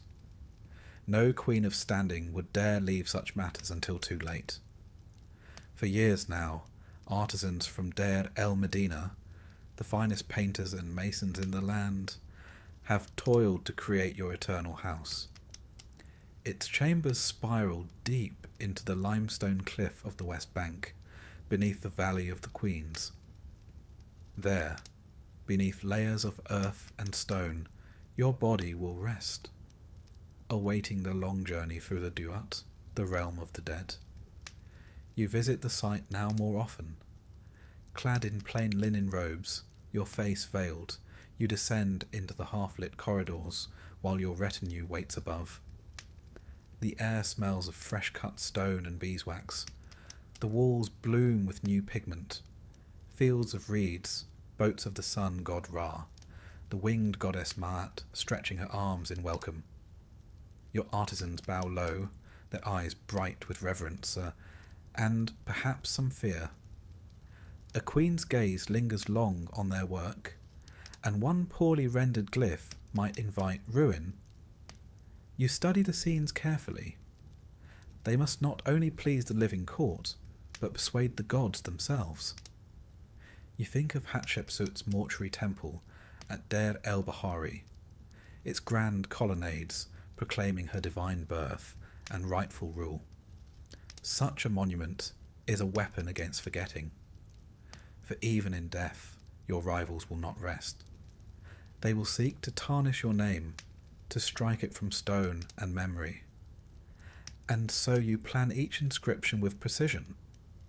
Your titles, Great Royal Wife, Mother of the King, Mistress of the Two Lands, must be chiselled deep, so no careless chiseller can erase them lightly. Your image must appear not only on the main walls, but in hidden panels, known only to your most trusted priests. Should the outer paintings be defaced, these secret images will preserve your claim to eternity. You select the item that will accompany you, not merely gold and jewels, though there will be plenty of those, if only to deter tomb robbers by their sheer weight, but more personal treasures. A beloved necklace gifted by your mother, a set of carved alabaster jars, their lids shaped like protective goddesses, a simple wooden board for playing senet, the game of passing through the afterlife. You consider, too, the more potent artifacts. A dagger of meteoric iron, its blade dark as the night sky. Amulets inscribed with ancient words of power. Scrolls bearing the most secret chapters of the Book of the Dead. Words known only to a handful of living priests. Every object is a tool. Every spell a shield. For the journey beyond is no peaceful sleep, but a gauntlet of trials. You have seen what happens to those who do not prepare. In a forgotten chamber beneath Karnak, you once glimpsed the shattered coffin of a queen whose name no one speaks. Her sarcophagus had been cracked by rivals, her face and cartouches scraped away. Without her name, she wanders the afterlife nameless, a shadow among shadows. Worse still are those whose tombs are desecrated by enemies. The valley is full of such stories. Tombs opened in secret, their treasures looted, their occupants left adrift in the eternal void. Queens who once ruled in splendour now lie in fragmentary remains. Bones scattered by jackals, their spirits lost. Even the great Nefertari's tomb, most splendid of all, suffered damage through the ages.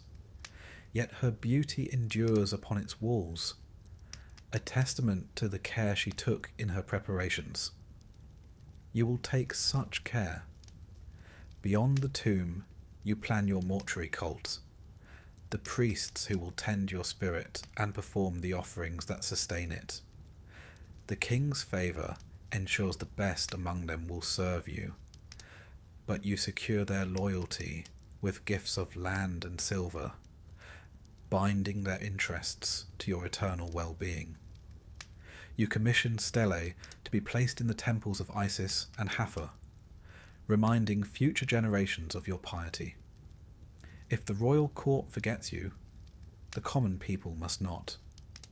The voice of a single farmer praying for your name may tip the scales when your heart is weighed in the hall of Ma'at. And your heart, it will be protected. Among your burial treasures, you order the finest heart scarab to be crafted, its spell clear and forceful. Do not stand against me at the weighing of the heart. You will not leave such matters to chance. As the years pass, you witness the truth of Egypt's oldest wisdom, that the living wage war upon the dead. You hear of rival queens' tombs ransacked, of priests bribed to neglect their cults, of names erased from the king lists. You take steps to guard against this. Trusted scribes prepared duplicate copies of your inscriptions to be hidden in remote sanctuaries. Loyal family members are instructed on the secret locations of your personal cache. Should the official tomb fall to time or treachery, your essence will endure. It is a strange fate, this double life of a queen preparing for death. You attend court as ever, your smile serene, your posture flawless. You preside over festivals, make offerings to the gods, advise your son the king with measured words. Yet in quiet moments, beneath the gilded trappings, you're already walking the shadowed path toward eternity. You oversee the carving of your canopic jars. Each lid must bear the correct goddess, Nephthys, Selket, Isis, Neith. Their protection is no mere symbol. Their vigilance is vital. You instruct the embalmers in secret preferences. The oils to be used, the linen to be woven with spells, the placement of the Shabti figures, tiny servants who will labour for you in the fields of the afterlife. And you compose a personal prayer to be recited beside your body at the final rites. It will speak of your love for Egypt, your loyalty to the gods, your worthiness in the eyes of Ma'at. Not all queens receive such care. The evidence is stark. Archaeologists have uncovered countless examples of queenly tombs whose sanctity was violated, mummies stripped of their wrappings, bones broken, names obliterated. Sometimes this was the work of common robbers. Often it was sanctioned from within the court itself. Hatshepsut's name was hammered from her monuments by her stepson.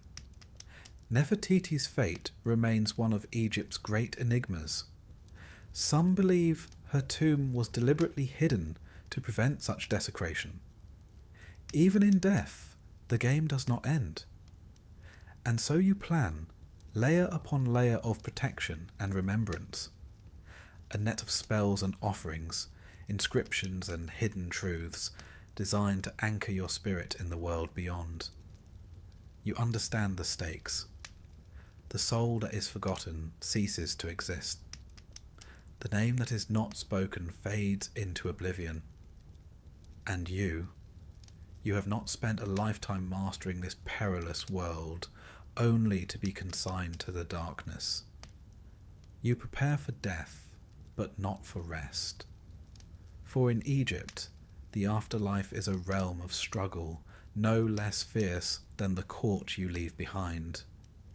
You will face it with the same will that carried you through the palace intrigues and shifting alliances of the living world. You will not be forgotten. You will not be erased. And as you gaze one last time upon the setting sun, you whisper a final vow beneath your breath. I will endure. There comes a moment, no matter how strong your spirit, no matter how carefully laid your plans, when your breath falters for the final time. The flesh that wore crowns and gold lies still upon the polished stone slab, anointed and wrapped beneath layers of linen and spell. The queen is dead. And yet, is that truly the end? In Egypt, death is a doorway, but not a simple one. Beyond it lies a winding path through darkness and starlight, 1,000 dangers and 1,000 hopes. Whether you cross into the fields of reeds, a land of perfect harvests and unbroken joy, or fade into the black, lost among the restless dead, depends upon more than piety or preparation. It depends upon memory, upon whether your name, your image, your story endure. You knew this. You prepared for it. You wove your legacy into every surface that could bear it. Stone, gold, papyrus, even the whispered songs of temple choirs. But as you now drift toward the western horizon, the final game begins. One played not by you, but by those who remain. Your tomb is sealed with solemn ceremony. Priests chant the ancient spells. Oil lamps flicker in the darkness as the final stones are set. Outside, the mourners wail and scatter sand upon their heads. Your son, now king, promises that offerings will be made for evermore. For a time, all is well. The first year, your mortuary cult burns incense and pours milk upon the altars. Songs are sung in your honour. The weavers of the palace still speak of your grace. The priests of Hathor remember your generous gifts. But memory is a fragile thing. Even now, in the second year, the tides begin to shift. A new great royal wife adorns the palace.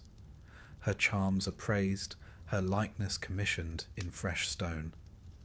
Courtiers bow low to her now. Your name is spoken less often in the great halls.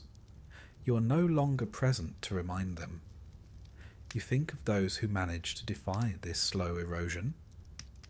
Queen Nefertari, beloved of Ramses the Great, whose tomb is a jewel of colour and light. Her image, arms outstretched in prayer, endures across the ages. The queen who became a goddess in the hearts of her people. Or Hatshepsut, whose mortuary temple still rises against the cliffs, defying the attempts of her successor to erase her legacy. Though her statues were broken and her name struck from many records, the grandeur of her works forced Egypt to remember. You dared hope for such endurance. Yet for every Nefertari or Hatshepsut, there are 100 others. Queens whose names are now no more than a faded cartouche on a broken shard, or a mention in a scribe's forgotten account. Already you feel the tremors of erasure. The rivalries you once outplayed still echo in the shadows. The descendants of your enemies whisper to the king, "Why lavish offerings upon one so long departed? Why spend temple resources on a queen of the last reign, when new alliances must be forged?" A subtle shift here, a missed offering there. The priests grow tardy in their duties. A scribe fails to copy your name upon the festival lists. You see it unfolding, and there is nothing you can do, save hope that the seeds you planted will bear fruit. You think again of Cleopatra VII, a queen who defied Rome, who held emperors in thrall, who ruled with cunning and brilliance. Her end was tragic, her body lost, her tomb a mystery. Yet her name lives on, burnished in the world's memory like a polished gem. Even the might of Augustus could not erase her entirely. This, too, is a form of immortality. But it is not granted to all. In the centuries that follow, your fate may take many forms.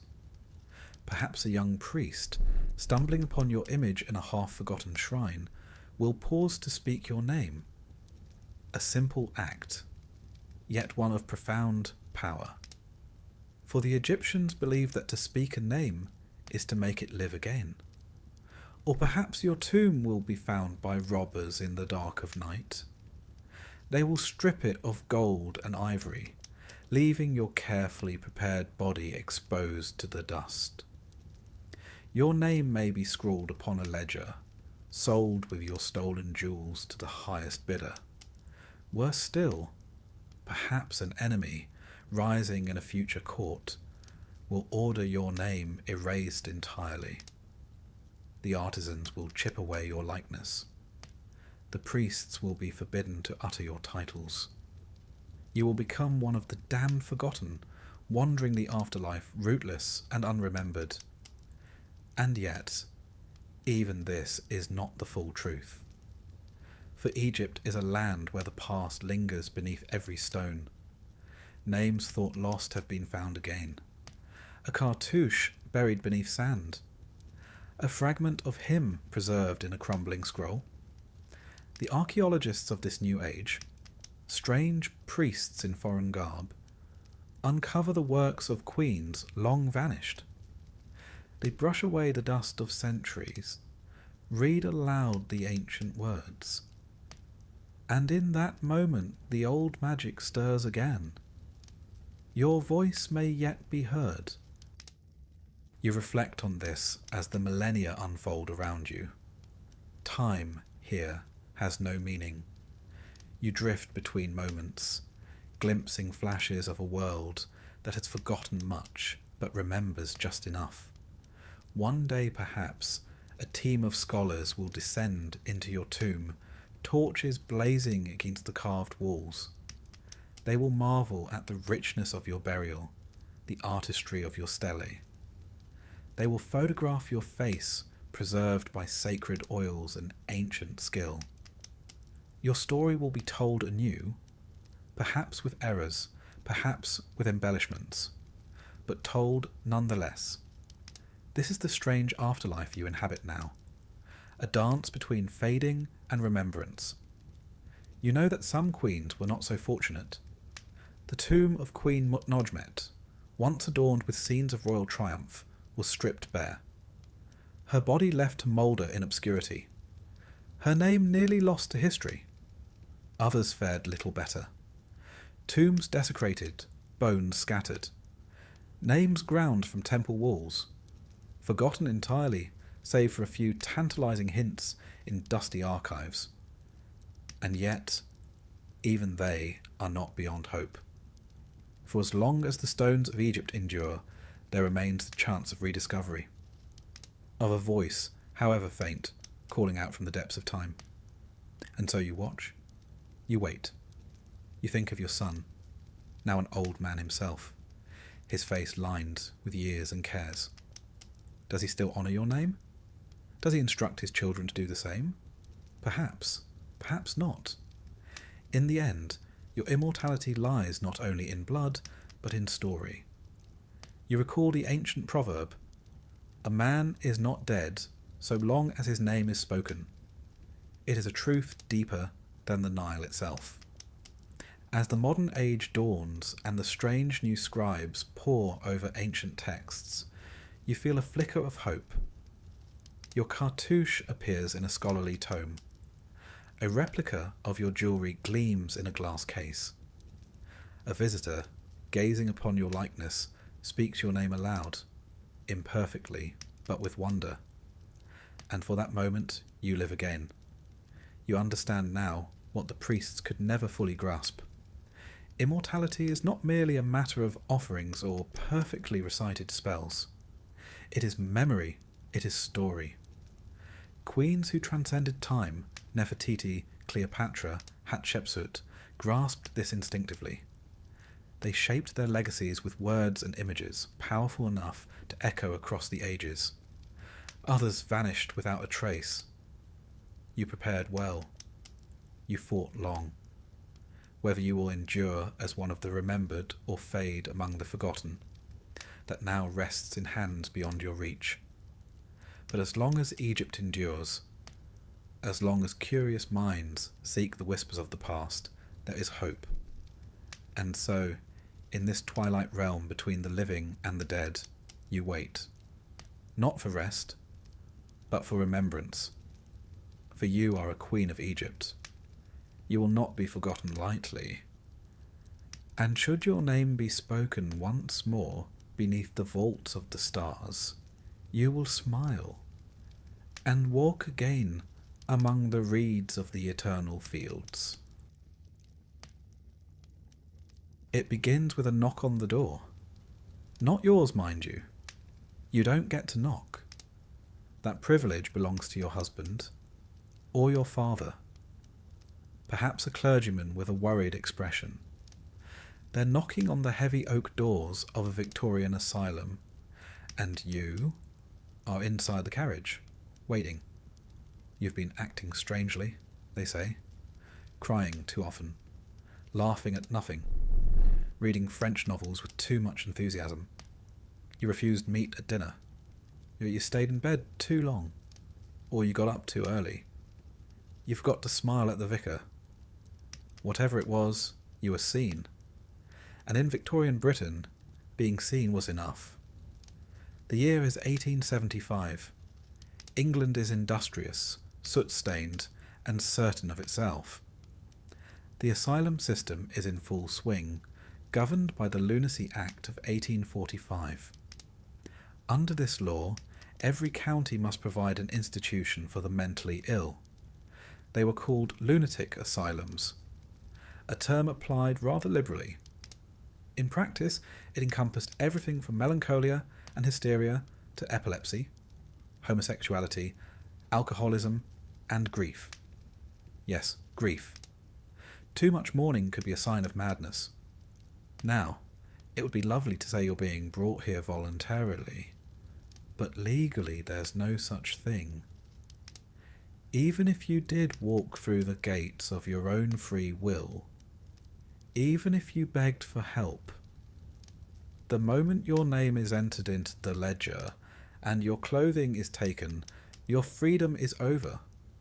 The process is simple and horrifyingly quick. First, you must be certified insane by 2 medical men. No psychiatrist required. Your local doctor will do. If he's seen you cry more than twice in a week, that'll count.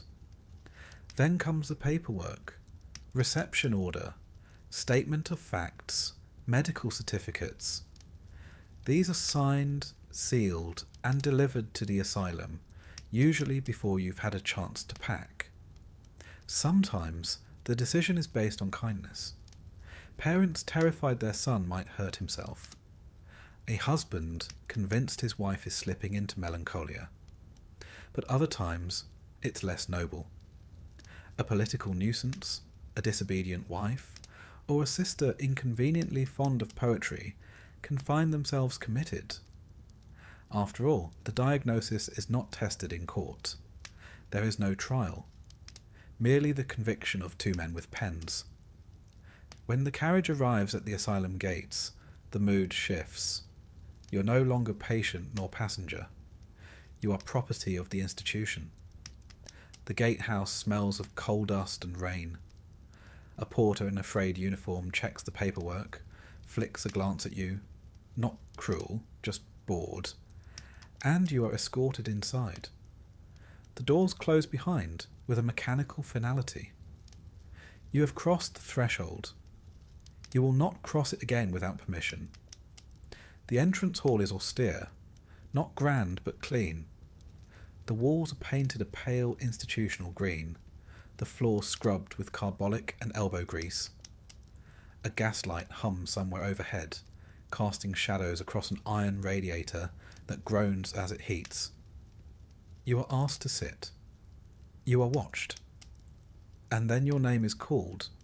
Not your full name, of course, just your surname. You are no longer Miss Clara Whitmore. You are Whitmore, patient 1087.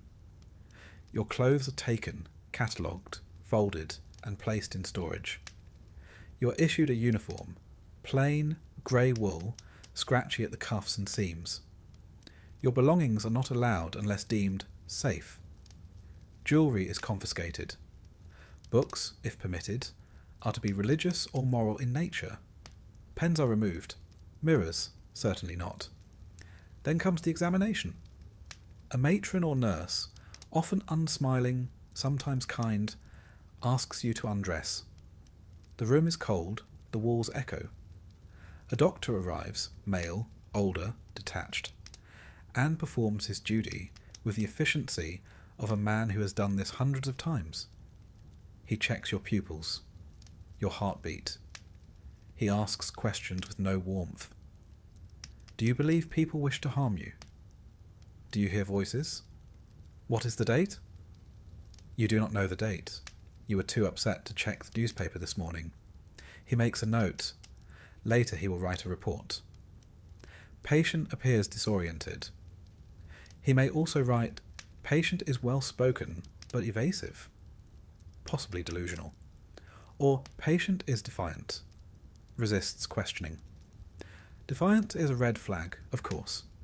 Insanity never comes with self-confidence in the minds of these men. It comes with obedience, tears, and an apology. You are assigned to a ward. If you are poor, it will be a pauper's dormitory. Long rows of narrow iron bedsteads with horsehair mattresses, separated by thin curtains or nothing at all. The window is barred, but open just enough to let in the chill. There are 20 other women, most silent, some muttering, and one who sings to herself in Latin. You are shown to your bed. You do not ask for a blanket. You are given one, and you are expected to be grateful. If you are lucky, well-connected, middle class, you may have a private room. It still smells of disinfectant and damp linen, but it is yours. The wallpaper is peeling. A cracked basin sits beneath a small mirror. The mirror is bolted to the wall. You are instructed not to spend too long looking into it. The ward is quiet at night, not silent, never silent.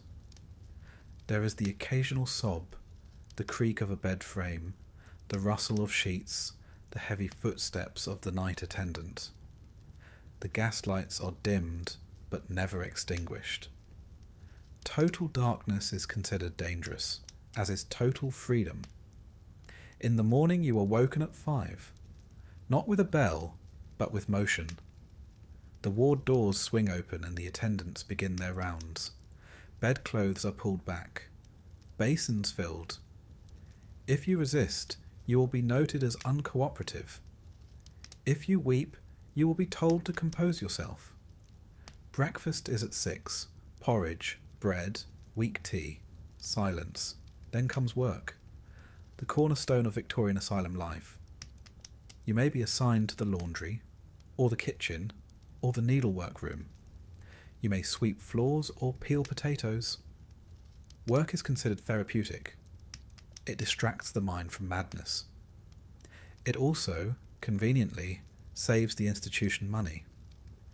If you are a man, your experience differs slightly. You may be assigned to the garden or joiner's shop. You will repair shoes or build furniture. You may, if stable enough, help dig graves in the asylum cemetery. Yes, they do try to keep the work meaningful. Once a week, you see the superintendent. He is the head doctor, a gentleman of scientific ambition and a firm belief in the order of things. He asks if you feel better. You say yes. He asks if the voices have stopped. You say yes again. He smiles. He makes a note. Patient improving. You think perhaps this means you may go home soon. You're mistaken. Improvement is not release. Not yet. You must be assessed multiple times, and your family must agree to take you back. If they do not, you remain, sometimes for months, sometimes for years, sometimes until the end. Some patients never belonged here. Some did. But the line between the two is faint and easily crossed. A woman may be grieving her child, and found too sad. A man may speak too loudly at a political rally, and found too passionate. A servant may suffer seizures, and found too unruly. Once inside, they are all the same. There is a little dry joke among the attendants. When a new patient arrives and asks, "How long must I stay?"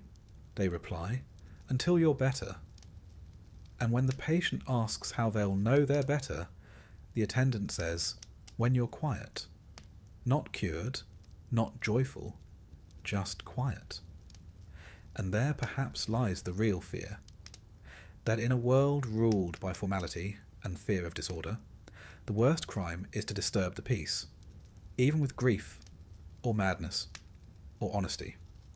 As the days go by, you learn the rhythms. You keep your head down. You rise when told. You sleep when allowed. You learn who to avoid. The man who thinks he's Napoleon. The woman who stares without blinking. the nurse with fingernails too clean. You make no trouble. You do not cry. You say the right things. You do not ask for books. Eventually you are granted small privileges. A walk in the garden, a biscuit on Sunday. Perhaps you are permitted to write a letter. It will be read before it is posted. And slowly, very slowly you fade. When, if, you are released, it is with little ceremony. You are given your clothes, faded now, and the gate creaks open once more. The world beyond the wall feels louder than it should. The sky is too blue, the people too fast. You are no longer mad, they say, but you do not quite feel well. And should you act oddly again, a strange word, a weeping fit, a refusal of pork at dinner, you know the knock on the door may come once more. Now that you're inside, and the doors have shut behind you with a rather unforgiving clang, it's time to have a look around. After all, this is to be your home for the foreseeable future. And if the superintendent's ledgers are anything to go by, quite possibly your final residence. Victorian asylums were not built in haste. Oh no, they were vast, sprawling institutions, designed with a disturbing mix of benevolence and control. When you first see it from the outside, it may resemble a country manor. Arched windows, ivy-covered bricks, and towers that scrape the grey sky.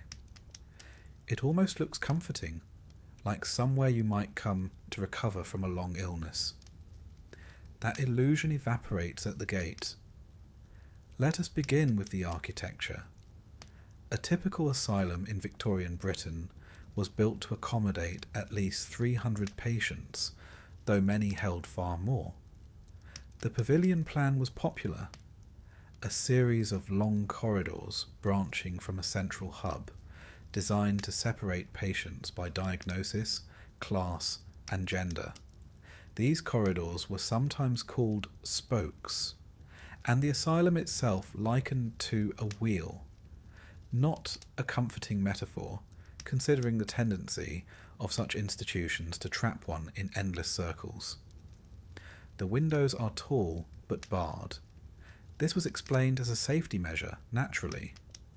The fact that they also prevented escape, well, that was just a fortunate coincidence. Doors were thick, heavy, and locked with keys carried only by the attendants. The key ring was worn like a badge of rank. It jangled wherever the attendant walked, a metallic warning of authority in motion. Let us now move inside. The main entrance hall is large and undecorated, walls painted a shade somewhere between despair and linoleum.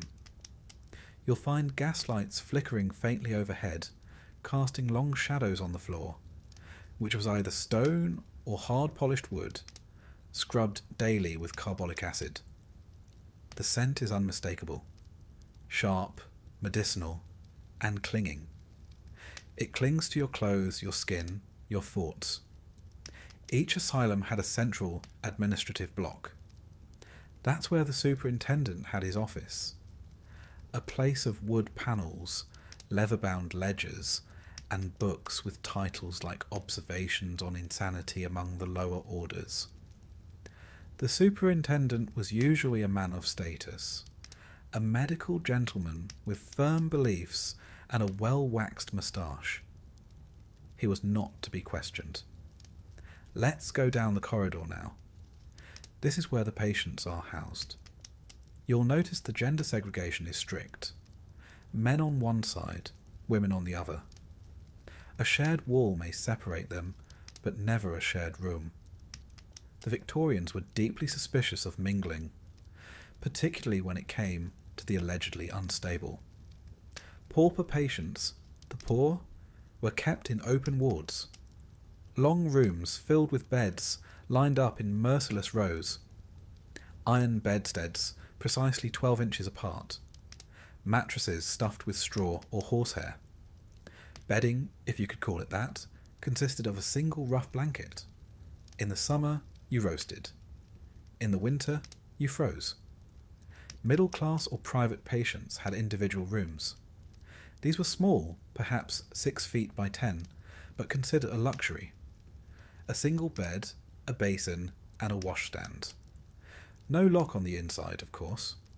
The door could be opened at any hour by an attendant, often without knocking. Privacy was not a priority.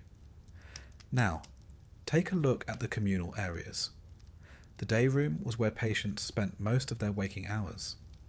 It had long wooden benches, a few tables, perhaps a piano if the institution could afford such frivolity. Activities included sewing, knitting, silent reading, though only approved books, mind you. No poetry. No novels with passionate heroines. Religious tracts were always safe. The dining hall came next. Long trestle tables, tin plates, and the clatter of cutlery. Meals were silent affairs, monitored closely by staff. Patients were watched not just for manners, but for signs of deterioration. If you refused to eat, you'd be encouraged. Sometimes that meant spoon feeding. Sometimes a rubber tube and a funnel. The food, if you're wondering, was not designed for taste. Breakfast was porridge, thick, lukewarm and grey. Lunch might be boiled mutton with turnips, or a watery stew. Supper was bread, cheese, and tea so weak it resembled regret more than a beverage. It wasn't starvation, but it wasn't joy either. Let us continue through the asylum. You'll notice the smell changes room by room. Disinfectant mingled with human odour, occasionally interrupted by the harsh tang of lye soap. The laundry was in constant operation. Soiled linens came in daily, washed by patients under supervision. If you were a woman of quiet disposition, you'd likely be assigned here. The work was hard, but preferred. It kept your hands busy and your thoughts away from the barred windows. Now we arrive at the bathing rooms, not spas by any stretch. Baths were infrequent, typically once a week if you were lucky. The water was rarely hot. Bathing was supervised, and there was no privacy. Patients were stripped, scrubbed, and rinsed by nurses who had seen far too much. Modesty was irrelevant. Cleanliness, or the institutional version of it, was paramount. Further down, we pass the treatment rooms. These are not comforting places. There are high-backed chairs, sometimes with straps. Shelves with glass bottles of tinctures and tonics. A cold plunge bath. Not for relaxation, but for shock therapy. The theory was that sudden cold might frighten the madness out of you, or at the very least subdue you long enough for supper. One room in particular is worth noting. The seclusion chamber. Always painted white.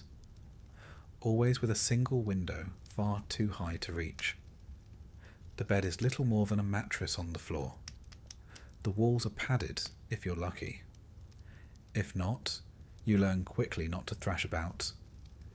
Patients were placed here for shouting, weeping, or resisting medication. Sometimes for their safety, often for the staff's convenience. Let's visit the chapel, shall we? Every proper Victorian asylum had one. Religion was considered essential to recovery, or at least useful in enforcing obedience. Services were held weekly. Patients were expected to sit in silence, hands folded, eyes forward. Hymns were sung, sermons delivered. Occasionally someone would weep quietly. That too was noted in the superintendent's book. One cannot ignore the grounds. Outside, if weather and behaviour permitted, patients were marched around in groups. Always in groups, never alone. Men raked leaves, women gathered herbs or worked in the gardens. There were benches spaced evenly along the gravel paths for quiet sitting, not too long of course. Loitering was frowned upon, even when institutionalized. The gardens were, in theory, therapeutic. In practice, they were often the only place one could glimpse the sky without bars. The air carried less disinfectant out here, and occasionally the scent of roses from the superintendent's private garden, a luxury strictly off-limits to patients. One imagines that rose bushes do not benefit from melancholia. Let us speak briefly of the staff. Nurses and attendants lived either within the asylum or nearby.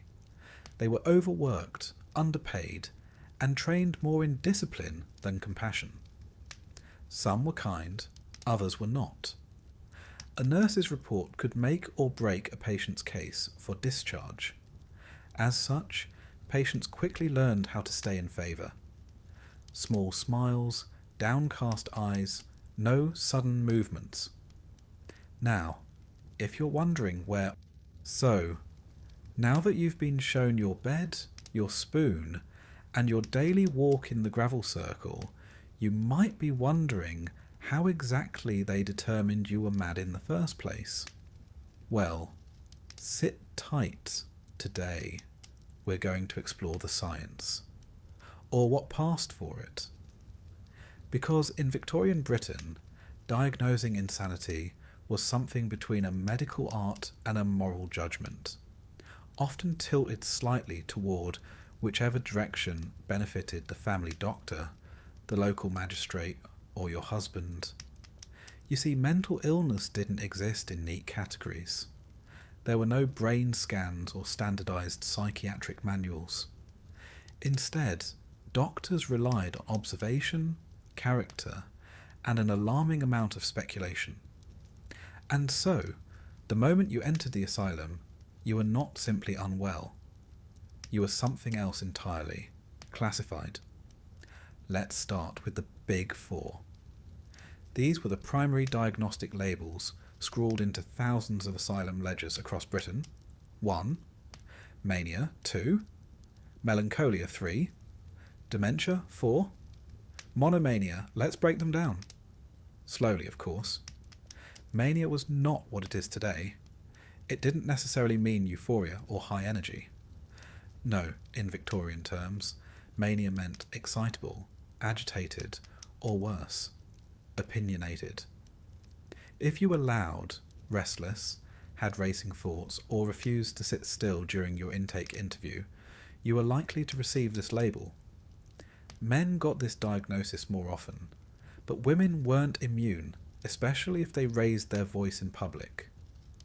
Melancholia, on the other hand, was sadness. Not just grief, mind you. Persistent sadness, especially when it came without visible cause. Women were particularly susceptible to this diagnosis. If you wept too frequently, stayed in bed too long, or lost your appetite after a death in the family, and didn't recover on schedule, you were marked as melancholic. The preferred treatment? Isolation, cold baths, and spiritual reflection. Dementia in the 19th century didn't mean Alzheimer's. It simply meant cognitive deterioration of any sort. If you were forgetful, confused, or slow to respond, whether from trauma, illness, or poor nutrition, it was assumed that your faculties were declining. Incurably, of course. And then we have monomania, a charmingly vague term meaning madness about one thing. You could be entirely coherent in every aspect of life, but if you had a single fixed idea that didn't align with the norm, say, believing you'd written the next great epic, or that a local pastor was stealing your thoughts, that one obsession might be enough to land you in an asylum. There were more specialised terms, of course. The Victorians were nothing if not enthusiastic classifiers. We had moral insanity, religious insanity, hysterical madness, puerperal mania, madness after childbirth, senile insanity, epileptic insanity, alcoholic insanity. Each a label, each with its own assumptions, and each conveniently vague enough to fit just about anyone, provided they were inconvenient enough. Let's linger a little on moral insanity. This particular favourite of the mid-century alienists described patients who weren't irrational, per se, just morally defective. That is, rude, unpredictable, sexually disobedient, too cheerful, too sombre, too irreligious, or in the case of women, simply too independent. One could be morally insane without ever raising their voice. You just had to want something you weren't supposed to. It's worth noting that gender played a significant role in diagnosis. A man who read obsessively might be considered a scholar. A woman who did the same could be seen as overstimulated, even unhinged. Women were more likely to be diagnosed with hysteria, a condition so broad it included fainting, laughing, crying, reading poetry, and showing any sexual desire whatsoever. The root of the word hysteria, of course, comes from the Greek hystera, womb. The idea was that a woman's uterus wandered around her body like a disobedient cat, causing all sorts of mischief. Bloating, hysteria. Weeping, hysteria. Headaches, libido, restlessness, boredom. All uterine, apparently. There's a rather telling case from 1871. A woman named Mary Hall was admitted to an asylum in Suffolk. Her file read, "Subject talking rapidly, walking fast, and spending beyond her means. Has refused food and attempted to lecture the doctor." The diagnosis? Acute mania. The treatment? Seclusion, prayer, and warm milk. Recovery was not noted, but it wasn't all guesswork. Or at least, not entirely. Some practitioners attempted a more scientific approach. Enter phrenology, the study of the shape of the skull to determine personality and mental illness. A bump behind the ear meant you were impulsive. A dip above the brow suggested poor moral reasoning. If this sounds like nonsense, that's because it largely was. But it was taught, published, and practiced with all the solemnity of actual medicine. There were instruments too, measuring calipers, facial grids, and jawline analysis. Some alienists believed they could tell if someone was prone to madness simply by the angle of their cheekbones or the size of their ears. It was medicine by geometry. Diagnosis was rarely a collaborative process. Patients were spoken to, or at. Notes were taken. Sometimes drawings made. Occasionally photographs were taken with long, slow exposures. The subjects sit unmoving, eyes dull. They rarely look into the lens. And once your diagnosis was inked into the ledger, that was it. It followed you everywhere. The staff read it, other doctors repeated it. Your family, if they visited, were reminded of it. Treatment was tailored to it. Discharge was delayed by it. Even the architecture of the asylum responded to your label. If you were deemed curable, you were placed in a ward with windows and perhaps a view of the garden. If you were deemed chronic, you were sent to the back buildings, dark, isolated, quieter, often out of sight and more often out of mind. And what about children? Yes, even children were diagnosed and confined. A boy with fits of rage might be labelled a lunatic. A girl who refused to speak was considered mentally defective. They were placed with adults, given similar treatments, and quite often forgotten. Perhaps the most tragic diagnosis of all was general paralysis of the insane. This was common among men, especially those in their 30s or 40s, and was marked by tremors, mood swings, and gradual collapse of mental faculties. Today, we know this as tertiary syphilis, but back then it was treated with warm baths and tonic wine. Prognosis: poor. Most died within months. One might assume the goal of diagnosis was to help, and for some doctors it truly was.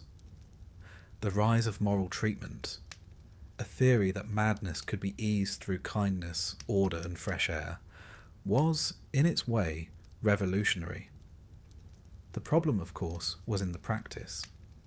Moral treatment still meant no privacy, no autonomy, and punishments for disobedience. It meant being treated less like a person and more like a peculiar child in need of shaping. Your diagnosis could affect everything from your work duties to your meal portions, your bathing schedule, and your eligibility for letters. Some conditions were seen as violent, others as passive. All, however, required control. One mustn't forget the doctor's notebook, that sacred text. Every conversation was recorded, however brief. Patient smiled too readily. Patient spoke of dead mother again. Patient remained quiet, suspicious. There was no winning. If you spoke, you were too confident. If you didn't, you were sullen. There's a rather dry line in an 1886 superintendent's report from York. It reads, "Several female patients showing improvement. One asked for ink and was denied, lest she become overstimulated. Heaven forbid one gets too excited over stationery. And what of the patients who weren't mad? Surely some were sane? Yes, undeniably so. But the tragedy is this. Once you were diagnosed and committed, your truth no longer mattered. A sane person protesting their innocence sounded rather a lot like a mad one insisting they were sane. And so the diagnosis stood. It outlived protest, outlived logic, and sometimes outlived the patient. Let us suppose you've settled into the asylum, or rather, the asylum has settled into you. You rise when told. You eat what's given. You respond with the right amount of meekness when the nurse says, "Good morning." So far, you've been assigned a diagnosis. Perhaps melancholia, or moral insanity, or the ever-fashionable hysteria. But now comes the part you've been dreading, whether you know it or not. Treatment. Or, as it might better be titled, things done to you in the name of science. The Victorians believed deeply in remedy, not simply containment. It wasn't enough to isolate the mad. One had to cleanse, correct, and if possible, convert them back into orderly, God-fearing citizens. The methods for doing so were many. Some were well-intentioned. Others, well, perhaps less so. Let us begin with the oldest and the most trusted of them all, bloodletting. The idea was as old as Hippocrates. Imbalance in the body's humours, blood, phlegm, black bile, yellow bile, led to disease. In the case of madness, it was believed that the brain was overheated, congested. The solution? Release the pressure.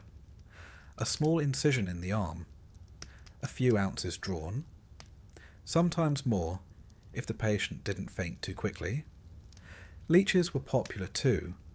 Elegant, if you enjoy creatures that wriggle while they feed. They were placed behind the ears, on the temples, or on the spine. Quiet companions, but with a taste for the dramatic. Blistering followed a similar logic. Here, a chemical irritant, often cantharides, derived from Spanish fly, was applied to the skin. It raised large, painful welts under the belief that the diverted pain would calm the mind. One might say it was an attempt to distract madness with misery, rather like setting your shoes on fire to cure a headache. Should that not work, purging was next. Castor oil, antimony, and yalap were administered to flush the bowels. Madness, they thought, might be stored in the gut. If they could empty the intestines with sufficient enthusiasm, perhaps the soul would follow. Of course, not all cures were so internally focused. Let us move now to the element of water, trusted by ancient physicians, and very much embraced by Victorian alienists. The cold plunge bath was perhaps the best known.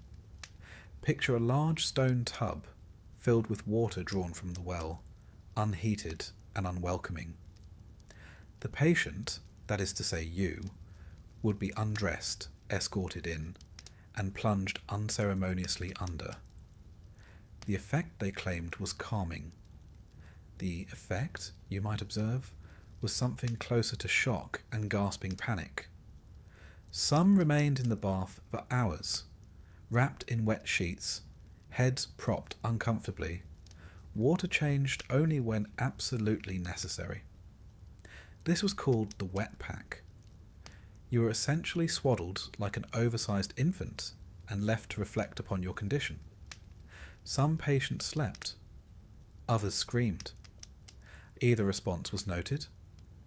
Then there were the douches, not the hygienic sort, mind you, but rather a stream of cold water poured from a height directly onto the head or spine. The desired effect? Reawakening the senses. The actual effect? A profound desire to be anywhere else. If water didn't work, perhaps rotation would. The rotatory chair, inspired by Erasmus Darwin, grandfather of the more famous Charles, was precisely what it sounds like. A chair hung from the ceiling, suspended like a swing. The patient was strapped in, and then spun, sometimes slowly, sometimes quite enthusiastically. Some doctors claimed it produced unconsciousness within 100 revolutions. Others merely used it to inspire submission. It was said to rebalance the fluids of the inner ear. Patients mostly reported nausea, and the occasional vision of angels or devils. Now, if you happened to be suffering from what was considered a more delicate condition, for instance, female hysteria, your treatment would differ slightly. Enter the rest cure, made popular by Dr. Silas Weir Mitchell. It sounds pleasant, doesn't it? Like something involving blankets and warm soup. And it did, at first, but the rest cure required complete bed rest, for weeks, even months. No reading, no conversation, no writing, no visitors, no standing unless escorted. Meals were taken lying down. The body atrophied. The mind was expected to submit. This cure was most often prescribed to women of intellect, writers, artists, readers of novels. Those who found the constraints of 19th century womanhood a little too snug. The logic was simple. If the mind resists, the body will be restrained until it complies. The writer Charlotte Perkins Gilman underwent the rest cure. She later wrote The Yellow Wallpaper, a tale of creeping madness in a locked room. One might say the treatment worked a little too well. For men, especially those suffering melancholia or religious delusions, moral therapy was the gold standard. This approach was kinder in theory. Patients were encouraged to work, to engage in routine, to avoid idle thoughts. Gardening, laundry, letter writing, no restraint, if possible. But morality was enforced with all the rigidity of Victorian sensibility. If you failed to improve, failed to behave, then the leather restraints returned. The seclusion room reopened. You were helped back into discipline.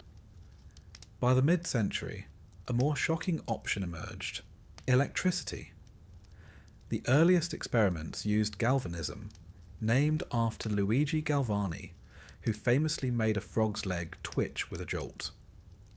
In the asylum, electrodes were placed on the temples or spine. A gentle current was passed through, gentle being a relative term. The patient's limbs might jerk, their teeth clench. One might weep or laugh involuntarily. Some doctors took this as a promising sign. The machine itself was often wheeled in like a prized piano, shiny, brass-tipped, and mysterious.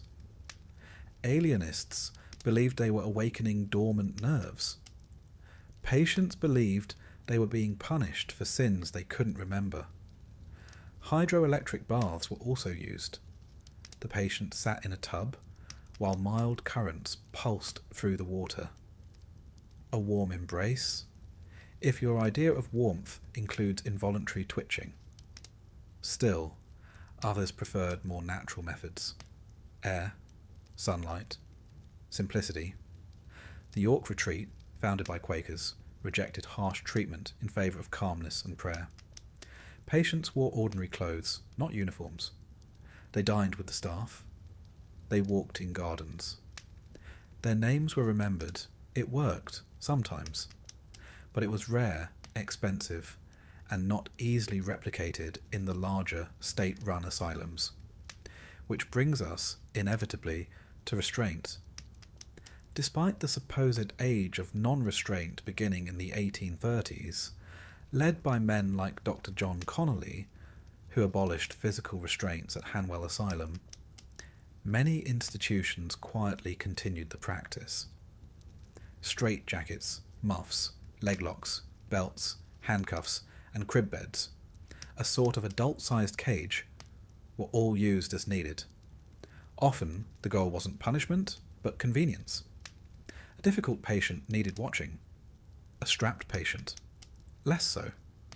One might be confined for resisting food, or for shouting in prayer, or quite simply for asking to go home too many times. The justification was always the same: protection. Of the patient, of the staff, of the fragile order the asylum tried to maintain. Of course, not every treatment left physical scars. Some were psychological. Patients were encouraged, or forced, to confess to imaginary crimes, to renounce their delusions, to sit day after day in silence. The goal was to break the will, then slowly to rebuild it with obedience, order, and the occasional hymn. Were these methods effective? Well, that depends on how one measures success. Some patients did leave the asylum. Some even said they felt better, but many, far too many, remained. Years turned to decades. Their treatment ceased to change, even if they did. Their case files gathered dust. Their diagnoses remained frozen. By the end of the century, newer ideas were emerging. Psychoanalysis in Europe, early neurology, but these had not yet reached the long halls of the county asylum. Here, you are still treated with carbolic, prayer, and cold baths. You are still silenced, still watched, still cared for by a system more interested in your stillness than your story. And so you endured the cures, one by one. The blister, the bath, the battery, each applied with equal parts conviction and confusion. After all, how do you fix something you cannot see? You simply try everything, and you do it again, and again, until the patient is quiet, or gone, or both. You may think that life inside a Victorian asylum was dramatic. Chaos, screaming, padded walls, and flailing patients. But the truth, far more unsettling, is this: it was quiet, dreadfully, oppressively quiet. A life ruled not by chaos, but by routine. In here, the sun doesn't rise because it's morning. It rises because the night attendant unlocks the door at 5. Always 5. You're already awake, probably. Few people sleep well in a place like this. The beds squeak, the pipes groan. Someone weeps softly in the next bed. Another whispers to herself about crows. But at 5 o'clock, the day begins. Precisely. There is no alarm bell, just footsteps. The rustle of uniforms, the clatter of pails.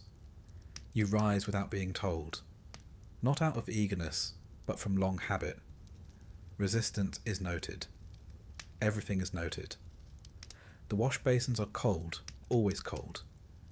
Each ward has a row of them, chipped porcelain under a narrow window.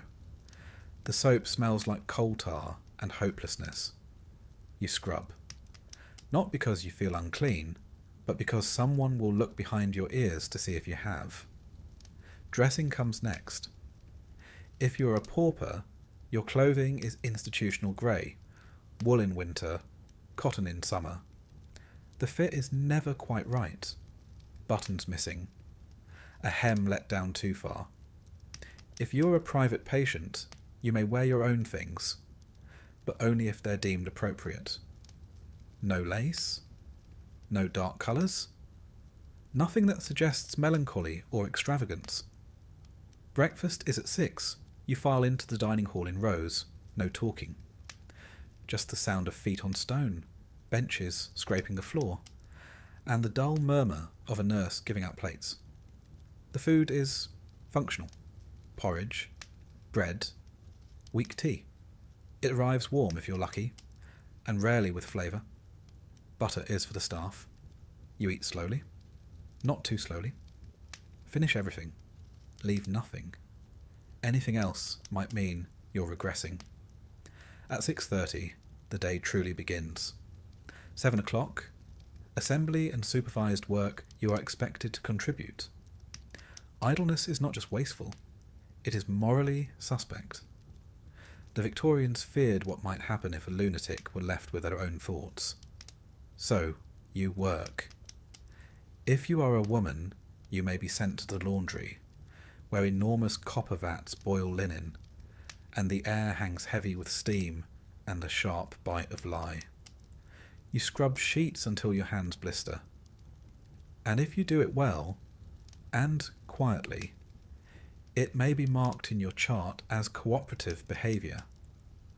Others are assigned to the needle room, repairing uniforms or sewing sheets. No embroidery, mind you, just straight lines, no flourishes. Flourishes suggest delusion. Men are often sent to the gardens, where they rake gravel paths into perfect lines, only for wind or footsteps to erase them hours later. Or the carpentry shed, where dull tools and heavy supervision keep both furniture and tempers from splintering. There is also work in the kitchens, boiler rooms, coal stores, and morgue, though the latter is rarely assigned, unless you are particularly well behaved, or particularly forgettable. 10 o'clock, inspection.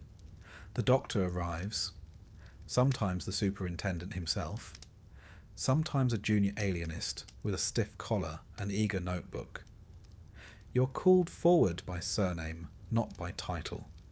You sit straight, hands folded. He asks how you are feeling. There is only one correct answer. Better, sir. He asks if the voices have gone. If you had any, they have. For now. He writes something in your chart. You're not told what. Sometimes he asks you to read from a Bible or recite the date. Occasionally he performs a brief physical exam, checking your pulse, your tongue, your pupils. No privacy. You learn to detach. They are not examining you after all. Only the madness that wears your face. 11 o'clock. Walks and air. If the weather is mild and your behaviour has not offended anyone recently, you may be permitted outside. The asylum gardens are orderly, not lush. Gravel paths bordered by clipped hedges. Iron benches every 20 yards. Trees planted in rows. Nature here is not for pleasure. It is for order. You walk in a loop. Men with men. Women with women. No touching. No straying from the path. There is always an attendant nearby, jangling his keys like a metronome of vigilance. And yet it is the highlight of the day. The air smells of damp earth. A crow caws somewhere. you feel for a moment human again, even if your shoes are 2 sizes too large and your coat smells faintly of the last person to wear it. Noon, lunch. Back in the dining hall, the meal is heartier. Boiled meat, usually mutton, with root vegetables that have surrendered all texture. There may be broth, cloudy and lukewarm. Sometimes a boiled pudding, dense enough to bruise if dropped. Conversation is discouraged. Laughter is suspicious. Silence is safest. After lunch, you may be returned to work, or sent to the day room where you are to sit quietly and not disturb others. Newspapers are a privilege. Books must be approved. The Bible is always acceptable. Dickens is tolerated. Byron is not. There is a piano. Occasionally someone plays. Always hymns. No Chopin. No Wagner. A woman once tried to play something passionate. She was corrected. 3 o'clock. Recreation supervised. Sometimes the staff organises entertainments. A reading. A hymn-singing session. In wealthier asylums, a magic lantern show. Once, a conjurer was brought in. He pulled a dove from a hat. The patients wept. It was the first unexpected thing they'd seen in years. More commonly, there are games, drafts, dominoes, no cards. Cards suggest gambling, and gambling leads to sin. In some institutions, dances were held monthly. Men on one side, women on the other. A nurse stood between them. The music was soft, the dancing stiffer than the punch. 5 o'clock. Supper bread. Cheese. Tea. If you're lucky, there is jam. If you're unlucky, the bread is stale. A man once asked for butter on his slice. He was placed in seclusion for agitated entitlement. 6 o'clock. Prayers. The chaplain reads a passage. You do not choose the verse. You bow your head. Even if you no longer believe, it is safer to pretend. Blessed are the meek, he says. You do not look up. 7 o'clock. To bed, back to the ward. Or your room, if you are fortunate. Nightgowns folded at the foot of the bed. The attendants begin their rounds. You climb beneath the blanket. It is thin in winter. There is no fire in the pauper wards. The private patients get coal, the poor get coughs. The lights are dimmed. Not off. Darkness is discouraged. Too much shadow invites madness, they say, as if it needed an invitation. Outside, an owl calls once. You hear it only faintly. The walls are thick. Everything here is thick. The walls, the silence, the air. And then the night begins. Night, you do not sleep well. No one does. There are sounds, whispers, soft weeping, the scrape of a bed leg, a muffled shout. Occasionally a scream, sudden, sharp, quickly muffled by footsteps, and a door that opens and closes without ceremony. If it is not your scream, you remain still. Sometimes the nurse makes rounds with a lantern. It flickers on each bed for a moment, then moves on. You are not permitted to lock your door, even if you have one. Privacy is too dangerous. You are watched even while dreaming. Repeat. And in the morning, 5 o'clock, the steps return. The day begins again. Each hour measured, each movement observed. Days bleed into weeks, weeks into years. And that is life in the asylum. Not madness, not violence, but repetition. A life made small enough to manage, predictable enough to contain. The Victorian asylum was not designed to cure. It was designed to keep still. And you now are very still indeed. In the eyes of the Victorian asylum, madness wore a dress. It stitched itself into corsets, whispered behind lace gloves, and bloomed, most inconveniently, just as a woman reached childbearing age. According to the doctors, of course. For women in the 19th century, the asylum was not merely a place of medical intervention, it was a social mechanism, a moral safeguard, and often a final answer to the inconvenient question of what to do with a woman who refused to behave. The diagnosis? That part was easy. She was hysterical, or morally insane, or suffering from puerperal mania, melancholia, or the deliciously vague mania without delirium. The treatment? Well, you already know how that goes. Let's begin with what the era believed about the female mind. To the Victorian doctor, a woman's mental health was deeply entwined with her biology, especially her reproductive organs. The womb in particular bore much of the blame. It was a migratory organ, apparently. It could travel inside the body, disrupting digestion, polluting thoughts, and instigating sin. This wandering womb, known since ancient times as hystera, gave rise to that infamous diagnosis, hysteria, a condition that could conveniently explain nearly any behaviour a woman might exhibit. If she cried too much, hysteria. If she didn't cry at all, hysteria. If she read too much, walked alone, laughed at the wrong moment, or declined a suitor, hysteria. And best of all, it was treatable, in theory, often indefinitely.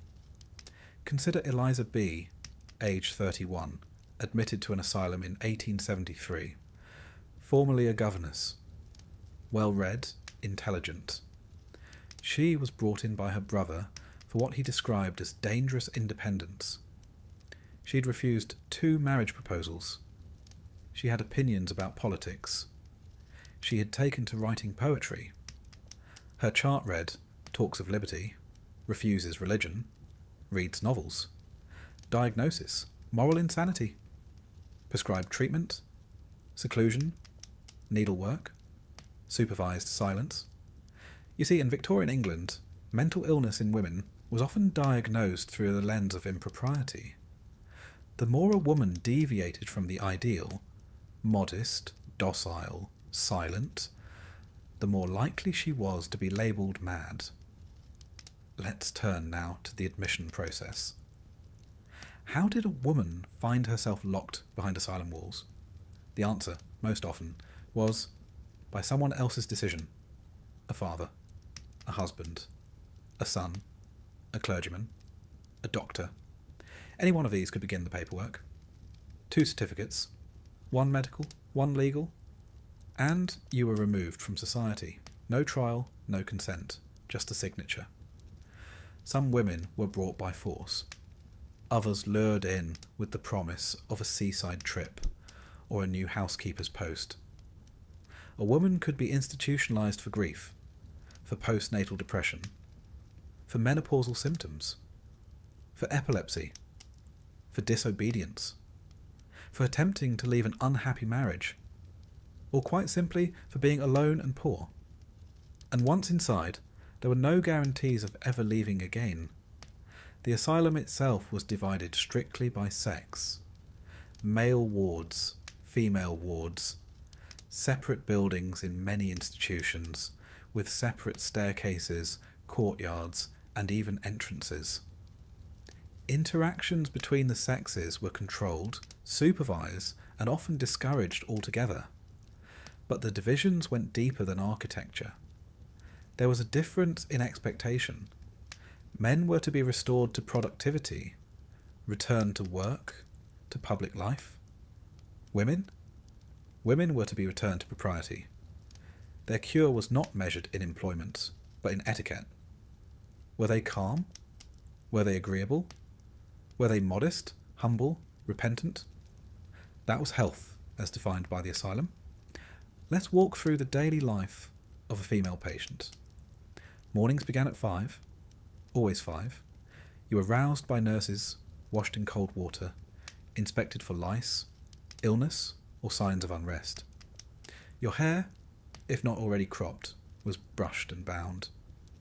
Then came breakfast. Porridge and weak tea, taken in silence. seated in long rows. You were not allowed to choose your seat, or your food, or your company. After breakfast, labour. The asylum was a factory, and women were the workforce. You boiled sheets in the laundry, your hands scalded raw. You scrubbed floors, sewed uniforms, patched blankets. Everything you touched belonged to the institution. And your labour? It was called therapeutic. Of course, should you protest, if your hands shook, or your fingers bled, or you simply sat down without asking, it was logged. Refusal of duty, patient sullen, suspected decline in moral resolve. Should you behave well, you might be permitted recreation, singing hymns, folding paper, reading approved texts, always religious, rarely poetic, no Jane Eyre, no Shelley, no romances of any kind. Your body too was regulated. Nurses tracked your menstrual cycle with clipboard precision. Any deviation from the calendar was noted. Late bleeding, increase in agitation. Menstruation aligned with outburst. Some doctors believed hysteria flared with the tides of the womb. Others tried to suppress menstruation entirely, with cold baths, restricted diets, or tight abdominal bindings. You were not consulted. And then there were the more extreme interventions. If you refused to speak, isolation. If you spoke too much, sedation. If you cried at night, chloral hydrate. If you screamed, cold packs, soaked in icy water, wrapped tightly around your arms, chest, and legs until the shrieking stopped. Or you passed out, whichever came first. And if nothing worked, if you continued to challenge authority, if you threw your doll across the room, or refused to bow your head at chapel, then came the ultimate solution: surgery. From the 1860s onward, a small number of alienists began advocating for ovarian removal in female patients. They called it oophorectomy, and they believed that by removing the reproductive organs, they could silence the madness. Patients with excessive desire, hysterical outbreaks, or persistent melancholia were deemed eligible. The operation was crude, painful, and often deadly. Infection was common. Many women died within days. Others survived, but were left sterile, obedient, quiet. The procedure was rarely advertised in public reports, but it happened, behind locked doors, on operating tables stained with blood and ambition. And then there was puerperal insanity, a diagnosis reserved for women following childbirth. Symptoms included depression, hallucinations, refusal to nurse, or confusion. In truth, we now know it as postnatal depression or postpartum psychosis. In the Victorian asylum, it was seen as a moral failing, a woman rejecting her most sacred duty. Some women were institutionalized within days of giving birth, their children sent to relatives, or orphanages, or into the care of someone who simply didn't ask too many questions. Some recovered, some never saw their babies again. Now let us consider religion. The asylum was a spiritual place in its way. Chaplains held services each week. Psalms were sung, prayers said, morality reinforced. But religion had boundaries. Too little faith was cause for concern. Too much? A sign of delusion. A woman who fasted too long, or claimed to see angels, or insisted she'd been chosen by God. Well, she'd likely be placed in the excitable ward. It was a delicate balance. One must believe, but not too vividly. Some women were sent to the asylum for masturbation, or for being suspected of it. Others for immoral conduct, which might mean a love letter or an overheard moan in the night. Sexuality in women, particularly desire, was viewed as pathological. A man might be excused for urges, a woman, she was a patient, a danger to herself and others. Thus, the asylum became a kind of moral quarantine, a place where unacceptable women were sorted, labelled and softened, until they could either be released back into society or folded into the long-term ward, where time stretched on without resistance. Some tried to escape. A few climbed fences, bribed attendants, or simply walked out when no one was watching. Most were caught. Some were punished. Others vanished into statistics. Absconded. Missing. Presumed deceased. Inside, the female wards were filled with long silences. Patients sat in circles, mending linen that would never be worn by them. They folded bandages, braided their own hair, memorized verses, watched the nurses watching them. Some formed quiet friendships, sat on the same bench every day, smiled across the sewing table. Others withdrew entirely, stared at walls for hours, stopped speaking, or recited the same story over and over until no one listened. And yet, even within that stifled world, women resisted. Some refused food. Some refused to pray. Some screamed when no one else would. One woman tore up her hymn book and said she was rewriting Genesis. Another swallowed a teaspoon and smiled at the doctor who came to retrieve it. These acts, small, strange, inconvenient, were labelled symptoms. But sometimes they were all the patient had left. Eventually time flattened them. Their hair greyed, their charts grew thicker. Their families stopped writing. They were transferred to the chronic ward, given a number, fed on schedule, died in their beds. Sometimes their bodies were claimed. More often, they were buried on asylum grounds. A stone, a number, a line in the ledger. Let us pause here, because perhaps the most tragic thing of all is this. Many of the women in the asylum were never mad, only marginal, unwanted, too loud, too sad, too clever, too poor, too unmarried again, or too unwilling to smile on demand. The Victorian asylum didn't just treat madness. It defined it, confined it, named it after women. And in the end, it forgot them. Quietly, efficiently, with good posture and well-tended gardens. You can hear their footsteps long before you see them, rubber soles on stone floors, the soft jangle of a ring of keys, a cough, the shuffle of skirts or the clatter of boots. In the Victorian asylum, staff did not sneak. They loomed. Their presence was everywhere. Yet somehow they remained just out of reach. Their hands held your medicine. Their eyes watched your behaviour. Their pens scratched your file, noting down your small outbursts, your progress, your silence. You could go weeks without a proper conversation, but you could not go 5 minutes without supervision. Let us meet them, shall we? At the top of the hierarchy sat the superintendent, the chief physician and administrative head of the asylum.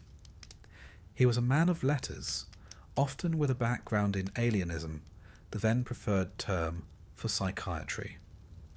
And like many Victorian doctors, he possessed equal measures of scientific curiosity and unshakable authority. His word was law. He determined your diagnosis. He approved your treatments. He recommended your release, or, more often, didn't.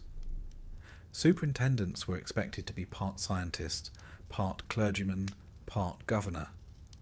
He presided over the asylum like a ship's captain, issuing orders from his office and inspecting wards with a slow, steady pace, nodding gravely. He might have spoken to you once, perhaps during your admission, and never again. Some were reformers.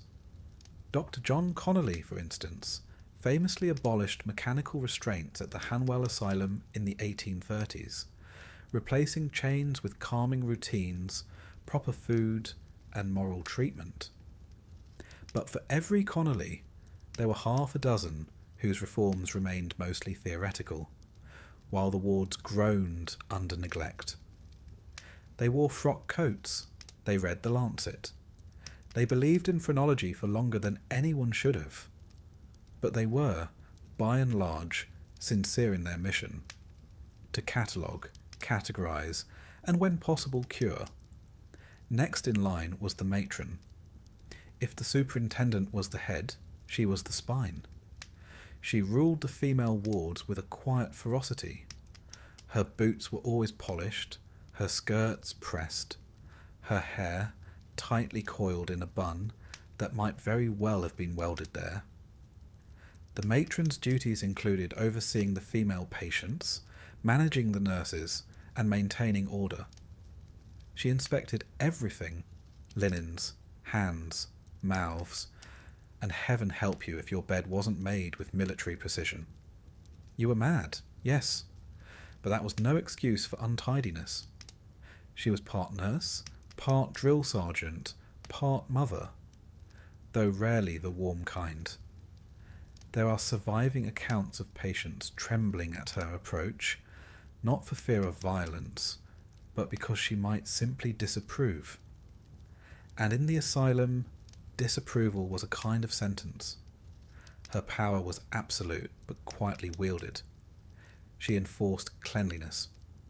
She ensured regular meals. She reported disobedience. She sometimes wrote letters to patients' families, though rarely with much warmth. Her job was to maintain order, not sentiment. She rarely smiled, but on certain spring mornings, if the sun filtered through the high windows just right and a patient had managed a coherent sentence, she might nod. And that nod, in this world, was everything. The bulk of the staff, especially in the lower wards, were male attendants and female nurses. They were not doctors. Most were not trained in any formal way. They were hired for their strength, reliability, and general obedience. Attendants worked 12-hour shifts, often longer. They administered meals, cleaned chambers, walked patients in exercise yards, and restrained those in crisis. They carried the straitjackets, they fetched the leeches, they turned the keys. Some were kind. A rare few read aloud to patients, smuggled in biscuits, or simply listened without judgment. But most were tired, overworked, underpaid, and trapped in the same walls as the patients, though allowed to go home at night. Discipline among attendants varied wildly. Some struck patients with impunity. Others took bribes from families to offer special treatment. A few, tragically, saw patients as entertainment rather than people. One patient in Colney Hatch described an attendant as a man who watched us with the eyes of a cat and the patience of a clock. It was meant as praise. The man was firm but fair. Another described being thrown into a cold bath after shouting in the hallway. The incident was not recorded in any staff ledger. At night, the asylum did not rest. It merely quieted. And in that muffled dark, the night staff moved. Night nurses walked the wards with lanterns, checking beds, calming fits, and ensuring that no one tried to escape through the lavatory windows. A surprisingly popular route, though rarely successful. They carried clipboards and oil lamps, wrapped shawls tight against the cold stone walls. Many of them were widows or spinsters, women with no other employment options. They were considered respectable, but expendable. Their work was solitary, often frightening.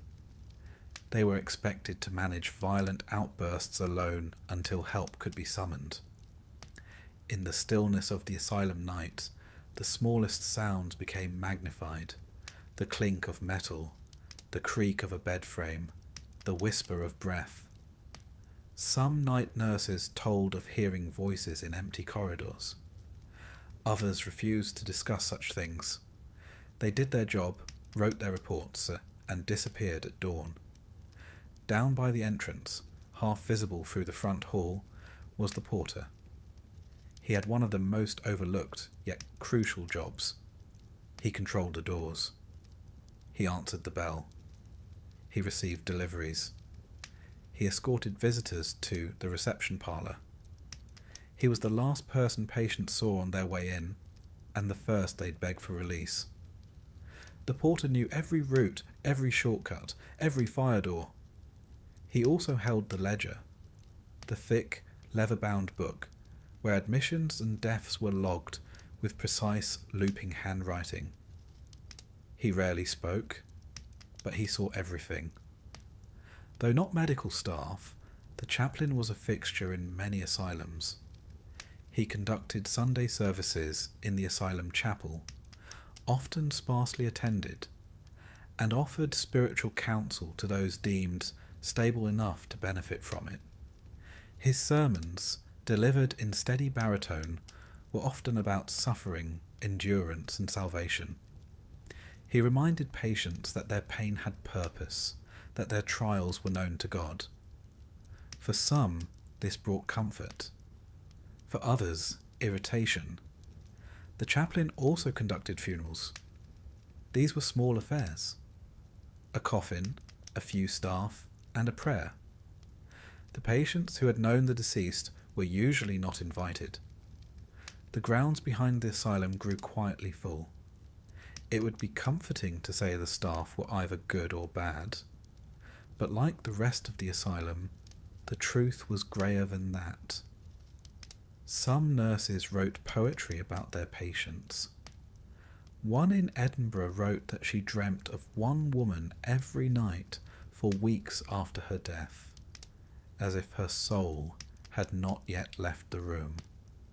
Others inflicted punishments under the guise of discipline. One attendant at Lancaster Moor was dismissed for dragging a patient by the hair down a corridor. The investigation took 6 weeks. The patient's file had already been marked troublesome.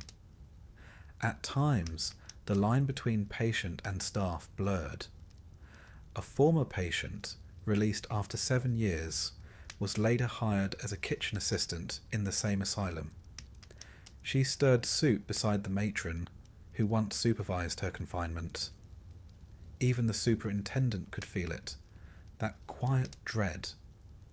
One wrote in his private diary in 1882, "I sometimes wonder, in my silent walks through the dormitories, whether I too have begun to lose the tether of reason. The eyes of the patients, they reflect something I dare not name." The staff bore witness. They saw men retreat into silence, women lose language, children cry without cause. They watched first delusions, then resignation, then vacancy. And they kept notes. They also kept secrets. Abuse was rarely documented. Lapses in care were buried under euphemisms like accidental fall or unresponsive. Families were told only what was deemed respectable. But to some patients, a kind attendant could be a lifeline. A nurse who whispered their name gently instead of shouting it. An orderly who made sure they got the warmest blanket on the coldest night. These moments didn't make it into the ledgers, but they were remembered. Now imagine yourself among them, in your bed, eyes just open. You hear the matron's steps. You smell the faint coal smoke on the nurse's skirt. The superintendent's voice echoes from the hall, speaking Latin phrases to no one in particular. A key turns, a door opens. The attendant calls your name, or the version of it he can pronounce. It's time for your cold bath. You rise, because not rising has consequences. The floor is cold, your slippers are gone again. And the nurse does not meet your eyes this morning. She's tired. You understand. You're tired too, and the day has only just begun. You sit in a hard-backed wooden chair while the doctor scans your face, scribbling into his notebook with a long, scratchy pen. He doesn't ask how you're feeling. He doesn't ask what you've been through. Instead, he observes the tilt of your head, the tremble in your hand, the gap between your answers. Then he writes a word. Melancholia. Or maybe it's hysteria. Perhaps dementia precox. Perhaps you're simply listed as morally defective. The words matter, but not in the way you might hope. Because in a Victorian asylum, diagnosis is less about treatment than it is about classification. And once you are labelled, the label sticks. There were hundreds of entries in the record books, and more every year. The language was florid, speculative, and often revealing of more than just the patient's mind. It told you what society feared, what it didn't understand, and what it was desperate to control. Take hysteria, for instance. A popular choice for women, especially those with opinions. Symptoms included weeping, disobedience, refusal to marry, or a tendency to faint when being told what to do. Doctors could diagnose it from a single glance, often without speaking a word to the patient. Treatment ranged from cold water dousing to isolation, though some private clinics favoured rather more intrusive methods involving vibrating devices and supervised sedation. The term, derived from the Greek for womb, was quietly retired in the 20th century. But for the women committed under it, it lingered far longer. Melancholia was broader. Anyone could be melancholic. The farmer who stopped eating, the widow who wouldn't leave her bed, the poet who spoke only in whispers. Some saw it as a cousin to sadness, but others more worryingly viewed it as a kind of moral failing, a weakness of character. The cure? Fresh air, labour, cold baths? If that didn't help, restraint and darkness were available. There was mania, of course, defined broadly as excessive energy, disobedience, or shouting at the sky. Patients who ran instead of walked, laughed too loudly, or painted their walls with their soup might be diagnosed with acute mania. It required supervision, isolation, and often the use of restraints. A man once wrote 20 letters in one night and was committed for mania. The letters, sadly, were never posted.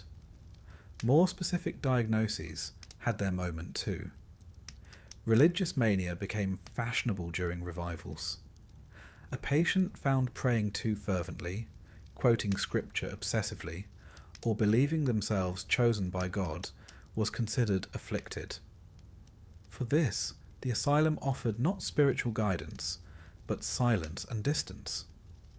Then there was puerperal insanity, postnatal mental illness. It was a genuine and deeply distressing condition, though often misunderstood. Women who struggled after childbirth, who heard voices or experienced paranoia, were committed for months or years. Many never saw their babies again. Epilepsy, today seen as a neurological condition, was listed in many asylums as a form of madness, not because of its symptoms, but because of the fear it inspired in others. Epileptics were often housed in locked wards, away from the rest. Some were restrained full-time. The seizures, it was believed, signalled demonic possession, or at least a dangerous instability. There were diagnoses so vague they bordered on poetry. Imaginary female troubles, novel reading, overstudy, and even excessive tea drinking. A woman in Bath was committed for excessive use of the intellect. Her case notes indicated she had written several essays on natural history. No mention of how the essays were received. only that she was subsequently quiet and uncooperative. She remained in the asylum for 8 years. Men, too, were not spared the vagaries of diagnosis. Drunkenness, once considered moral failing, became medicalized. The dipsomaniac was now ill, not wicked. This helped some avoid prison, though it rarely led to effective treatment. Delirium tremens, hallucinations from alcohol withdrawal, was common in the wards. So too were fights, broken windows, and blackened eyes. Masturbation was considered both cause and symptom. Victorian medicine linked it to insanity, weakness, and spiritual decline. Young men caught in the act were sometimes committed outright or sent to special facilities for correction. The belief persisted, reinforced by lectures, pamphlets, and the occasional bracing application of carbolic soap. The asylums themselves published annual reports, cataloguing patient conditions with grim pride. Tables listed causes: grief, fright, love affairs, poverty, sunstroke. One listed overexertion in the tropics, another blamed loss of a lawsuit. Diagnosis wasn't just about the mind, it was about context. A working-class man with delusions might be labelled a lunatic. A wealthy man with the same symptoms might be called eccentric, or better yet, melancholic. One could be treated at home, the other never seen again. And once inside, your diagnosis followed you. Every incident, every word, was interpreted through it. If you cried, it proved your melancholy. If you grew silent, it confirmed your catatonia. If you smiled, it was noted as suspiciously cheerful. There was no winning, only endurance. Files grew thick with observations. Nurses scribbled notes at the foot of beds. Patient refused dinner. Patient shouted at the window. Patient quiet but staring. Everything was evidence, even silence. There were also pseudoscientific measurements. The circumference of your skull, the slope of your brow, the shape of your jaw. Phrenology charts were consulted, and skulls mapped like strange landscapes. A bump behind the left ear might indicate destructiveness. A flat forehead? Poor reasoning. Photographs were taken too. Not for identification, but for study. Patients were posed against blank walls, often with slates identifying their case number and diagnosis. The expressions captured were not madness, but confusion, exhaustion, weariness, and yet they were entered into journals as evidence. Once labelled, your treatment followed suit. The melancholic might be assigned solitary walks. The hysteric received cold baths. The maniac, restraints. The dementia patient was left to wander the padded cell. The goal was not always recovery, but containment. There were reformers who questioned this. Henry Maudsley, for one, criticised the obsession with classification. He argued that madness was not a fixed thing, but a spectrum, affected by body, environment, and circumstance. But his ideas were slow to take root. The asylum system preferred labels. They fit nicely in files. They justified budgets. They explained away discomfort, even when those labels changed nothing for the person who carried them. There were rare instances of re-diagnosis.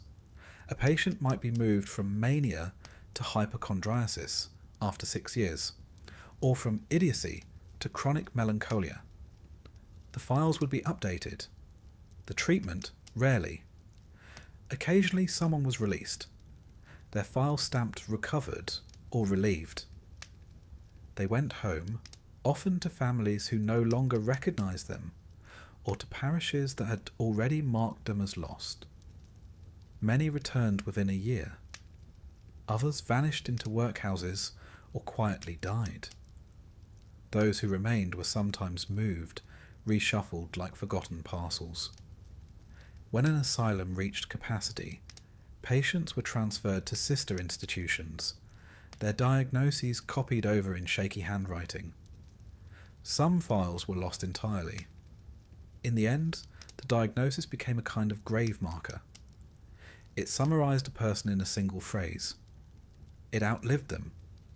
It explained them, however poorly, to a world that had stopped asking questions. A woman died in 1893. Her file read, chronic mania, refused food, refused speech, died in sleep. That was all. Not her name, not her story. Just the diagnosis and the end. Today, if you sat in that same chair, the questions might be different. The doctor might look you in the eye. He might ask how long it had hurt, what had changed, what you feared. But in the Victorian asylum, you were not asked. You were defined. And once defined, you were filed away. In a long corridor. In a locked room. In a ledger thick with other names. Other labels. Other lives forgotten. In the Victorian asylum, time stretched on like mist in a locked corridor. Most who entered never expected to leave. Some didn't know they had arrived, and others, a small but restless few, refused to accept that this was their end. They paced the wards, watched the staff, memorised the hinges of the outer gates, and waited for opportunity, for carelessness, for a chance, however small, to run. This is the story of those who tried to escape. There's something deeply human about the instinct to flee. It doesn't require full sanity, only a sense that somewhere beyond the fence, life must be better than this. In some cases, that instinct burned white hot. In others, it smouldered slowly for years. But whatever the form, escape from a Victorian asylum was a dangerous game, because the walls didn't just keep people in, they kept everything else out. Truth, sympathy, and worst of all, memory. Let us begin with the architecture. Victorian asylums were not built for comfort. They were built for control. Long corridors, high ceilings, and iron-reinforced doors. Windows were often barred, or if not, made of thick leaded glass too high to reach without a stool. Floors were stone or linoleum, chosen not for aesthetics, but for the satisfying echo of footfalls, helpful when counting steps in the dark. And most importantly, the boundary wall. This was no quaint garden hedge. The perimeter wall, typically 12 to 15 feet high, encircled the entire grounds like a question no one wanted to answer. Some were made of red brick, others grey stone. All were topped with inward-facing spikes or broken glass embedded in concrete. One medical superintendent in 1867 proudly noted, "No patient has passed our wall since its elevation, not by force nor by ingenuity." He was wrong. Escape attempts were far more common than the official reports admitted. For each successful flight, there were 10 failures. And for each failure, there were 100 intentions. Whispers in the dormitory. Scrawls on paper. A stocking hidden under a mattress, tied into rope. And they came from all types. The melancholic and the maniacal. The criminal and the gentle. The delusional and the clear-eyed. Not all who ran were mad. Not all who stayed were sane. Take John T., age 42. Committed for religious mania. A former school teacher, prone to quoting scripture backwards and refusing pork. John observed the attendants closely, noted their habits, and one winter morning in 1882, while the staff changed shifts and the fog lay heavy over the airing court, he disappeared. He used a ladder from the gardening shed, stashed behind the tall wall weeks before. No one had noticed, or cared. He was found 3 days later, half frozen, wandering near a canal. He told police he was on his way to Nineveh. He was returned, no longer allowed outdoors. The gardening shed was locked permanently. And then there was Miss Charlotte E., aged 28, committed for moral insanity after repeated attempts to leave her employer's house in the middle of the night. Charlotte believed she was being poisoned. Whether true or not was never determined. In the asylum, she remained quiet for months, ate her meals, folded linens, smiled. Then one evening, during the weekly promenade, she darted behind the chapel and climbed the outer fence using a discarded pail and her own hands bloodied on the glass. She made it 2 miles before collapsing from exhaustion, returned, restrained, then relocated to the chronic ward for her own safety. Her chart reads, restless tendency, improved under confinement, no further attempts. One wonders what she saw in those 2 miles. What air tasted like after the ward. Whether she dreamed of it still. Not all escape attempts were so graceful. Some patients attempted to scale walls with torn sheets. Others dressed in nurse uniforms sewn from stolen linen. One man tried to walk out disguised as a visiting reverend, complete with a fake collar fashioned from a page of Psalms. He nearly succeeded until he asked for wine at the door and quoted the wrong gospel.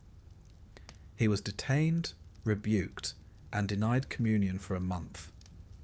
Not for the attempt, but for misquoting scripture. A particular concern for superintendents were women who tried to run. Victorian ideals placed women at the centre of the domestic sphere, but once inside the asylum, women were stripped of their femininity, and any effort to reclaim autonomy, especially physically, was considered doubly offensive. A woman climbing a wall? Scandalous. A woman walking alone along a country road? Indecent. Thus, female escapees were often punished more harshly.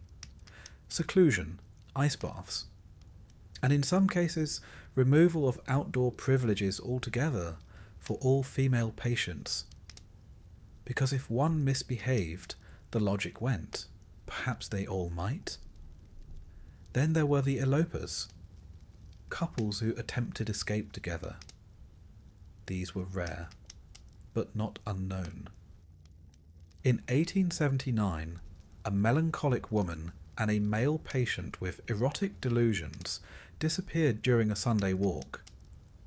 The staff believed they had fled together, although no proof of a plan was found. They were discovered 6 hours later, hiding in a barn. She was weeping. He was asleep. Returned. Separated. She was reassigned to the dementia ward. He was sent to seclusion for 10 days and denied tobacco for 3 months. Their names were never again recorded on the same day. Sometimes assistance came from outside. A sympathetic sister, a bribed attendant, a clever child with access to keys. One story tells of a patient who escaped dressed in a gardener's smock. It was later discovered his cousin worked on the grounds. The cousin was dismissed, the patient never found. Rumours placed him in Scotland, or America, or married with 4 children in Derbyshire. The superintendent simply wrote, "Lost to the record." But most escape attempts failed, some tragically. One woman, reportedly in good spirits, attempted to flee across a frozen pond behind the asylum. The ice cracked. She was found hours later. Her death was ruled accidental. Her chart updated with a final note. Previously restless, now at peace. Another patient, a deaf man institutionalized for idiocy, ran into the road and was struck by a horse-drawn coal cart. His death too was quieted. No inquiry. Just another line in the book. What drove them? Hope, of course. or fear, or clarity, the cruel kind that comes when you realise no one intends to come for you, but also the knowledge that the outside world, however unforgiving, still held the illusion of freedom. The asylum was orderly, yes, clean sometimes, predictable always, but it was not freedom. Every room was watched. Every word could be recorded. Every action questioned. In the asylum, even the birds were locked behind glass. The staff, of course, had their own views. Some admired escapees in secret. A nurse once whispered, "If they can climb the gate, they deserve the view." Others were less charitable. To them, escape attempts were proof of illness, evidence of poor moral training, a reason to increase medication or cut outdoor privileges for all. No one liked a reminder that the walls weren't perfect, that sometimes, just sometimes, a soul inside remembered what it meant to resist. And let us not forget the escapees who returned willingly. There were a few. One man left during a delivery, walked 5 miles, ate a meat pie, then returned. Said he'd forgotten how loud the world was. Too many voices, too many choices. He preferred the quiet, the routine, the same gruel every day, the same voice reading proverbs. He died 6 years later. Peacefully, they said, in the bed nearest the window. By the late 19th century, escape prevention became an obsession. Locks were upgraded, uniforms more closely monitored, staff trained in rapid response, gardens were redesigned, with sunken fencing invisible from the patient side. A trick of landscape, like a painting that only revealed its cruelty when you stepped too far. Dogs were considered at some institutions. Motion alarms, brighter lanterns, anything to preserve the idea that the asylum was secure, not just physically, but morally, that those within were here by right, that their place was appropriate, that no one could, or should, want to leave. But escape still happened, because minds are not so easily contained. Some left through physical means, others left only in spirit. 1,000 small rebellions, refusing to speak, refusing to pray, eating the flower from a bedside vase, refusing to sleep. These were their own escapes, ways of saying, "You may hold my body, but not everything else." One patient sang opera every Tuesday, whether allowed or not. Another claimed to be the Queen and demanded tea with the matron.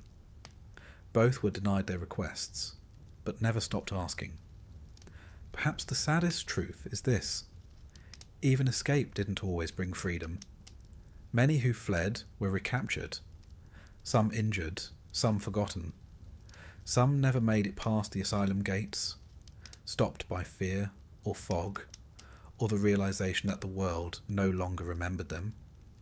Others returned voluntarily, not because they missed the place, but because it was, at last, the only place left that knew their name. And so the walls endured, the gates, the guards, the routines. But so did the hope that maybe one day the door would open for the last time, and someone, anyone, would choose to walk through it, not as a patient, but as a person, whole, free, remembered. In the end, nothing lasts forever.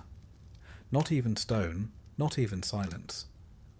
The Victorian asylum, once the beating bureaucratic heart of moral reform and medical ambition, would not survive the 20th century unscathed. Its wards would empty. Its chapels would fall quiet. Its ledgers would gather dust. And its ghosts? Well, they never left. This is the story of how the doors finally opened, or at least stopped being locked. Let us begin with numbers. By the close of the 19th century, asylums across Britain were bursting at the seams. Hanwell, Colney Hatch, Broadmoor, the West Riding Asylum, all filled with thousands of patients.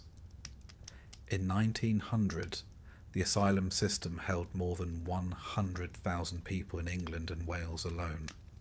It was one of the largest peacetime institutions ever created, larger than the army, larger than the church. But with size came stagnation. The great dream of curing madness had faded into routine, and routine into inertia. For every patient treated, 10 more arrived, diagnoses expanded, definitions blurred. You might find yourself admitted for melancholia, or for epilepsy, or for disobedience to husband. And once inside, the chances of release grew slimmer each year. People no longer spoke of healing. They spoke of management, of stability, of the status quo, until slowly the outside world began to notice. At first, the criticism came in whispers, letters in newspapers, columns in medical journals, sermons given by ministers who had once walked those halls. One of the earliest and sharpest voices was that of Dr. John Charles Bucknell, a former superintendent himself. By the 1870s, he was publicly lamenting the state of British asylums. "We are building prisons and calling them hospitals," he wrote. Others echoed the sentiment. "There was no cure behind a locked door," said one Member of Parliament in 1889. And by the early 20th century, reformers were knocking loudly. New ideas emerged, new language too. Mental hospitals began to replace asylums in official documents. Alienists became psychiatrists. Moral management gave way to scientific treatment. These weren't just words, they were rebranding, an attempt to scrub away the rot of centuries. The Lunacy Act of 1890 codified admission procedures, requiring judicial oversight for many cases.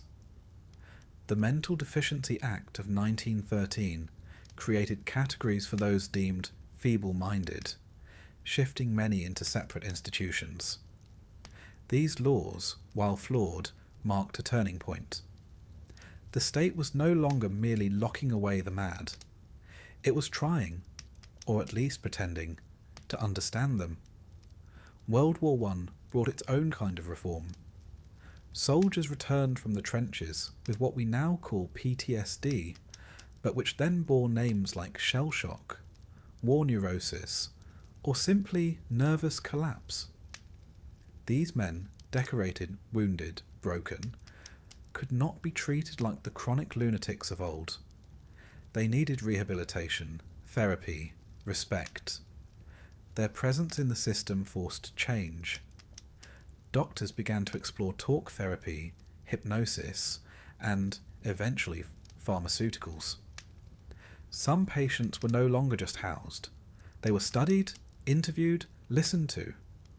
And it became clear not all madness was permanent, and not all madness looked mad.